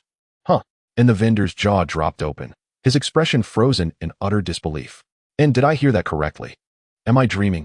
It took him a long moment to recover. Then he frantically shook his head and waved both hands. No, I'd never dare hold anything against Miss Xia. Not in this lifetime. That phrasing sounded off. Realizing his blunder, he hurried to correct himself. No, that's not what I meant. I dare not hold anything against her. Still awkward. Flustered and stumbling over his words, the vendor looked utterly distressed. Lin Chen smiled gently and said, how about this? I'll purchase everything you've brought today. Name your price. There was something worthwhile among the wares at this stall, worth acquiring. Lin Chen purchased everything at the stall not out of a desire for an apology, but because there was a remarkable item among them. The stall owner was taken aback and astonished upon hearing Lin Chen's words. Buying everything. This was quite extravagant. You have 30 items here, each at 1,000, totaling 30,000. How about that? Lin Chen directly inquired. Off. The stall owner opened his mouth in shock, saying, Sir, I sell each item for only 888 yu. All right, it's a deal then. Lin Chen smiled, slightly clapped his hands, producing a crisp sound. He then turned to the crowd and said calmly, by Rushua, give him 30,000 and pack these items for transport. The crowd was stunned upon hearing this. Who was this young man talking to? Could it be me? I certainly don't have 30,000. However, just as everyone exchanged glances, a woman in white clothing and a hat slowly stepped forward from the crowd. Just by looking at her graceful figure, one could tell she was a stunning beauty. Indeed, this woman was by Rushua, one of the 8 masters of Yunzhou Master Bai. Yet at this moment a hint of a bitter smile appeared on by Ruxu's delicate face. She felt that Lin Chen had already regarded her as an automatic teller machine. At this time Lin Chen had already turned his back to the crowd and was stepping away. Bai Rushua watched Lin Chen's departing figure, letting out a soft sigh with a somewhat perplexed expression. He is indeed very powerful, but is following him the right decision or not? The conflict between Lin Chen and Xia Qiushui on this antique street could only be considered an extremely ordinary farce, thus it did not attract much attention. This allowed Lin Chen to feel quite relaxed. After all, even he did not wish to be watched all the time. With his hands in his pockets, he whistled and sauntered down the street. I need to think of a way to make some money, he thought to himself. His proud nature made him dislike asking for help, let alone using someone else's money. At that moment, a scene not far away caught his attention. He saw 3 or 4 people squatting on the ground, each holding a few stones of various sizes, all rubbing them with different expressions. Oh, betting on stones. Lin Chen squinted his eyes. Indeed, what was happening before him was known as stone gambling. In stone gambling, the stones appeared similar on the outside with similar prices, but some were simply ordinary stones with nothing inside, while others contained precious items worth a fortune. In previous years, a wealthy person made his fortune through stone gambling and later ventured into real estate, achieving great success. This is indeed a good way to make money. Lin Chen's lips curled up slightly as he stepped forward toward a nearby stone gambling stall. Young man, you look quite young. I didn't expect you to be interested in this. The stall owner was a middle-aged man around 40 who smiled and asked as Lin Chen approached. Outsiders watch the excitement while insiders know the subtleties. This young man is just here to enjoy the show, boss. Please don't deceive him. An elderly man with white hair squatting not far away kindly warned while rubbing the stone in his hand. Lin Chen nodded slightly in response. He then extended his hand and gently brushed over each stone on the stall. The elderly man shook his head slightly, showing some disdain. How could stone gambling be done this way? The average person would take a long time to discern the quality of the stones, yet this young man just touched one and walked away. Indeed, he is just here to join the fun, the elderly man thought to himself. The stall owner also shook his head slightly, but did not say much. Young people like to show off and act cool, pretending to understand everything. This is not surprising. Boss, how much is this stone? At this moment, the elderly man stood up and asked about the stone in his hand. Holy Lao, do you fancy this stone? The stall owner smiled. I just find it feels nice to the touch, that's all. The elderly man smiled and shook his head. All right, since this is something Li Lao wants, I won't charge a high price, a flat price of 8,888. The stall owner said with a smile. He had raised the price because after all, Li Lao was known as the ghost hand, and the stones he touched had a high probability of being valuable. 8,888. The elderly man squinted his eyes, beginning to contemplate, as this was quite a sum. However, Li Lao was not an indecisive person, and after pondering for a moment, he made his decision and slightly nodded, saying, all right, it's a deal. This stone in your hand isn't worth anything. Before Li Lao could finish his sentence, a young voice suddenly interrupted him. Moi. Li Lao frowned, his gaze filled with suspicion as he looked at Lin Chen. Lin Chen did not elaborate further. The reason he spoke up was that Li Lao had just reminded him it was just a matter of courtesy. However, the stall owner was displeased as Lin Chen's actions had disrupted his business. He said with a stern expression, young man, being a busybody is not a good habit. Pretending to understand when you don't is even worse. Don't mislead others with your nonsense.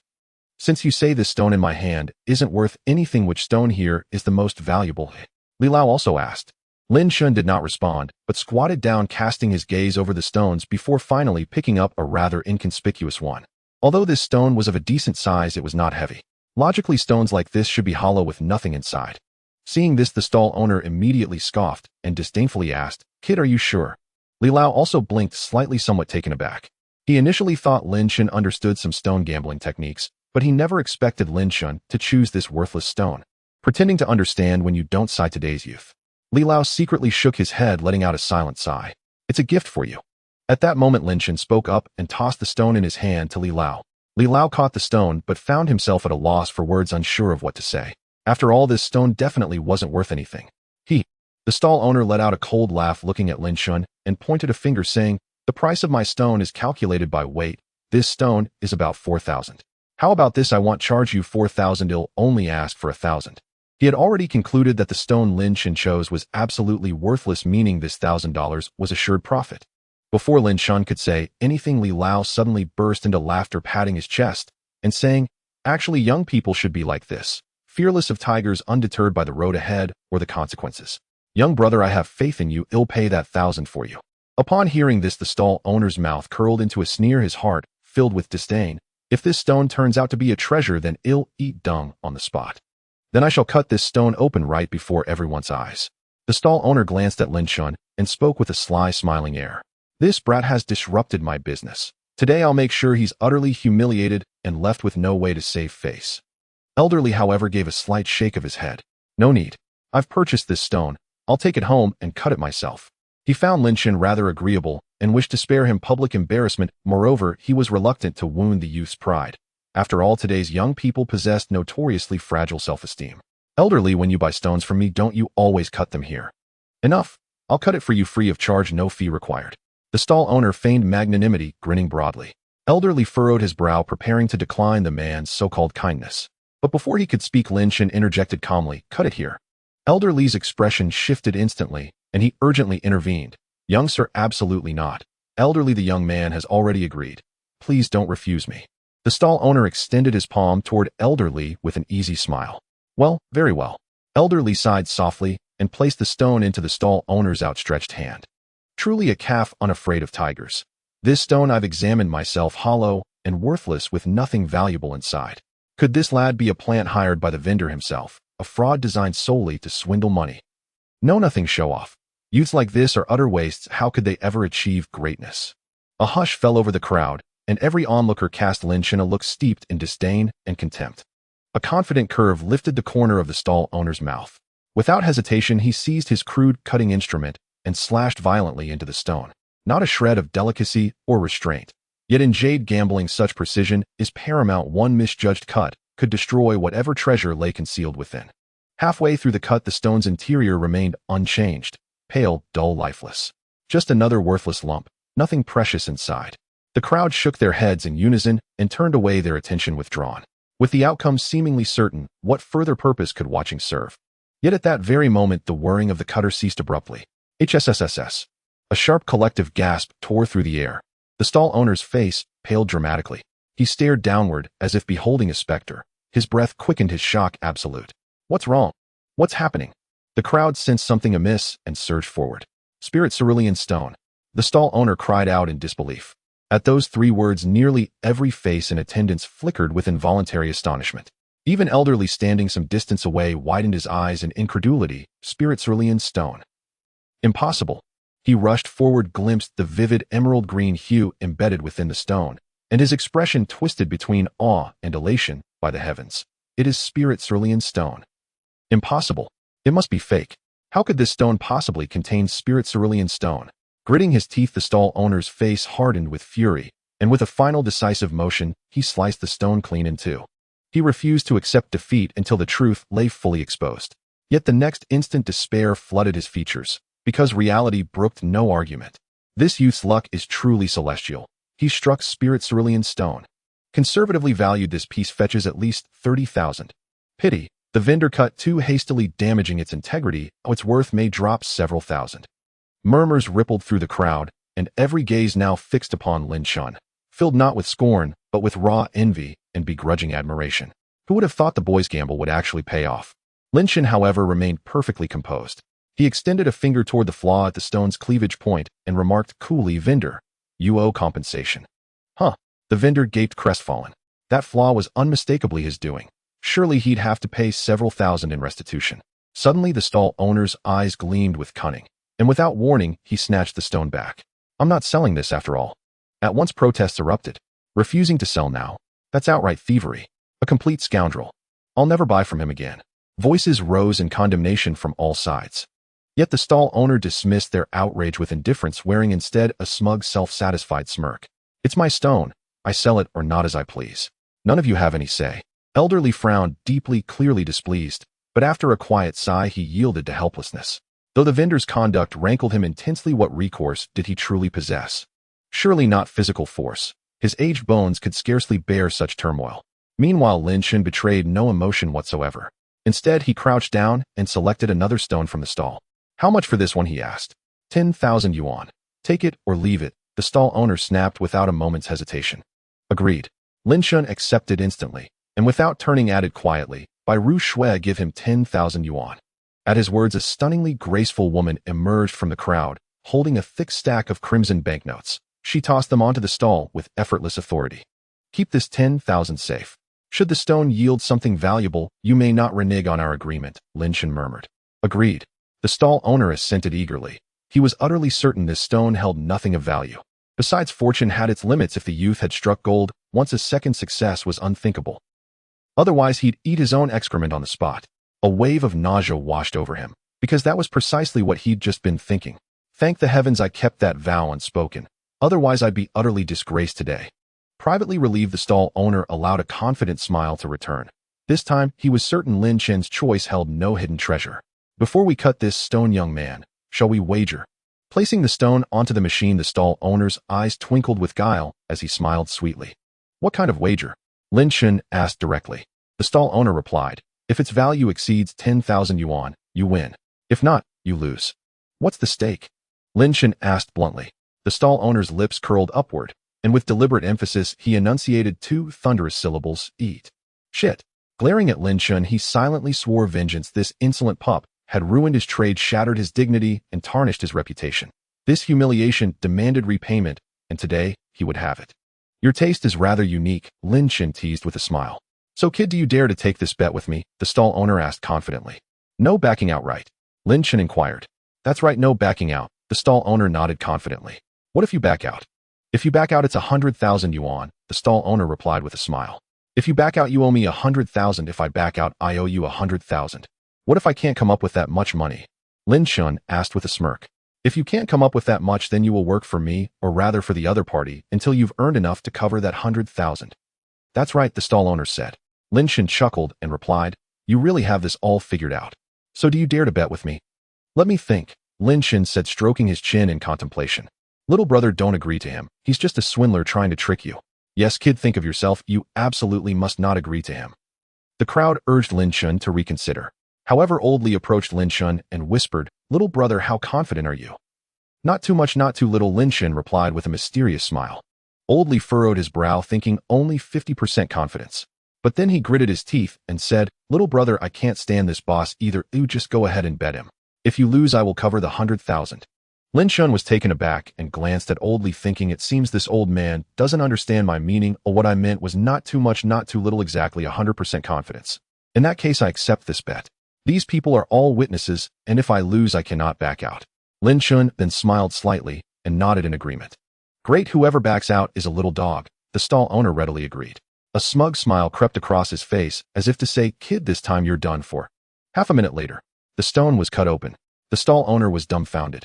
Hiss! The onlookers gasped in shock. It's actually blood agate. Old Li's eyes sparkled as he exclaimed, this stone is worth at least 80,000 if not more. The stall owner was even more astonished, his hands trembling. He had only cut such expensive stones 3 times in nearly 20 years. And today was the 4th time. He wanted to claim this blood agate for himself. Who would refuse such a good thing? But at that moment, a young hand suddenly snatched the blood agate away. Everyone, you all recorded our bet on your phones, right? Lin Chen asked loudly, holding the blood agate. Recorded it, the crowd shouted in agreement. Lin Chen smirked slightly, looking at the stall owner. He raised an eyebrow and asked, boss, do you eat? The stall owner's face turned pale. The crowd began to chant, eat, eat, eat. The stall owner took a deep breath, suppressing the anger within him, but then let out a cold laugh, saying, humph, even if it was recorded, so what? I won't admit defeat, oh, what can you do about it? If you have the ability, go ahead and sue me. Oh, by the way, I forgot to tell you, our bet isn't protected by the law, haha. The stall owner's laughter boomed, filled with arrogance. What? How shameless. How can this person be so despicable? I really want to hit him. The onlookers were filled with righteous indignation. Sighed. Old Li sighed, deeply, not expecting this boss to be so shameless and unprincipled. Lin Chen pondered and asked, so you mean you won't eat, nor will you pay me the 100,000? So what if I don't? The stall owner puffed out his chest, looking arrogant. Lin Chen sighed lightly. Originally, I didn't want to resort to violence to resolve this. The stall owner laughed loudly, dismissively, saying, haha, what? You want to hit me? Let me tell you, this is a legal society. If you dare to touch a hair on me, it's not just a matter of 100,000 or 2. Lin Chen ignored the stall owner, turning to glance at the white-haired beauty behind him. Yes, Rushua understood and nodded slightly, walking towards the stall owner. The stall owner smiled lecherously, saying, oh, little lady, you're quite pretty. What do you want? Do you want to serve me? Rukshu's beautiful eyes flashed with a tangible, killing intent upon hearing this. She extended her palm and swiftly pressed it on the stall owner's shoulder. The stall owner continued to smile lewdly, saying, little lady, do you want to? But before he could finish his sentence, his expression suddenly changed. Then his entire body began to tremble uncontrollably. Rushua leaned close to the owner's ear and whispered, a bet must be honored, debts must be repaid, that's only fair. Now I just want to ask you one thing. At this point, her voice suddenly turned icy. Do you want to die? The stall owner was nearly scared to death. His face was filled with endless terror, wanting to escape, but found his body frozen and utterly unable to move. They'll give you a minute to think about it. After saying this, Rushua slowly removed her hand. Thud. The stall owner staggered and knelt on the ground, hugging his arms and trembling. The onlookers were stunned. What was going on? Is this acting? She just placed her hand on your shoulder and said a few words, and you knelt down. And you look like you're about to freeze to death. That's too much acting. A minute later. So what have you decided? Bairushua asked coldly, looking at the still kneeling stall owner. I will pay. The stall owner said with vacant eyes and a trembling voice. Humph. Bairushua gave a triumphant snort and turned back to Lin Chen. Wise choice. Lin Chen gave the stall owner a thumbs up and asked, cash or card? Well, can I work off the debt? The stall owner asked tentatively. You mean to say you don't have 100,000? Lin Chen pretended to be surprised. All right, give me your phone number. If something comes up, I'll call you. Okay. The stall owner's face lit up with joy as he hurriedly gave his number. It's a gift for you. Before leaving, Lin Chen tossed the blood agate to Bairushua. Lin Chen, proud by nature, disliked owing anyone favors. Today, Bairushua had spent quite a bit of money, so he gave her the blood agate as compensation. Mr. Lin, that man just offended you. Why show him such leniency? Bairushua asked, trailing behind Lin Chen with quiet bewilderment. That stall owner had dared to insult Lin Chen, and even brazenly flirted with Bairushua. Truth be told, Bairushua had already devised 100 cruel methods to torment him. Yet Lin Chen had simply let him go. This left Bairushua utterly perplexed. He still has use. Lin Chen replied, terse and unadorned. Bairushua's delicate brows knitted faintly as doubt stirred within her. What possible purpose could such a petty street merchant serve? Then she sighed softly, shaking her head inwardly. How could an ordinary mortal fathom the mind of Master Lin? Better not presume to decipher his intentions. What Bairushua did not know was that Lin Chen spared the stall owner for one reason alone: to engage in genuine jade divination. The stones at that stall were mere trinkets. No single piece exceeded 100,000 yuan in value. Though Lin Chen needed funds, he would never stoop to profiting from such paltry sums. If he were to profit, it would be on a grand scale. True jade divination dealt in millions, or even tens of millions. That was the magnitude Lin Chen sought. He gathered his thoughts, then turned his back to Bairushua and asked, was the Ziwei spirit stone secured? Not yet, but a deposit has been paid, Bairushua replied. If you approve, I shall complete the purchase. Good. Lin Chen gave a slight nod. Upon success, you will not be overlooked. A flush of delight brightened Bairushua's face. Thank you, Master Lin. The Jade Market, the largest bazaar along the antique street, drew every jade merchant, whether licensed or illicit, operating through legitimate channels or shadowy ones alike. Most fine jade here entered the market through irregular means, tomb raiding, grave looting, or other clandestine paths. Even the Ziwei spirit jade Lin Chen sought had been unearthed from such a raid. Lin Chen and Bairushua made their way toward a secluded corner of the jade market. Yet even from afar, Bairushua's willow brows furrowed in concern. Master Lin, there may be trouble ahead, she murmured low. Speak. Lin Chen's expression remained unchanged, his voice calm and spare. Bairushua raised her slender hand, pointing forward. I'm unsure who that person is. Lin Chen followed her gaze. Ahead stood a modest stall, behind which stood its owner, a plainly dressed man whose eyes, however, held startling depth and sharp acumen. Before the stall stood a short-haired woman in form-fitting attire, her figure lithe and youthful. Boss, this piece has already been reserved. Its deposit paid. I cannot sell it to you. The stall owner sighed helplessly. How much did they offer? I'll pay double. Just hand me the jade. The woman's brow tightened, her tone edged with displeasure. Boss, that violates protocol, the stall owner protested, visibly distressed. Integrity is the bedrock of our trade. The prior buyer has already secured it with a deposit. I cannot renege. Don't think I don't see your game. The woman snapped, her gaze turning icy. You're trying to pit us against each other to inflate the price, aren't you? Let me make this clear. No one dares compete with me for what I desire. Should you choose poorly, you'll lose both wealth and jade, and regret it bitterly. The stall owner paled instantly. He sensed unmistakably.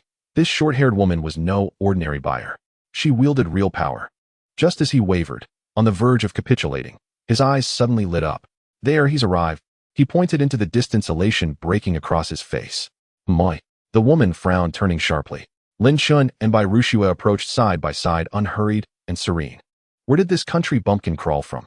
Noting Lin Chen's plain attire, the woman sneered. This Ziwei spirit jade belongs to me. Name any sum. You'll always be outbid by double. She raised two fingers, voice haughty and dismissive, as if Lin Chen were beneath notice. Lin Chen did not reply. He did not even glance at her, treating her as though she were air. His gaze lowered to a vile-food stone upon the stall. Mediocre quality, he thought, shaking his head inwardly, then nodded slightly, still serviceable. Boy, I'm speaking to you. Have you gone deaf? Enraged by his indifference, the woman demanded, her voice sharpening with ire. 800 million. Lin Chen spoke without lifting his head, calm, detached. Since you're not mute, why feign silence? What? She scoffed, then froze mid-sneer, her smile locking rigid upon her face. How much did you say? Her phoenix-shaped eyes narrowed sharply. She swallowed hard, her voice trembling with disbelief. The stall owner stood thunderstruck. Did I hear correctly? 800 million. Am I dreaming? Could this stone truly be worth 800 million? Rushua flinched inwardly, heart racing. I am no pauper, but 800 million. Must I liquidate everything? Sell my home, my very soul? TCH. At that moment, the short-haired woman let out a cold, derisive laugh. 800 million. Fine. I yield. I bow before your audacity. But I demand proof. Show me the money, face-to-face, or I swear I'll have your hide. Her final words dripped with menace. Clearly, she had already dismissed Lin Chen as a braggart, a hollow pretender. To her, nothing was more contemptible than a man who boasted without substance. The stall owner's eyes now gleamed with feverish excitement. Yes, sir. Don't toy with me. If those 800 million don't materialize, this jade stays right here. He clutched the violet stone tightly, watching Lin Chen warily, as if fearing the man might snatch it away at any moment. You've blown your trumpet and inflated your ego. Now bear the consequence. Let's see how you produce 800 million. Her laughter was brittle, laced with scorn. Yet Lin Chen paid no heed to her disdain, nor the stall owner's skepticism and anticipation. He stepped forward calmly, drew near the merchant, and whispered something into his ear. A whisper soft as breath, yet it struck the stall owner like lightning. His pupils contracted violently, his face drained of color. How? How could you possibly know? Eyes wide with disbelief, and flickering with fear, he stared at Lin Chen, speechless. Lin Chen smiled without speaking. The stall owner cautiously remarked, I don't trust you. Lin Chen was not surprised and replied calmly, extend your hand. Off. The stall owner looked a bit bewildered. However, before he could regain his senses, Lin Chen had already grasped his wrist. With a flicker of thought, a wisp of Tai Xuan true energy flowed through his fingers, entering the stall owner's palm, and then into his body. In an instant, the stall owner felt an overwhelming sense of comfort, almost moaning out loud. It was as if the heavy burden on his shoulders had suddenly been lifted, an indescribable bliss. However, just as the owner reveled in this warm and soothing sensation, Lin Chen suddenly withdrew his hand. Instantly, the stall owner felt as if he had fallen into an ice cave, discomfort enveloping him. No. He opened his eyes, his face showing a reluctant longing, as if he had been poisoned, he said with great reluctance. Then, taking a deep breath, the owner's expression turned joyful as he stared at Lin Chen and quietly asked, Can you really cure me? You already know the answer, so why ask me? Lin Chen smiled mysteriously, then asked with a grin, Let me ask you, is the poison in your body worth 800 million? The stall owner fell silent, recalling the scene from 3 months ago when a master had helped him with his poison. The dark poison in your body comes from a 1,000-year-old tomb and is extremely likely to backfire. Without 1 billion, I wouldn't dare to treat you. These were the exact words of that master. Can you really cure me? Are you sure? The stall owner was still somewhat skeptical. Believe it or not, I only give you half a minute to consider. Lin Chen spoke with an imposing tone, then waved his hand lightly, saying, Rushua, start the timer. 10 seconds later, the stall owner gritted his teeth. In the end, he sighed lightly. This piece of purple jade is yours. After saying this, he carefully handed the ZY spirit jade to Lin Chen. Refreshing. Lin Chen smiled with satisfaction, then extended his palm and gently patted the owner's shoulder. When will you treat me? The stall owner hurriedly asked. However, before Lin Chen could respond, a short-haired woman standing at the back expressed her discontent and shouted, What do you mean? Are you filming a drama together? Boss, 800 million. This kid hasn't paid yet, how can you give him the jade? The conversation was interrupted and the stall owner felt displeased, immediately responding rudely. You wouldn't understand even if I told you. How can you speak like that? The short-haired woman burst with anger.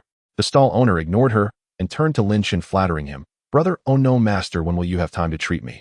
I've already cured you. Lin Chen teased with a smile. Off.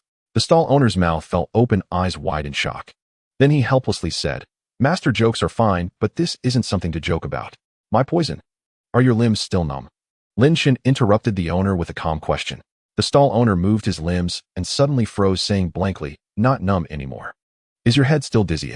Lin Chen asked. Not dizzy anymore, the stall owner replied blankly. Is your vision still dark? Lin Chen continued to ask. Not dark anymore, the stall owner gently shook his head. Do you still have a strange taste in your mouth? Lin Chen asked again. No strange taste anymore. The stall owner's expression turned joyful. Isn't that good?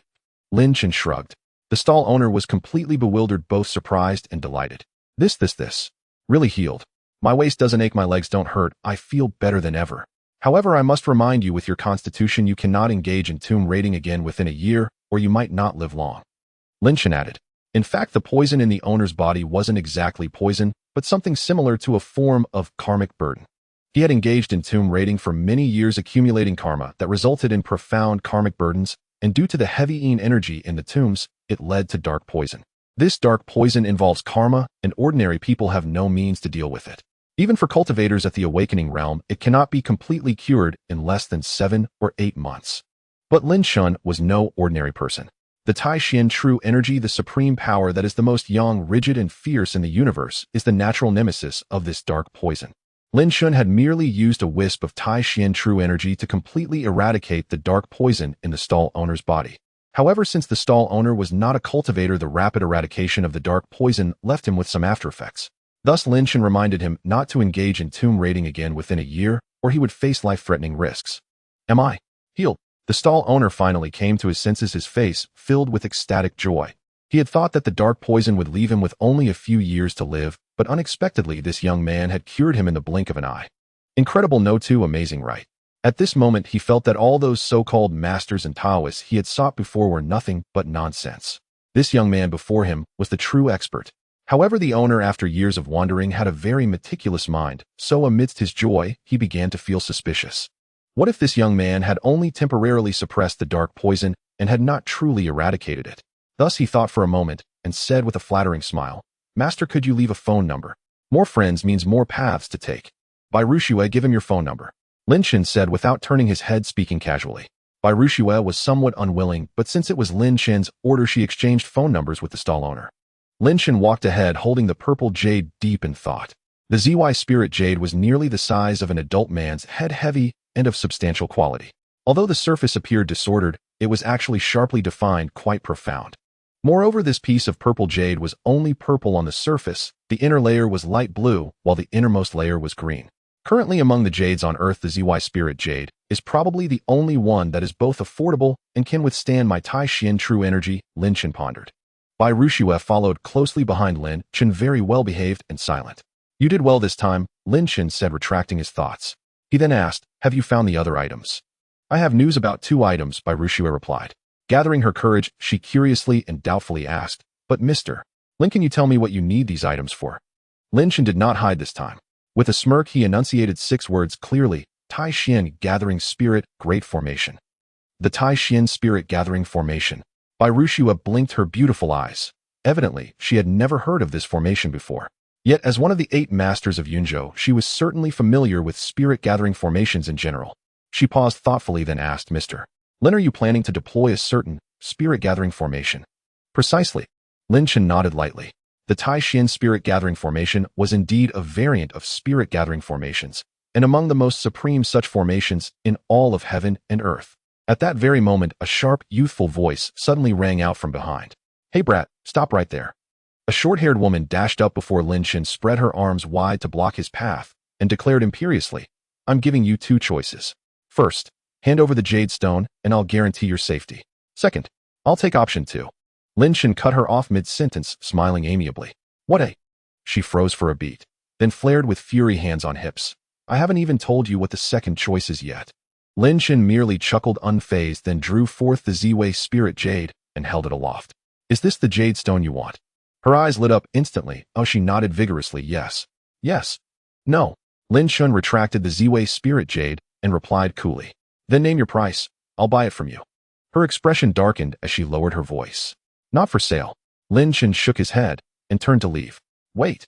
Once again, the short-haired woman darted before him, radiating menace. Anything else?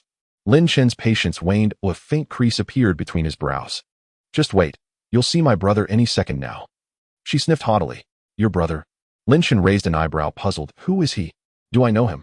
Why should I wait for him? She flashed him a sly, knowing smile. You don't know him yet, but you will. Very soon. Oh. Lin Chen arched a brow. Yet reading her expression, he instantly grasped her intent and responded with a teasing, intrigued smile.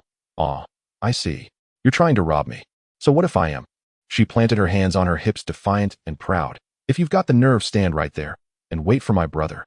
Lin Chen studied her carefully and realized this woman possessed not only a certain charm, but also a delightfully mischievous kind of audacity. Still, Lin Chen was no soft-hearted romantic. Mr. Lin, shall I intervene?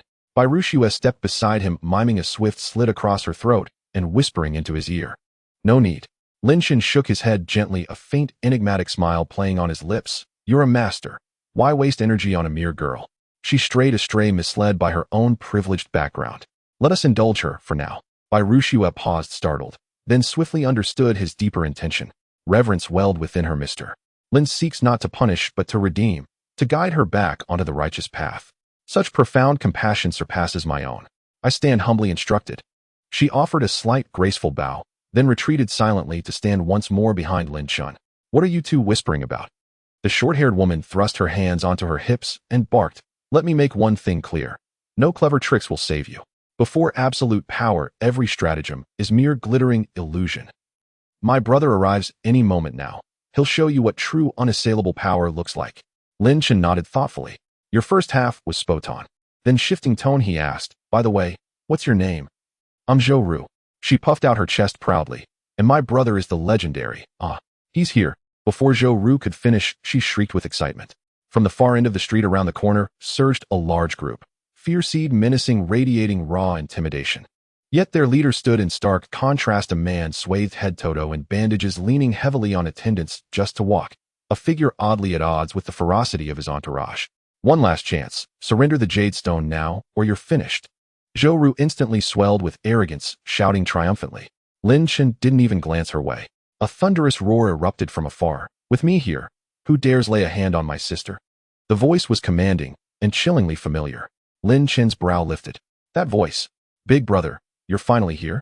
Someone's bullying me. Zhou Ru rushed to Zhou Jian's side, tugging his arm insistently, her voice dripping with childish appeal. Don't worry, little sister. In Yunhai City, there isn't a single soul your big brother fears or cannot crush. Though bound in bandages and hampered in movement, Zhou Jian still reached out tenderly to stroke Zhou Ru's hair, his aura towering, his words laced with ironclad authority, like a tiger crouched low, breathing softly beside a rose. Zhou Ru gazed up at him awestruck. She had no idea that even as he spoke those words, Zhou Jian's mind flashed to another figure. A young man. Without that young man, Zhou Jian's injuries would have been far more than mere bandages. That youth was a force he could never dare cross, a being whose shadow loomed over his entire life. Yet he believed his luck couldn't possibly be that bad, not so soon after their last encounter. Hence his earlier bravado. Yet the world obeys an immutable law. The Murphy principle: whatever can go wrong will, whoever you most dread meeting you will meet. Let's see which fool, blind and reckless, dares harm my sister. Zhou Jian sneered, slowly lifting his head and gazing forward. Big brother, that's him. The insolent one. Teach him a lesson, please. Zhou Ru pointed straight at Lin Chen, shouting. But the moment she finished speaking, her brow furrowed, because Zhou Jian's face had gone deathly pale, his whole body trembling violently. Brother, what's wrong? Zhou Ru turned to him, concern flickering in her eyes. Zhou Jian seized her hand and spun on his heel. We're leaving, now. Why are we leaving? Zhou Ru stared, bewildered. We have 30 people. Surely we're not afraid of just 2. Silence, moved. Zhou Jian roared, attempting to drag her away by force. You go ahead, I'm staying. Not until you explain exactly why we're running. Zhou Ru planted herself stubbornly on the ground, immovable, no matter how hard he pulled. You damn. Zhou Jian nearly exploded, but bit back the curse, remembering she was his flesh and blood sister. Gritting his teeth, he gestured sharply for several men to seize her and haul her away.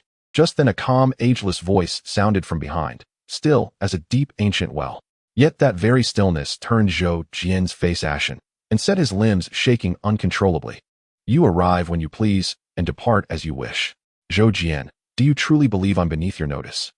You stroll in and out as you please. Do you truly think so little of me? A youthful voice laced with playful mockery echoed across the heavens. Though soft, the voice rang with crystalline clarity, reaching every ear present. Zhou Jian's face paled in shock, his entire body trembled violently. Brother, what's wrong with you? Zhou Ru noticed his odd behavior and asked, puzzled. Zhou Jian ignored her entirely. Instead, he turned toward the young man behind him, forcing a brittle smile and stammering, Lin Gu. Lin Gu. Zhou Ru's eyes widened in disbelief. Brother, have you lost your mind? We're 30 strong. Why on earth are you calling him big brother? Several men behind Zhou Jian chimed in. Yeah, brother Zhou, just who is this kid? Why are you calling him big brother? He should be calling you grandfather. Zhou Jian's face grew even paler. At that moment, Lin Chen spoke, his expression neither fully amused nor wholly serious. Zhou Jian, it seems your wounds still aren't severe enough. Big brother Lin, please treat me like a passing puff of wind and let me go. Zhou Jian's face was as white as rice paper, his voice cracked with desperate, tearful pleading. Brother, What are you doing? Have you gone mad? Since when did you become so foolish? Zhou snapped irritably. We outnumber him 30-1. Surely we're not afraid of one man. A bitter laugh escaped her lips, and her tone surged sharply as she pointed fiercely at Lin Chen. This clueless fool dared to offend me. Tell me, what do we do? Beat him down. Take him out. Dared lay a hand on my goddess. He's got a death wish. A mob of 30 stood behind Zhou Jian, roaring in unison, their hostile gazes locked on Lin Chen, muscles coiled ready to strike. An ordinary person witnessing this scene would likely have been paralyzed with terror. For 30 men, even if each raised but a single finger, could crush a life without effort. Yet Lin Chen remained utterly unruffled, calmly rooted where he stood, a faint, enigmatic curve playing upon his lips, as though the entire spectacle were beneath his notice. Tension thickened the air, until just as the mob surged forward, Zhou Jian suddenly bellowed, "Shut your damn mouths, all of you." Everyone froze stunned. What was happening? Why silence now? Yet Zhou Jian, the undisputed leader, had spoken. Who dared defy him? In an instant the surroundings fell silent, though hushed murmurs still rippled through the crowd. Brother Zhou is brilliant. He must have devised some exquisite torment for this brat. He's finished. Not even a celestial being could save him now. Foolish wretch, daring to offend my goddess. Watch how I make him beg for life, yet curse death itself. Murmurs swelled into eager anticipation, of fists clenched, shoulders tensed, all awaiting Zhou Jian's command. But their expectation crumbled. Big brother Lin, I have a treasure here. I'll give it to you. Spare me, will you? At last Zhou Jian spoke, not with defiance, but with heart-wrenching desperation, trembling from head to toe. Brilliant idea. Brother Zhou truly rivals Zhuge Liang himself. Before Zhou Jian's words had even faded, a gaunt man behind him blurted out flattery, heedless of context. Alas, cleverness backfired. His praise struck the wrong target. Slap.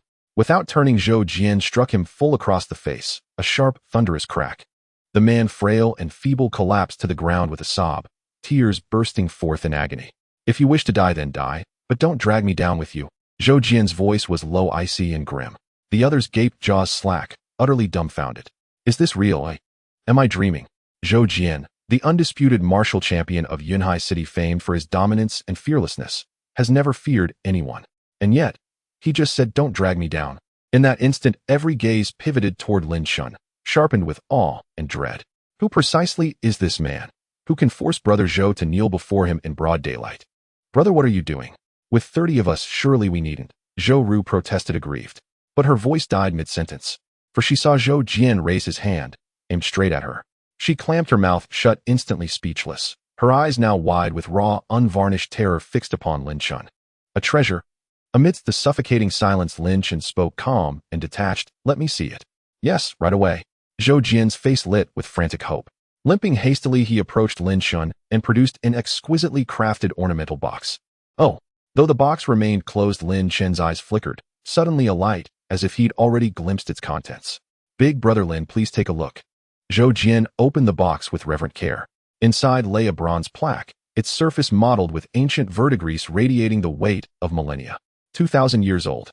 Lin Chen narrowed his eyes, perceiving the artifact's age in a single penetrating glance. Big brother Lin, our martial hall unearthed this by chance.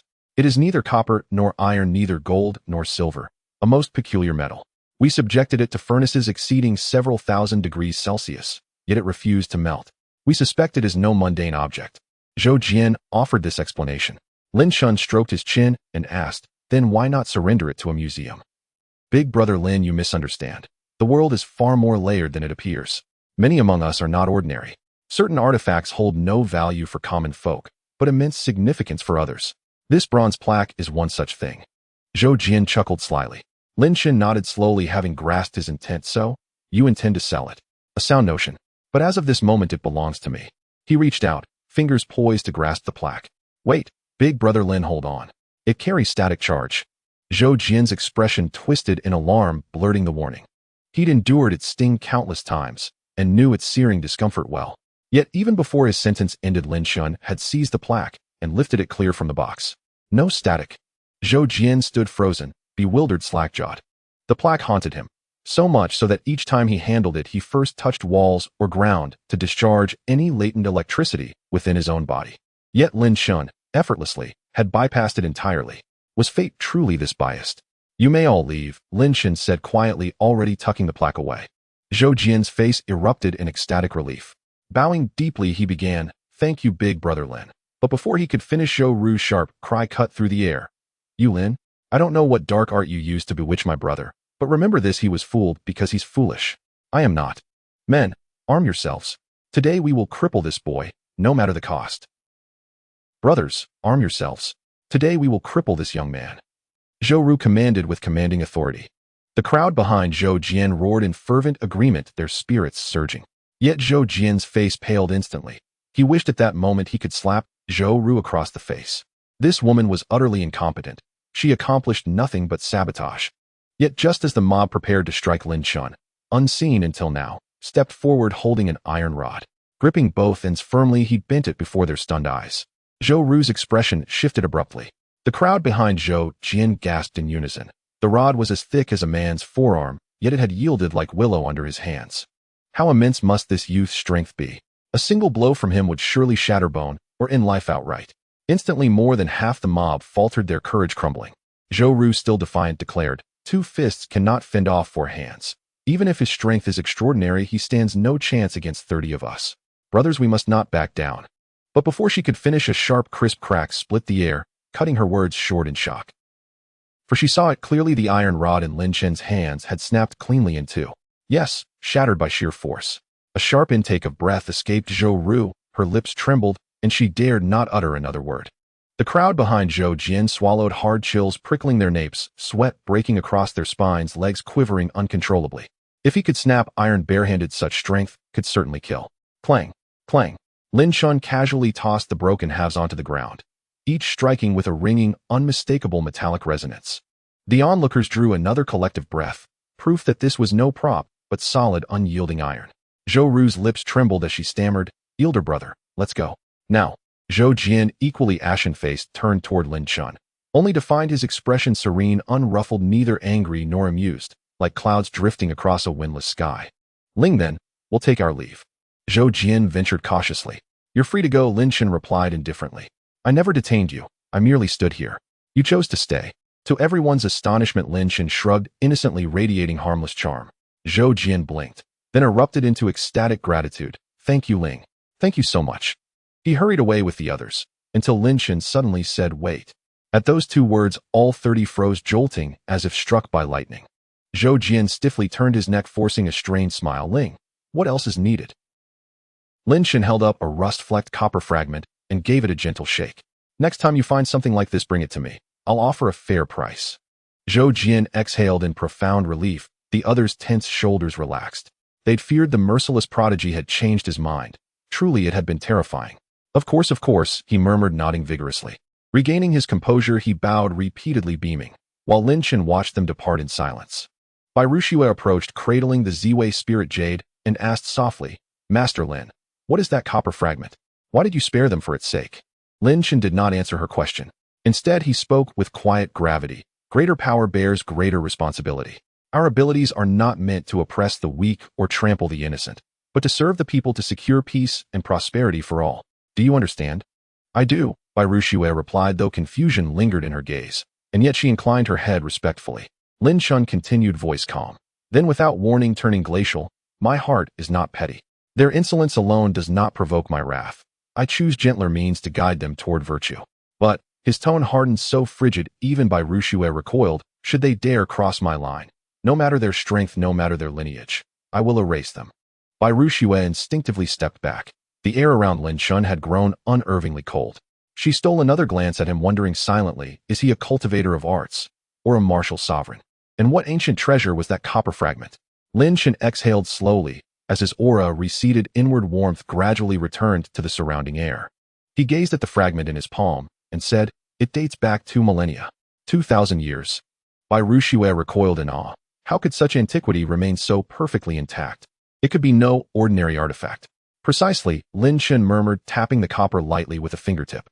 "Something lies sealed within it." "What lies within it?" Bai Ruxue asked, curiosity alight. Lin Chen only smiled mysteriously, enigmatic withholding. "You'll know in a few days." Bai Ruxue dared not press further, bowing her head in silent acquiescence. Together they walked on, Lin Chen leading, Bai Ruxue following. "Did you purchase the 30 items from that stall?" Lin Chen asked suddenly. "Yes," Bai Ruxue replied, inclining her head once more. "Now hand me the maple leaf-shaped craft." Lin Chen instructed. Though puzzled by Rushue obeyed without question, retrieving and presenting the delicate artifact.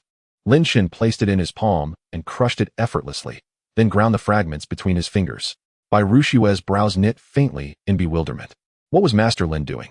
Then, without warning, he whirled, thrusting a finger forward with lightning speed, its tip pressing precisely against her forehead. Bai Rushue froze motionless. When she regained awareness, Lin Chen had already withdrawn his finger. This? She touched her brow, dazed and speechless. But in the next instant her face lit with radiant elation, for her dantian surged spiritual energy multiplying geometrically. More profoundly, she sensed a wondrous force awakening within her, a vital current circulating through her meridians, completing micro and macrocosmic orbits with rhythmic precision. Each revolution amplified her physical constitution exponentially. In moments, she realized her strength, endurance, and vitality had each doubled, perhaps more. It was nothing short of miraculous. Boom. In less than a quarter of an hour, Bai Ruxu's momentum surged, reaching the threshold of awakening. However, just before crossing this threshold, her aura ceased to grow. Just before awakening at the peak of immortal, her acceptance ability is quite good. Lin Chen observed Bai Ruxu's current strength, nodding lightly in satisfaction. After a while, Bai Ruxue came back to her senses, feeling the power surging within her body, and immediately knelt on one knee. Thank you, Mr. Lin, for assisting me in entering the Tao. Entering the Tao. Lin Chen blinked, slightly, seemingly a bit confused. Indeed, I have now entered the Tao, Bai Ruxue said happily. Is the peak of immortal considered entering the Tao? Lin Chen stroked his chin, pondering quietly. Awakening is the first threshold of cultivation and one of the most important thresholds. Before awakening, no matter how strong one is, they are merely immortal. Now Bai Ruxu's strength was just a step away from awakening, thus she was at the peak of immortal. But Lin Chen did not expect that the peak of immortal would actually be entering the Tao. Isn't that a bit weak? So what level is your current strength among the 8 masters of Yunzhou? Lin Chen asked again, while stroking his chin. Bai Ruxue thought for a moment before answering. Originally, I ranked 6th among the 8 masters. Now I should be able to firmly secure a spot in the top 3 and even contend for first place. As she spoke the last part, Bai Ruxue's tone became somewhat excited. Previously, she had waited 7 or 8 years for a congenital spirit fruit, all in hopes of using it to enter the Tao. Although the chance of successfully entering the Tao after consuming the congenital spirit fruit was only 40%, Bai Ruxue still wanted to give it a try, because she had vowed to repay all the humiliation and pain of the past bit by bit tenfold. Therefore, no matter how much she had to sacrifice, even with only a 40% chance, she would strive to attempt it. However, she had never expected, or rather she had never dared to imagine, that she could enter the Tao in the blink of an eye without experiencing any pain or torment. This was simply like a dream. But the reality proved otherwise. She was not dreaming. She had truly entered the Tao. Bai Ruxue was immensely excited, looking at Lin Chen with a gaze that seemed to have changed somewhat. This man was not only young, but also incredibly talented. More importantly, he was handsome, which made him quite enchanting.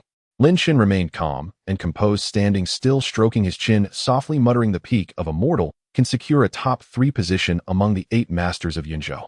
Suddenly a smile crept onto Lin Chen's lips as he murmured with a hint of a smile, then how would I, who has completely awakened, or rather has firmly stabilized my awakening, rank among the 8 masters of Yunzhou? You may rise. Lin Chen then stopped thinking and looked at Bai Ruxue as he spoke. Yes. Bai Ruxue lightly nodded and stood up from the ground. Just as she wanted to continue expressing her gratitude, Lin Chen waved his hand to interrupt her. You don't need to thank me. That snow leaf was bought by you with your own money, helping yourself enter the Tao, so why thank me? Snow leaf. Is it a cultivation item?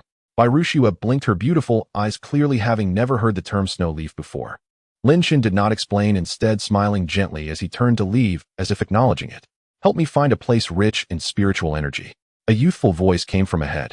Understood. Following him is definitely the right choice. It was at this moment that Bai Ruxue fully accepted Lin Chen's capabilities. Night fell. Dark clouds obscured the moonlight, plunging the entire world into darkness. Lin Chen was meditating and cultivating, sitting cross-legged with his hands clasped in front of his abdomen, with each breath seeming to resonate like the sound of wind and thunder, exuding great momentum. Bang!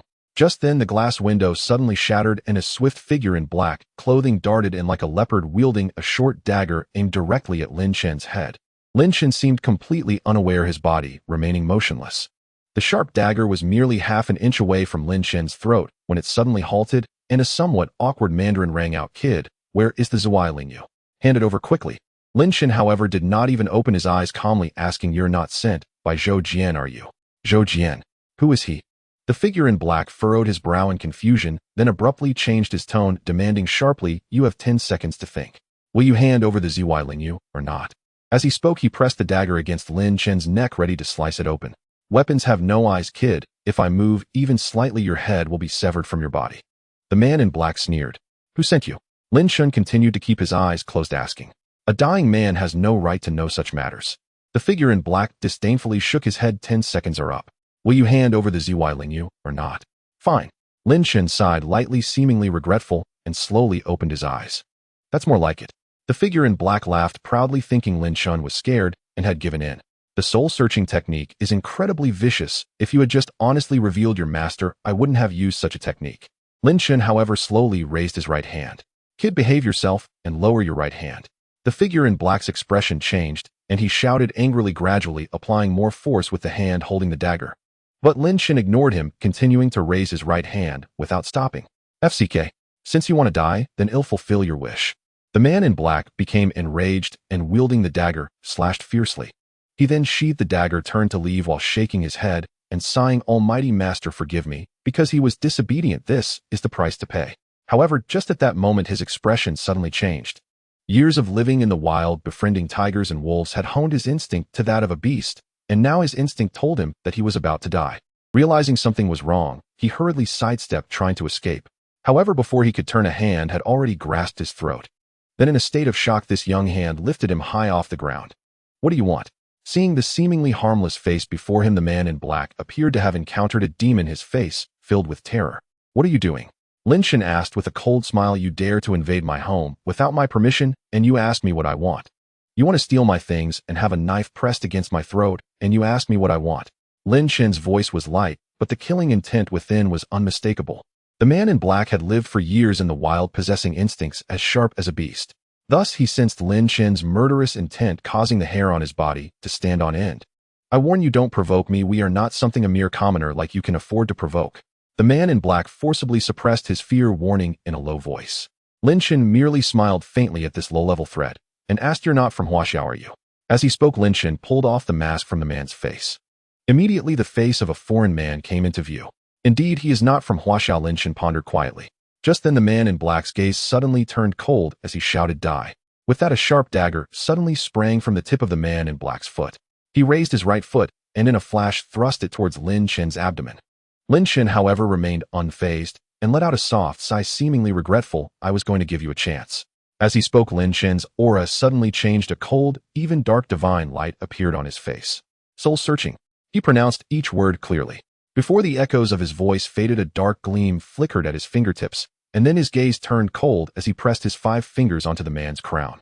The dark energy surged from Lin Chen's fingertips into the brain of the man in black instantly, causing his body to stiffen, his eyes losing their luster as if he were dead.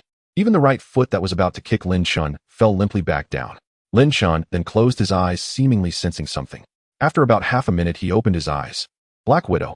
He stroked his chin, a look of contemplation appearing on his face. The man in black who ambushed Lin Chen belonged to a mysterious foreign organization called Black Widow. The organization of Black Widow is hierarchically strict, with assassins categorized from level 1 to 9 based on their abilities. This man in black was not very strong within the Black Widow organization, merely a level 2 assassin. A few days ago, while idly wandering, he discovered the ZY Spirit Jade and recognized its extraordinary nature, intending to steal it to present to his superior as a contribution. However, he did not expect that before he could act, Lin Chen had already purchased the ZY Spirit Jade. Lin Chen ruined his plans, which is why he came to ambush Lin Chen, wanting to take the ZY Spirit Jade. Of course, as an assassin, he was meticulous in his thinking. Before coming, he had conducted a brief investigation on Lin Chen and found that although Lin Chen was somewhat unusual, he ultimately deemed him merely a nouveau riche, without even a bodyguard, not worth mentioning. But he did not know that Lin Chen never needed a bodyguard. Why would he need one? If there truly was danger, would it be the bodyguard protecting him or him protecting the bodyguard? Speaking of which, this guy has a companion who came along with him. Where is he now? Lin Chen returned to his senses, his eyes narrowing slightly. Whoosh. At that moment, a sound of something cutting through the air suddenly rang out. A long arrow like bamboo splitting shot from the darkness towards Lin Chen's forehead. Ordinary people could not evade this long arrow at all. But is Lin Chen an ordinary person? It's truly like calling for Chow Chow. A Chow Chow arrives. Lin Chen smirked as the long arrow approached, slowly extending his right hand, pinching it between his index and middle fingers. Effortlessly. Back. Lin Chen flicked his finger. Whoosh. The long arrow shot back out with even greater speed returning from whence it came. Lin Chen walked to the window and glanced in the direction the long arrow had flown. The room he was currently staying in was given to him by Rushua. Knowing that Lin Chen preferred a place rich in spiritual energy and serene environment, she chose this location. There were hardly any residents nearby. Construction of high-rise buildings had ceased, and the vegetation around the house was lush, making the spiritual energy relatively abundant. Across from Lin Chen was an abandoned high-rise of vantage point, and now the long arrow was shot towards there, indicating that the archer was currently atop that building. So that's where you are. Lin Chen tossed the man in black onto the ground and turned to leave. Even an awakened cultivator who fell victim to the soul-searching technique would not awaken without 10 days or half a month of rest. If it was so for cultivators, then the outcome for an ordinary person struck by the soul-searching technique would naturally be even worse. At best, their spiritual sense would be damaged, leading to mental instability, or at worst, their nerves would be damaged, rendering them a vegetable with no chance of awakening ever again. Therefore, even if this man in black was still alive, he was no longer a threat. Next, it's your turn. Lin Chen glanced back at the window and then stepped out of the room. A moment later, before Lin Chen lay a comatose foreign man with yellow hair. Though he was not dead, it seemed unlikely he would awaken anytime soon. Is this guy really that weak? Lin Chen's lips twitched slightly. Just moments ago, he had aimed to shoot Lin Chen in the head. If not for Lin Chen's strength, he would likely have died from that arrow. Lin Chen shot the arrow back only to find its direction, but he did not expect that the man would not evade. Simply foolish. I intended to play a game of cat and mouse with you. I truly did not expect. A level 2 assassin, yet so weak, not even comparable to Bairukshu's disciple. Too weak. Lin Chen shook his head in disappointment. He squatted down, extended his palm, and pressed his fingertips against the yellow-haired man's crown, channeling his thoughts and casting the soul-searching technique once more. However, this time Lin Chen quickly opened his eyes. He found no useful information. Speaking of which, the leader of the Black Widow organization is actually a woman and apparently a stunning beauty. That's a bit interesting. Lin Chen smiled wickedly. He did not think much further, for he cared not about the Black Widow or the White Widow. He only knew that anyone who provoked him or crossed his bottom line would not be spared regardless of gender. Still, this crossbow is rather impressive. Lin Chen lowered his gaze, his eyes settling upon the silver crossbow held in the blond man's hand. Though now unconscious, the man still clutched the weapon tightly, evidence enough that it was his most treasured possession. Lin Chen seized the crossbow but took no arrows. Instead, he intended to modify it slightly, so that only spiritual energy could activate it, and so that it would pose no threat to ordinary people. After all, its power was formidable. Should such a device fall into malevolent hands, it would surely unleash catastrophe upon society at large. Half an hour later, beneath the luminous moonlight, Lin Chen strolled out of the building, whistling carefreely. Just then, a sharp, urgent siren pierced the air as a police cruiser screeched to a halt before him. Hello, I'm an officer from Laozi District, Yunhai City. A lean 30-something officer rolled down his window, flashed his badge, and spoke with crisp authority. Officer Uncle, hello. Lin Chen offered a respectful bow. Truth be told, he held deep admiration for police officers. They were servants of the people, facing peril without hesitation, never retreating, bound by a single unwavering conviction to serve the people. Thus, even Lin Chen, whose temperament was naturally detached, responded with uncommon warmth whenever he met one. Young man, I'm hardly older than you. I'd prefer you not call me Officer Uncle. The officer shook his head with a faint smile, then asked, however, we just received a report of a malicious assault here. Did you witness anything? No, I saw nothing. Lin Chen shook his head. I see. The officer studied him with quiet suspicion. Yet Lin Chen's demeanor radiated sincerity, not the bearing of a criminal. So the officer added, very well, go on your way. But this area is remote and ill-suited for wandering alone. Do take care of yourself. Wait. A sharp, commanding voice suddenly cut through the air. Lin Chen paused and turned back. The passenger side door swung open and a stunning policewoman stepped out, her beauty arresting her gaze, piercing as she fixed it upon the silver crossbow in Lin Chen's hand. Comrade, what exactly is that you're holding? Oh, it's merely a toy crossbow. Put it down now. Before Lin Chen could finish, the woman barked fiercely, gripping her baton. Huh. Lin Chen blinked in surprise, but complied instantly, dropping the crossbow onto the ground. Kick it over here, she ordered, voice low and taut. Lin Chen nudged it toward her feet. Xiaosu, what are you doing? The lean officer emerged, puzzled. This is a weapon, Xie Yuqing declared emphatically, baton raised in readiness, then stooped to pick up the silver crossbow. It's truly just a toy crossbow, Lin Chen replied helplessly. Xie Yuqing refused to believe him. Yet as she ran her fingers over the crossbow, she realized it was utterly ordinary, harmless, coated only in a dazzling silver pigment. A flush of embarrassment rose to her cheeks, for she had indeed mistaken an innocent man. What she did not know was that Lin Chen had already modified the weapon, who otherwise it would have remained a dangerous, prohibited device, and Lin Chen would now be in grave trouble. Indeed, it's only a toy crossbow. She handed it back, clearing her throat lightly to mask her discomfort. May I leave now? Go ahead, the lean officer muttered, covering his face with one hand. Yet Xie Yuqing interjected sharply, you may not return. What now? Lin Chen frowned faintly, his patience wearing thin. She's beautiful, but why so insufferable? It's late, deep night, and you're skulking about armed with a toy crossbow. Tell me, what are your intentions? What do you plan to do? Xie Yuqing stared at him, as if interrogating a suspect. Ma'am, this concerns my private affairs. By what right do you question me? Or by what obligation must I answer? Lin Chen snapped, exasperated. If I refuse to speak, does that make me guilty? Xie Yuqing retorted sternly. Nonsense. Lin Chen shot back, irked. Fine, I won't speak. What will you do about it? You're a young fair of face, but far too fierce. Take care. You might remain unwed your entire life. 10 minutes later. Inside the cruiser. Officer, sister, my home is just nearby. I only stepped out for a casual stroll. Please let me go. Lin Chen sat in the rear seat, his expression pleading. But Xie Yuqing remained unmoved. Arms crossed, seated rigidly in the front passenger seat, her face as cold and unyielding as frost. Through the rearview mirror, the lean officer cast Lin Chen a look of quiet sympathy. This lad picked quite the wrong person to provoke. The precinct's own violent blossom of law enforcement. He doesn't know, though he should, that you may say anything about Xie Yuqing, except that she'll never marry. Oh right, he truly doesn't know. The officer sighed wryly. Xiao Su, frankly, this young man bears no real suspicion. Perhaps we should simply release him. Silence. Xie Yuqing's icy command cut him off, utterly imperious. The officer pursed his lips and said no more. Though he was their captain, he knew full well that Xie Yuqing was not only fiercely temperamental, but also wielded immense influence behind the scenes. So when she raged, he dared not intervene. He sighed again, glancing once more at Lin Chen with a look of helpless resignation. 15 minutes later.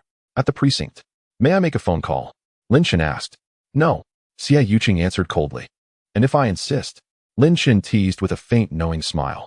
Go ahead. Try it. She scoffed, having already confiscated his phone. Let's see how he manages that. Very well.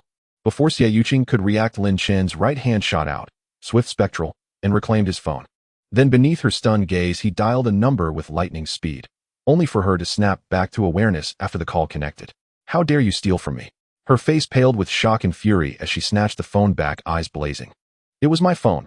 How can that be stealing? Besides, I'm inside a police station. Do you really think I'd dare steal anything here? Lin Chen retorted, exasperated. Xie Yuqing faltered, then rolled up her sleeve, ready to reprimand him, when suddenly a woman's voice rang from the phone. You're at the police station. There was something in that voice, something almost tender. Xie Yuqing glanced at the screen and froze. 3 characters glowed there. Xia Chuxua. Xia Chuxua. She knew a Xia Chuxua, one whose background rivaled even her own. Could it possibly be her? Impossible. This world is vast. Names repeat constantly. Such coincidence defies reason. Besides, this boy wears plain clothes, just an ordinary man. How could he possibly know her? Shaking her head dismissively, Xie Yuqing ended the call without hesitation. Lock him in the interrogation room, she commanded, sweeping her hand decisively. Ma'am, don't flare up so fiercely, or you'll truly spend your life unmarried, and that would be most inconvenient. A subtle sardonic curve touched Lin Chen's lips as he added, voice soft yet unmistakably clear to everyone present. I once knew a woman who remained a lifelong spinster, her temper uncannily like yours. The bright moon hung high in the sky. Inside the police station, in the interrogation room, Lin Chen stretched lazily, crossing his legs in a very relaxed manner. At that moment, the door opened, and a young police officer cautiously walked in, holding a cup of hot tea, which he placed in front of Lin Chen with a smile, saying, Please enjoy. Oh. Lin Chen raised an eyebrow, surprised by such treatment as a suspect. Seemingly sensing Lin Chen's confusion, the young officer sighed and explained, Sir, I know you're innocent, but you shouldn't provoke Sister Xia. With her temperament, she won't let you off easily. So domineering. Lin Chen frowned. Isn't it inappropriate for a police officer who is a servant of the people to act this way? Sire, we have no choice. The young officer sighed lightly. Sister Xia's intuition is incredibly accurate. She has solved numerous difficult cases. Not only is she the top detective in our station, but she is also our station's flower. Whenever she takes action, no case remains unsolved, which is why our boss favors her so much. Moreover, it seems Sister Xia has significant backing. Even our boss has to give her face. Backing. Nonsense. Your backing is the state. What are you afraid of? If she continues to frame innocent people for her own selfish desires, she will eventually stir up significant trouble. You cannot continue to indulge her like this. Lin Chen took a sip of hot tea and spoke irritably. Before the young officer could respond, a round of applause suddenly erupted from outside the interrogation room. Clap, clap, clap. The young officer's expression changed dramatically. The door creaked open and a graceful figure walked in. It was Xie Yuqing. The young officer trembled in fear, stuttering, "Sister, Sister Xie." Xie Yuqing ignored the young officer, her beautiful, yet fiercely aggressive eyes fixed on Lin Chen as she coldly said, "What you just said was quite impressive. Thank you for the compliment, but I prefer to keep a low profile," Lin Chen replied with a charming smile. Xie Yuqing sat opposite Lin Chen and said coldly, "Young man, you really have a talent for hiding your true intentions." "What are you talking about?" "I don't understand." Lin Chen shook his head in confusion. "Speak quickly. What did you burn? Confess, and you'll get leniency. Resist, and face severity." Xie Yuqing took out a stack of photos and slammed them heavily on the table, her voice filled with authority as she shouted, "In the photos, there are black ashes which seem to be freshly burned remnants. Do you believe that I burned a corpse?" Lin Chen smirked, his tone ambiguous. "Not willing to tell the truth, huh? Fine, fine, fine, I'll tell you the truth. I just burned a stack of newspapers," Lin Chen quickly explained. "Tell me, why did you burn the newspapers? What was your purpose?" Xie Yuqing slammed the table loudly, her demeanor exuding dominance. "To roast some wild delicacies," Lin Chen replied. He continued, "In the wilds over there are countless mountain chickens and wild rabbits. I tell you, those wild delicacies are incredibly delicious." The young officer couldn't help but swallow his saliva, envy written all over his face. "Outrageous. Rabbits are so cute, why would you want to eat them?" Xie Yuqing slapped the table and stood up angrily. "Even though you're a police officer, I can eat whatever I want. What business is it of yours?"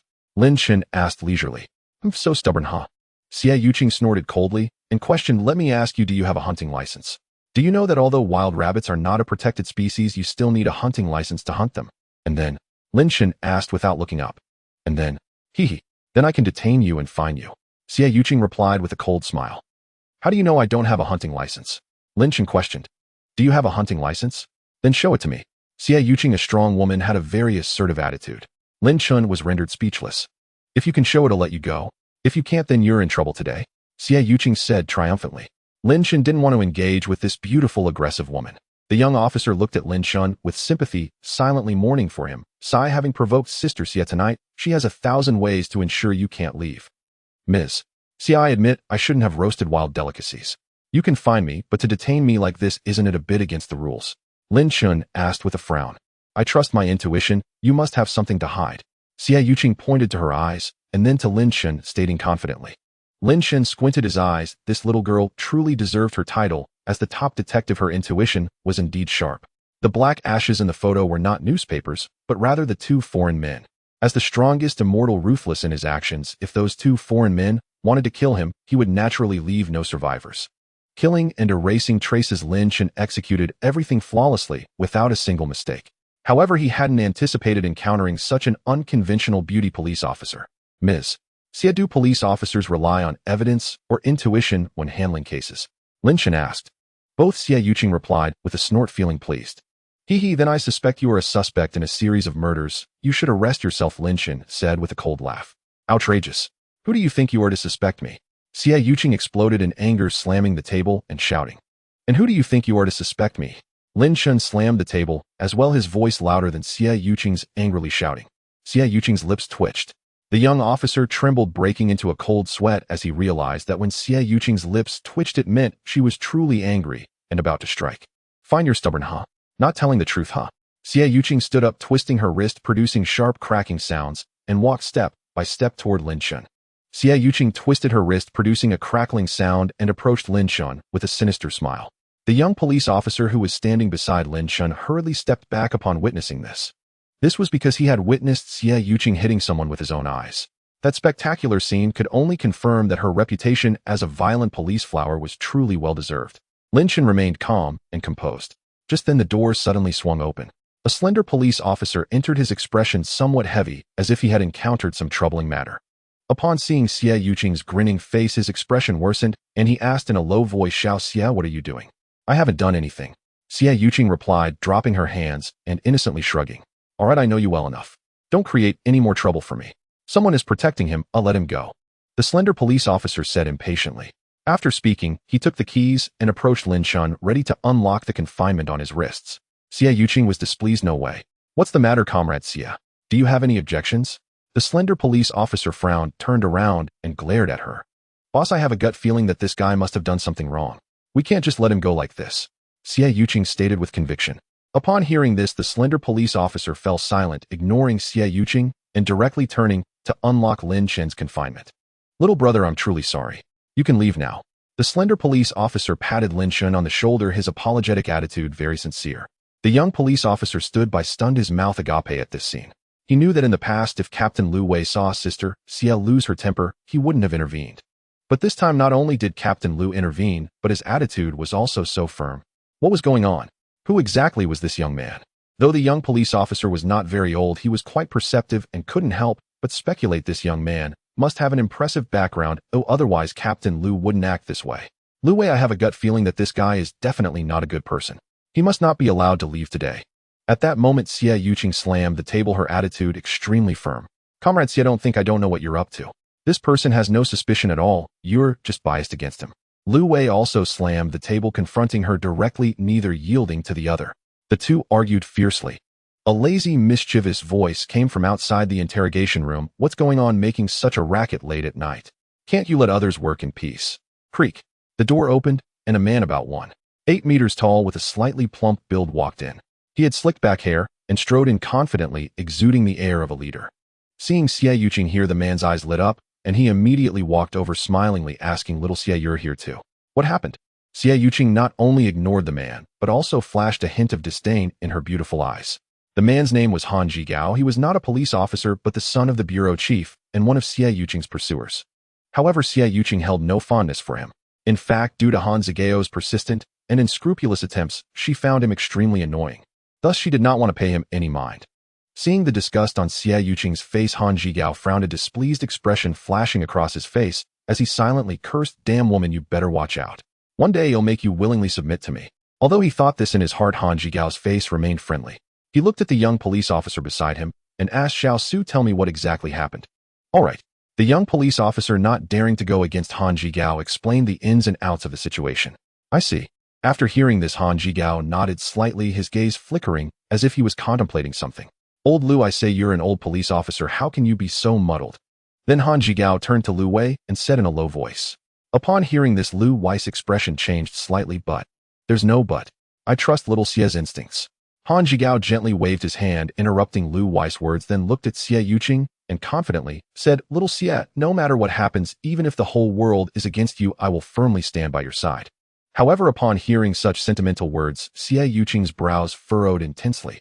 Although she was a woman, she was also a tough girl who despised, even felt disgusted by such sentimental and patronizing remarks.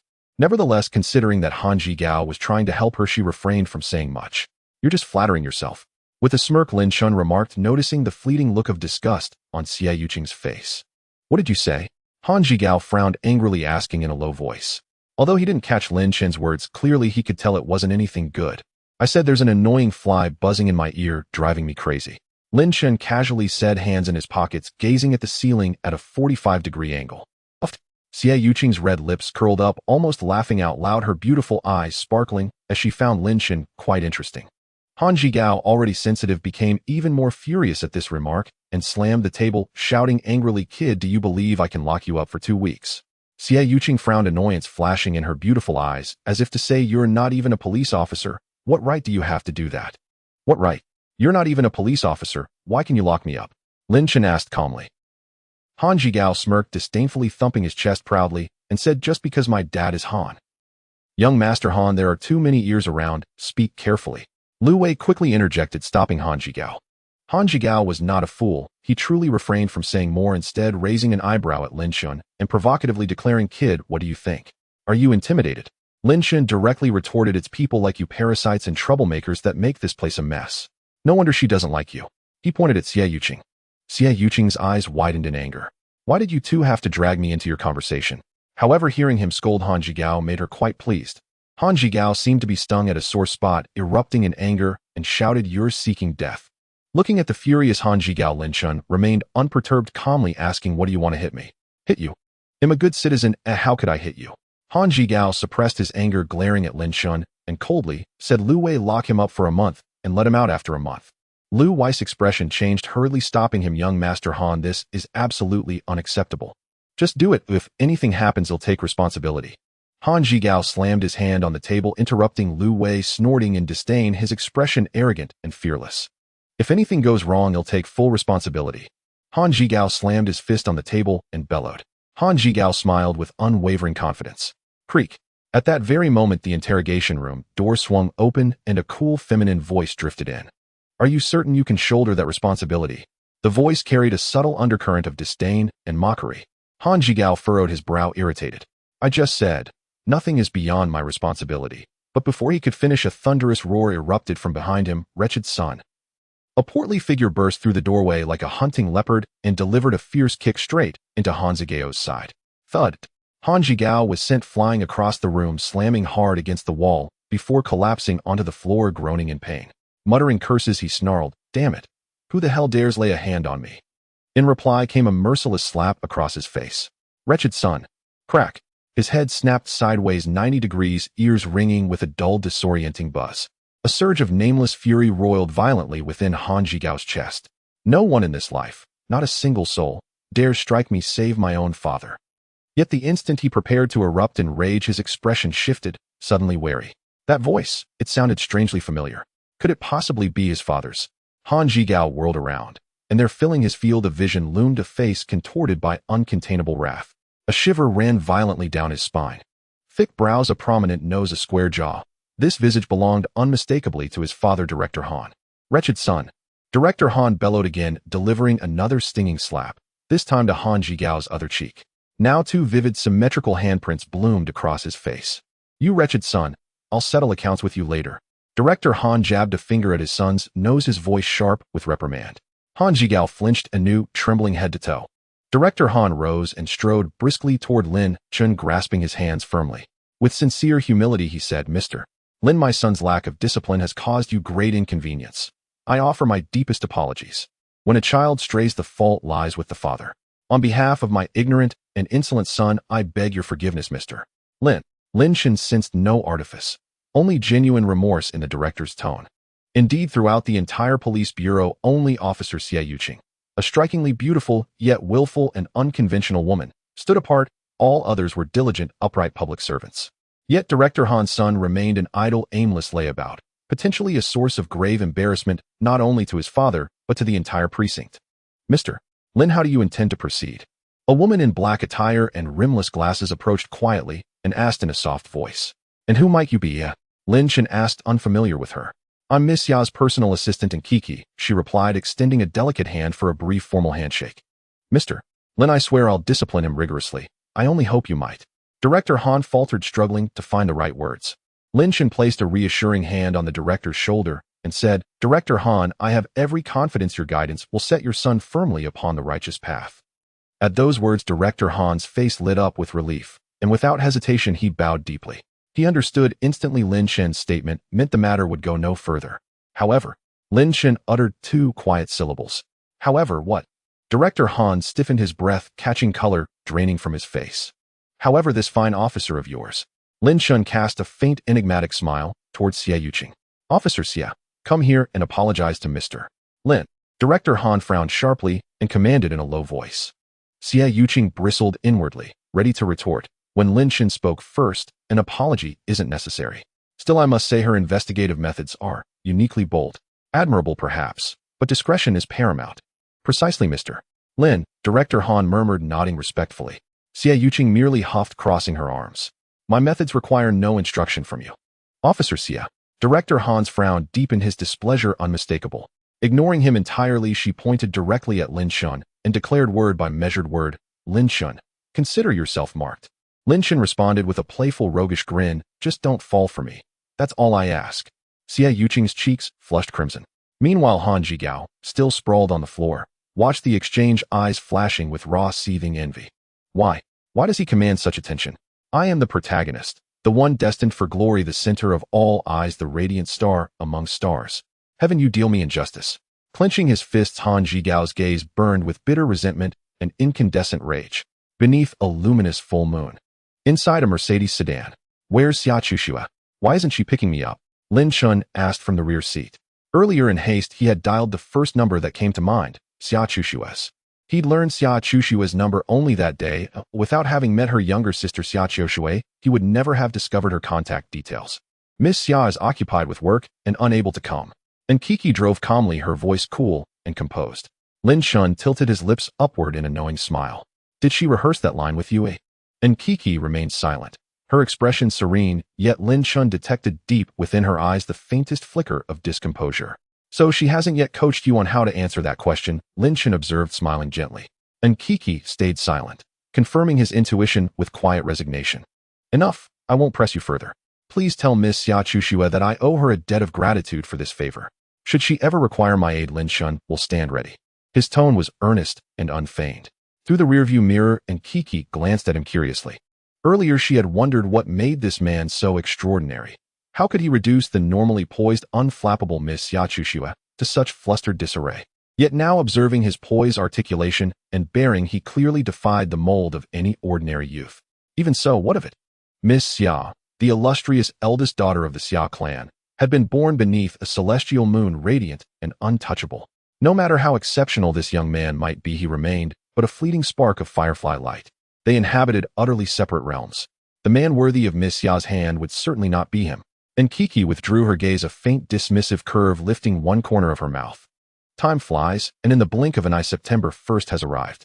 In the morning, warm sunlight spilled onto Lin Chen's face, causing his eyelids to flutter before he opened his eyes. Comfortable, he stretched lazily, a look of refreshment appearing on his face. After days and nights of continuous cultivation, his strength had reached the pinnacle of awakening, yet there was still a long way to go before a breakthrough. It was precisely because of the relentless training that his entire body had remained in a tense state. Thus, after his exhaustion, he had slept soundly until dawn, and now, having recuperated, he felt an indescribable sense of refreshment. Pinnacle of awakening. Lin Chen clenched his fists. Though he wasn't entirely satisfied, he felt no disappointment. Given that the spiritual energy on Earth had yet to recover, the fact that he could stabilize from awakening to the pinnacle in just 7 or 8 days would surely astonish countless people if word got out. Lin Chen glanced down at his feet, where a small spiritual gathering array was set up. Although this miniature array was rudimentary, it served a significant purpose, attracting all the spiritual energy within a radius of several hundred zhang into Lin Chen's body. Lin Chen sighed lightly and shook his head slightly. This gathering array can no longer support my upcoming cultivation. It seems I need to hasten the setup of the Tai Xuan gathering array. He took out his phone with the intention of asking Bai Ruxue for an update. However, just as he opened his phone, a memo suddenly popped up. My. Lin Chen was momentarily taken aback, then found himself somewhat amused. The memo displayed 2 large characters: school starts. Today is September 1st, the first day of school. Lin Chen rubbed his chin. A few days ago, he had been enjoying the summer vacation before his senior year, so he had been quite idle. But today was different. Today marked September 1st, the first day of the new semester, and also the first day he would become a senior. In his previous life, Lin Chen had lost his entire family and had his arms and legs broken, becoming a beggar, which prevented him from completing his university education. It must be said this was a great regret. Since that's the case, it'll make up for the regrets of my past life. Lin Chen stood up and stretched lazily. The arrangements with the Qin group should also be nearing completion. With that, Lin Chen sneered coldly, his eyes glinting with a chilling light. Qin Jianshu, Qin Fengwei Li Xiaomon, just you wait, your retribution is coming. Yunhai University. Today is the first day of the new semester, and all the freshmen have come to register, making the entire Yunhai University quite lively. Junior sister, let me help you with your luggage. Where are you from? You're so beautiful. Do you have a boyfriend? Many second and third year boys were proactively flirting. These freshman girls had just stepped onto campus, youthful and inexperienced. Even if the seniors were not particularly handsome, they felt too shy to refuse and could only hand over their luggage. However, if they encountered a senior they liked, who knows, perhaps a passionate romance might begin. Young love is often this simple. Lin Chen strode forward with agility, a backpack slung over his shoulder, entering Yunhai University. How nostalgic. Looking at the university before him, Lin Chen couldn't help but sigh. University is a bridge between school and society, a transitional station for countless students from youth to maturity. The days spent in university are undoubtedly the most relaxed and joyful times in life. Lin Chen planned to visit his dormitory.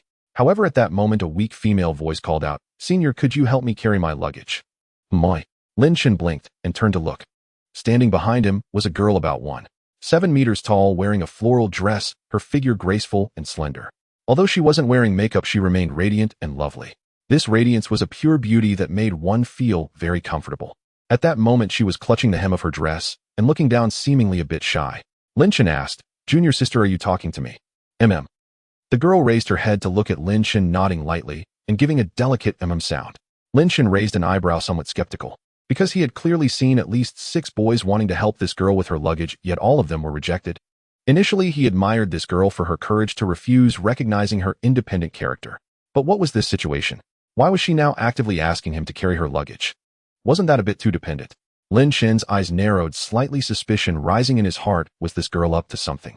However, Lin Chen was not only a student, but also the strongest immortal in the universe. Even if this girl had ulterior motives, he was unperturbed. Moreover, as a senior, Lin Chen had the obligation to help this freshman girl in front of him. All right. He nodded lightly and agreed. Junior sister, what's your major? After taking her luggage, Lin Chen asked. Business administration, the girl replied. Business administration. South District, right? Lin Chen pondered. Yes, building 3, room 521, a bed 2. The girl said in a continuous stream. Lin Chen chuckled. Junior sister, you don't need to tell me which dormitory and bed number. I can't enter the dormitory. Originally, Lin Chen had wanted to tease this girl, thinking that telling him her bed number was a bit too suggestive. However, after a moment's thought, he decided to hold back. He was already a senior, soon to graduate, and didn't want to say anything that might be misunderstood. Lin Chen walked ahead, carrying the heavy bags, while the girl followed behind. Many boys cast envious glances at Lin Chen, and a few even gave him a thumbs up, their expressions suggesting, how did you manage to win over such a difficult and beautiful junior sister? Dude, you're impressive. Lin Chen chose to ignore these creepy boys. However, the girl behind him had flushed cheeks, looking quite lovely. In fact, she had noticed Lin Chen the moment she entered the campus. For some reason, the first time she laid eyes on this sunny, handsome, and upright boy, her heart raced uncontrollably, and her gaze couldn't look away. Because of this, when others offered to help her with her luggage, she rejected them all, wanting only this tall, slender, and clean-cut boy to help her. Previously, she had never believed in love at first sight, but from this moment on, she knew she was about to fall. Yunhai University covers a vast area. The dormitory in the southern district is not close to the main entrance. It takes at least 10 minutes to walk there. On the way, the girl seemed to muster her courage before stepping forward to ask, Senior, what is your name? Lin Chen, he replied. And you, Junior? My name is Shinxinya. The girl answered with a gentle smile. Shinxinya. That's a lovely name, Lin Chen remarked. Thank you, Senior, Shinxinya said, flicking her long hair and smiling sweetly, her charm radiating. Does the senior have a girlfriend? Suddenly, Shinxinya asked. Lin Chen discreetly glanced at her, raising an eyebrow inwardly. Is this girl falling for me at first sight? However, Lin Chen answered truthfully, no. He had just broken up with Li Xiaomon, so naturally he had no girlfriend. Shun Xinya's face lit up with joy, although she quickly regained her composure. The happiness in her eyes was undeniable. Lin Chen added, but I'm already in my 4th year. Shinxinya blinked, seemingly a bit disappointed, murmuring, you're in your 4th year, huh? That's right, I will graduate in a year. Lin Chen mentioned this to help the young beauty abandon any hopes. Yet Lin Chen underestimated her determination. The two gradually warmed up to each other, with Shun Xinya walking beside Lin Chen, her little hands clasped behind her back, smiling teasingly, as she asked, Senior, aren't you going to ask me if I have a boyfriend? Lin Chen knowingly played along with, your looks, you must have a boyfriend, right? No way. I don't have one. Shun Xinya quickly shook her head, seemingly afraid Lin Chen would misunderstand, and hurriedly said, I don't have a boyfriend. Ooh, I've never even dated. Where would I get a boyfriend? What major are you in, Senior? Mechanical design and manufacturing and automation. Oh, an engineering guy. How old are you, Senior? 21, 22 in lunar years. An old man now. You're joking, Senior. You're only 21. How can you be old? I'm already 20 years old too. Senior, what's your phone number? Senior, do you use WeChat or QQ? Senior. Junior, we've arrived. Shun Xinya kept asking questions without stopping, and finally Lin Chen brought her to the front of dormitory building 3 in the southern district. Senior, with so much luggage, aren't you going to help me carry it upstairs? Shun Xinya asked pitifully. Lin Chen helplessly spread his hands. This is the girls' dormitory. Ooh, I can't go in. It's okay, I'll just tell the dorm manager. Senior, please wait and don't leave. After saying that, Shun Xinya jogged into the dormitory building. Lin Chen, seeing this, could only smile wryly and shake his head. He had thought Shun Xinya was quite introverted and wouldn't take the initiative to speak. It turned out he had misjudged her. She was simply a quirky little girl. But then again, if Shun Xinya were introverted, how could she ask Lin Chen to help her with her luggage? But I can't go into the girls' dormitory, so let's part ways here. Consider it a brief encounter. Lin Chen shook his head, preparing to leave. Just then Shun Xinya joyfully ran out like the wind, smiling broadly. Senior, the dorm manager, said my luggage is too much and allowed you to come in. Lin Chen blinked in astonishment. The dorm manager of the Southern District was extremely strict. Back when Lin Chen was a sophomore, he had helped a junior with her luggage, but no matter how he pleaded, the dorm manager remained stern and refused to let him in. How come now? It seems that regardless of age or gender, no one can resist a girl's charm, especially that of a beautiful girl. Lin Chen guessed that Shun Xinya must have acted cute, chuckling inwardly. Senior, shall we go? Shun Xinya stood at the door grinning as she gestured for him to enter. Lin Chen looked at her amused and exasperated. Shun Xinya was on the 5th floor of dormitory 521. Every time they ascended a floor, Shun Xinya would glance back at Lin Chen anxiously.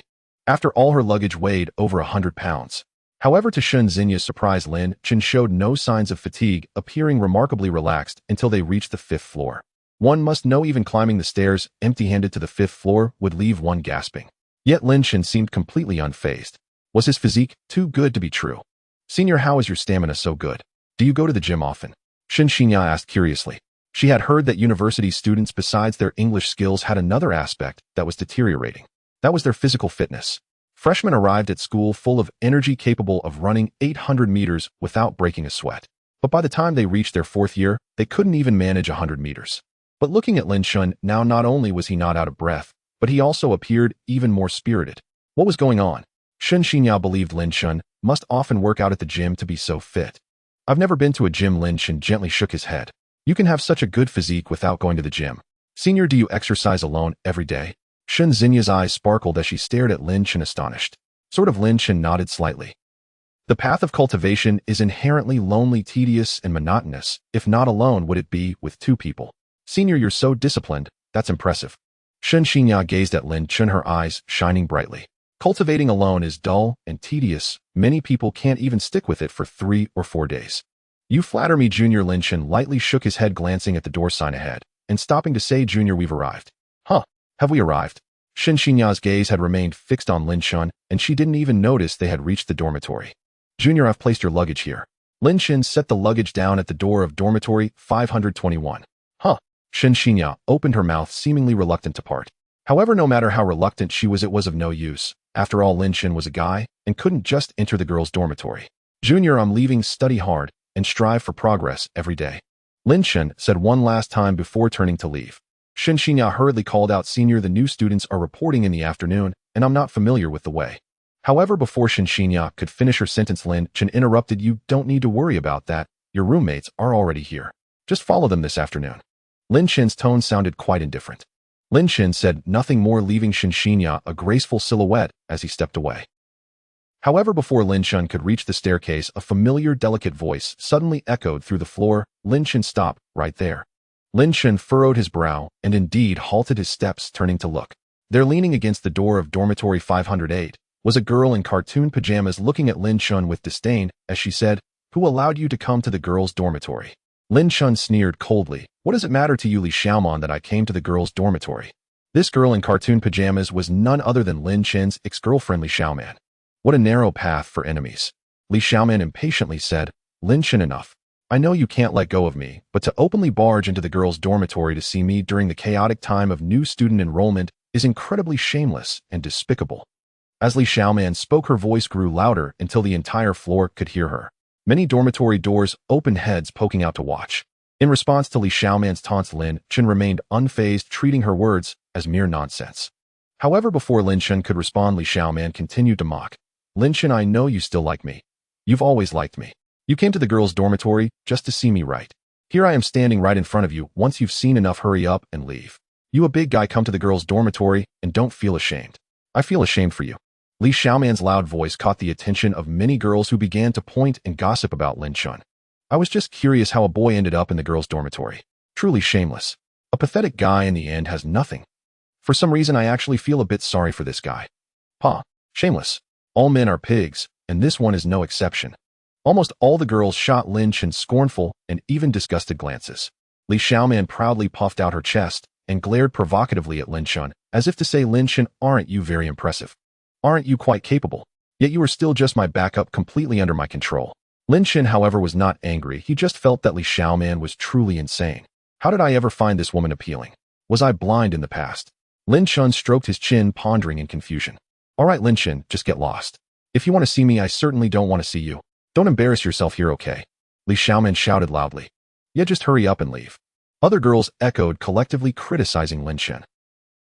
However, amidst the noise, a soft yet unwavering voice suddenly rang out from a corner. Lin Chen is here to help me carry my luggage, not to see you. Moi. Li Xiaoman immediately frowned and turned to look in the direction of the voice, finding Shun Xinya's delicate and gentle face. Who are you? Li Xiaoman's expression darkened as she asked in a low voice. Despite feeling intimidated by Li Xiaoman's aggressive demeanor, Shen Xinya maintained her composure and calmly replied, I'm a freshman in the business administration major. My name is Shen Xinya. Just now Lin Chen helped me with my luggage. Since I have too much luggage, the dorm supervisor allowed him to come in. However, upon hearing this, a flicker of jealousy flashed in Li Xiaoman's beautiful eyes. Lin Chen, you are my backup, and you can only ever be my backup. I won't allow you to flirt with other women. Thus Li Xiaoman looked at Lin Chen and taunted, Oh, I see you want to be a cradle snatcher. But you said you're already a senior, why are you flirting with a freshman? Aren't you just wasting her time? Truly shameless. This man is such a scum, he's already a senior, but still actively helps carry luggage for a young girl. Other girls nodded in agreement, unanimously condemning Lin Chen. Li Xiaoman smirked and turned to Shen Xinya, saying, Shen, don't be fooled by this old man. He's already a senior about to graduate, yet he still flirts with you. What good can he offer? But before Li Xiaoman could finish, Shen Xinya interrupted her firmly. Senior, that's not the case. Lin Chen didn't offer to help with my luggage. Oh, I specifically asked him to help me. This time Shun Xinya's attitude was noticeably firmer than before. She wasn't foolish. How could she not see that this beautiful senior was deliberately targeting Lin Chen? However, Shen Xinya didn't care about any grudges between Li Xiaoman and Lin Chen. She only cared about one thing.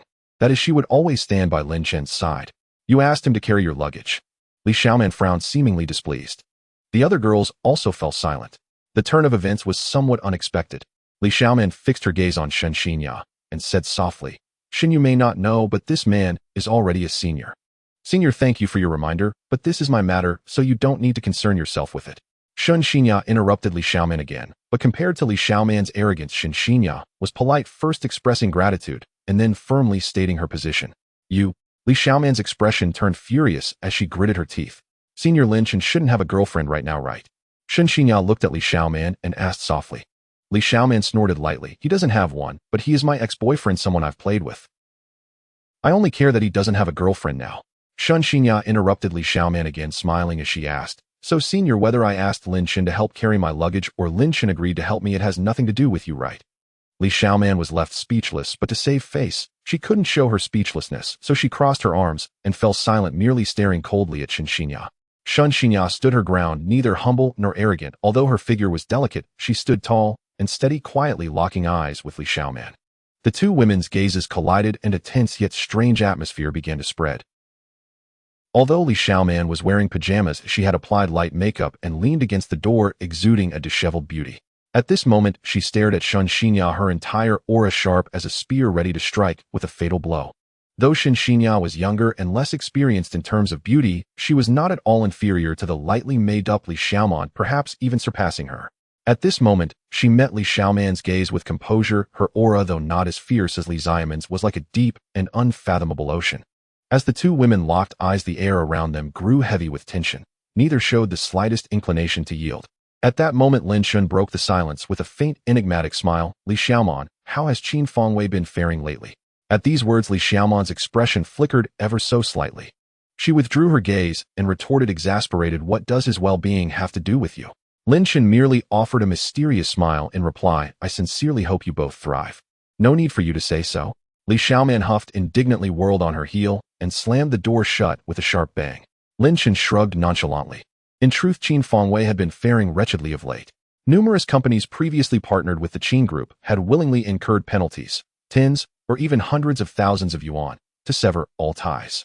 This precipitated a full-blown crisis within the Qin Group. Revenues dwindled, while expenditures surged, plunging the entire organization into financial distress and sowing widespread anxiety among its ranks. Misfortune rarely travels alone. Sweeping policy shifts from above struck the Qin Group heated. Were it not for the group's deep-rooted foundations, it would have already collapsed under the onslaught. Even more alarming was the mass exodus of employees, like birds flocking away from a dying tree, each departing in turn. Not even substantial salary increases could persuade them to remain. Besieged externally by regulatory upheaval and internally by organizational disintegration, the Qin Group, despite its entrenched legacy, now teetered on the brink of collapse. As the heir apparent of the Qin Group, how could Qin Fengwei possibly fare well when his family's empire crumbled before his eyes? Lately he flew into rages without warning, and even struck Li Xiaoman several times. Terrified by his violence, Li Xiaoman dared no longer live with him and instead retreated to her university dormitory. Had she not done so, Lin Chen would never have encountered her in this girl's dormitory. Gazing at the door now firmly shut, Lin Chen's lips curled into a cold, razor-thin smile. Patience. This is only the overture to the main act. Though he had remained secluded in cultivation during this time, his campaign against the Qin Group had never ceased. Xia Chushiwe should be closing in on some leads by now, Lin Chen mused, stroking his chin. Bai Rushiwe's preparations are likely complete as well, so it seems I've outpaced the Xia family after all. Senior brother, I'm truly sorry. A soft voice murmured beside him. Lin Chen turned to see Shen Xinya standing there. Her expression pained, her eyes brimming with remorse. He smiled gently. Sorry for what? If I hadn't asked you to come up, you wouldn't have. Shen Xinya lowered her head, twisting the hem of her skirt between trembling fingers, whispering meekly. That woman is unhinged. No need to dwell on her. Lin Chen reached out and lightly ruffled Shen Xinya's hair, speaking with quiet reassurance. Yet rather than recoil, Shen Xinya giggled softly, her cheeks flushing as she bit her lower lip. Adorable as a docile kitten. All right, junior sister, time's growing late. Pack up, I must be off. With that, Lin Chen withdrew his hand and turned to leave. Senior brother, when will you be free? Shen Xinya blurted anxiously, lifting her gaze. Not any time soon, Lin Chen replied, already turning away. As he waved farewell, his eyes, subtle yet deliberate, flickered toward a female classmate standing nearby, just beyond Shen Xinya's shoulder. Only after he turned did a faint knowing curve lift the corner of his mouth. That short-haired girl lingering outside dormitory 521. Surely Shen Xinya's roommate. So young yet already a sorcerer. Intriguing. Shen Xinya stood rooted to the spot, gazing after Lin Chen with quiet, aching reluctance. I believe in love at first sight, and in love itself which knows no age limit, the short-haired girl said with a gentle, knowing smile. Shen classmate, I'm rooting for you. HM. Shen Xinya blinked her large, luminous eyes and turned curiously toward the girl beside her, a stylish figure clad in denim, her short hair gleaming in the light. Hello, Shen classmate. I'm your roommate, Li Tong, bed number 1. The girl grinned warmly and extended her right hand. Oh, you're Li Tong. Shen Xinya's face lit up instantly as she eagerly reached out. Li Tong's eyes narrowed imperceptibly and a subtle surge of invisible force gathered in her palm. The instant their palms met, Li Tong's expression contorted violently and she snatched her hand back with startling haste. More precisely, her hand didn't withdraw. It recoiled as if flung backward by an unseen force. Shen Xinya froze mid-gesture, her palm suspended in air, blinking in bewildered confusion. Li Tong stared wide-eyed and incredulous, then gasped, so you're also a sorcerer? But she clapped a hand over her mouth, cutting herself off abruptly. Huh, also what? Shen Xinya tilted her head, puzzled. Nothing, just static electricity. Li Tong shook her head with a light laugh, dissipated the latent force, and extended her hand once more, this time clasping Shen Xinya's firmly. Yet Shen Xinya's delicate brows knit, faintly. Static electricity. How strange, I felt nothing. She found the girl oddly unsettling, but neither pressed further. Instead, they exchanged a quiet mutual smile. Indeed, Li Tong was the sorcerer Lin Chen had observed moments earlier. The invisible energy coiling in Li Tong's palm had been a deliberate test. If Shen Xinya were also a sorcerer, their respective energies would clash and repel upon contact. But if Shen Xinya were ordinary, no resistance would arise, only the simple, unimpeded warmth of human touch. Thus Li Tong concluded with certainty Shen Xinya was not only a sorcerer, but one vastly more formidable than herself. What Li Tong did not know was that the power resonating within Shen Xinya was not her own, it was Lin Chen's. When Lin Chen had ruffled her hair, his gesture appeared tender. Yet in truth he had imbued her with a sliver of his essence, a silent ward of protection. Shielded by that fragment of divine power, Shen Xinya now stood invulnerable to malevolent spirits, poisons, and plagues alike, far beyond the reach of a fledgling sorcerer like Li Tong. Lin Chen strolled down the University Avenue, hands buried lazily in his pockets, his gait effortless, unburdened, as if returning to the embrace of his mother. Cloudsea University welcomed him like home. Suddenly Lin Chen's brow twitched. Something had stirred his awareness. Halting mid-stride, he tapped his chin thoughtfully. Just as I anticipated, the woman would test Shen Xinya. He gave it no further consideration. After all, Shen Xinya bore a trace of his own power. Lin Chen had absolute confidence no mere novice could unsettle her. If he lacked such conviction, then the title Supreme Immortal Sovereign would be nothing but hollow vanity. Stretching languidly, Lin Chen quickened his pace toward the dormitory. He majored in mechanical design, manufacturing, and automation at Jianghai University, an engineering discipline. His residence lay in the North Zone, where nearly every student studied engineering, earning the area its playful moniker Northern Shaolin. Upon entering the North Zone, Lin Chen greeted several familiar faces, and as he did, a quiet wave of nostalgia washed over his features. In his past life, after his family's ruin, he had never seen these classmates again. And when he ascended as the supreme immortal sovereign and returned to Earth, they had long since passed on. Time flows like a river, decades apart, and yet here they stood reunited. How could Lin Chen not feel the weight of memory, profound and bittersweet?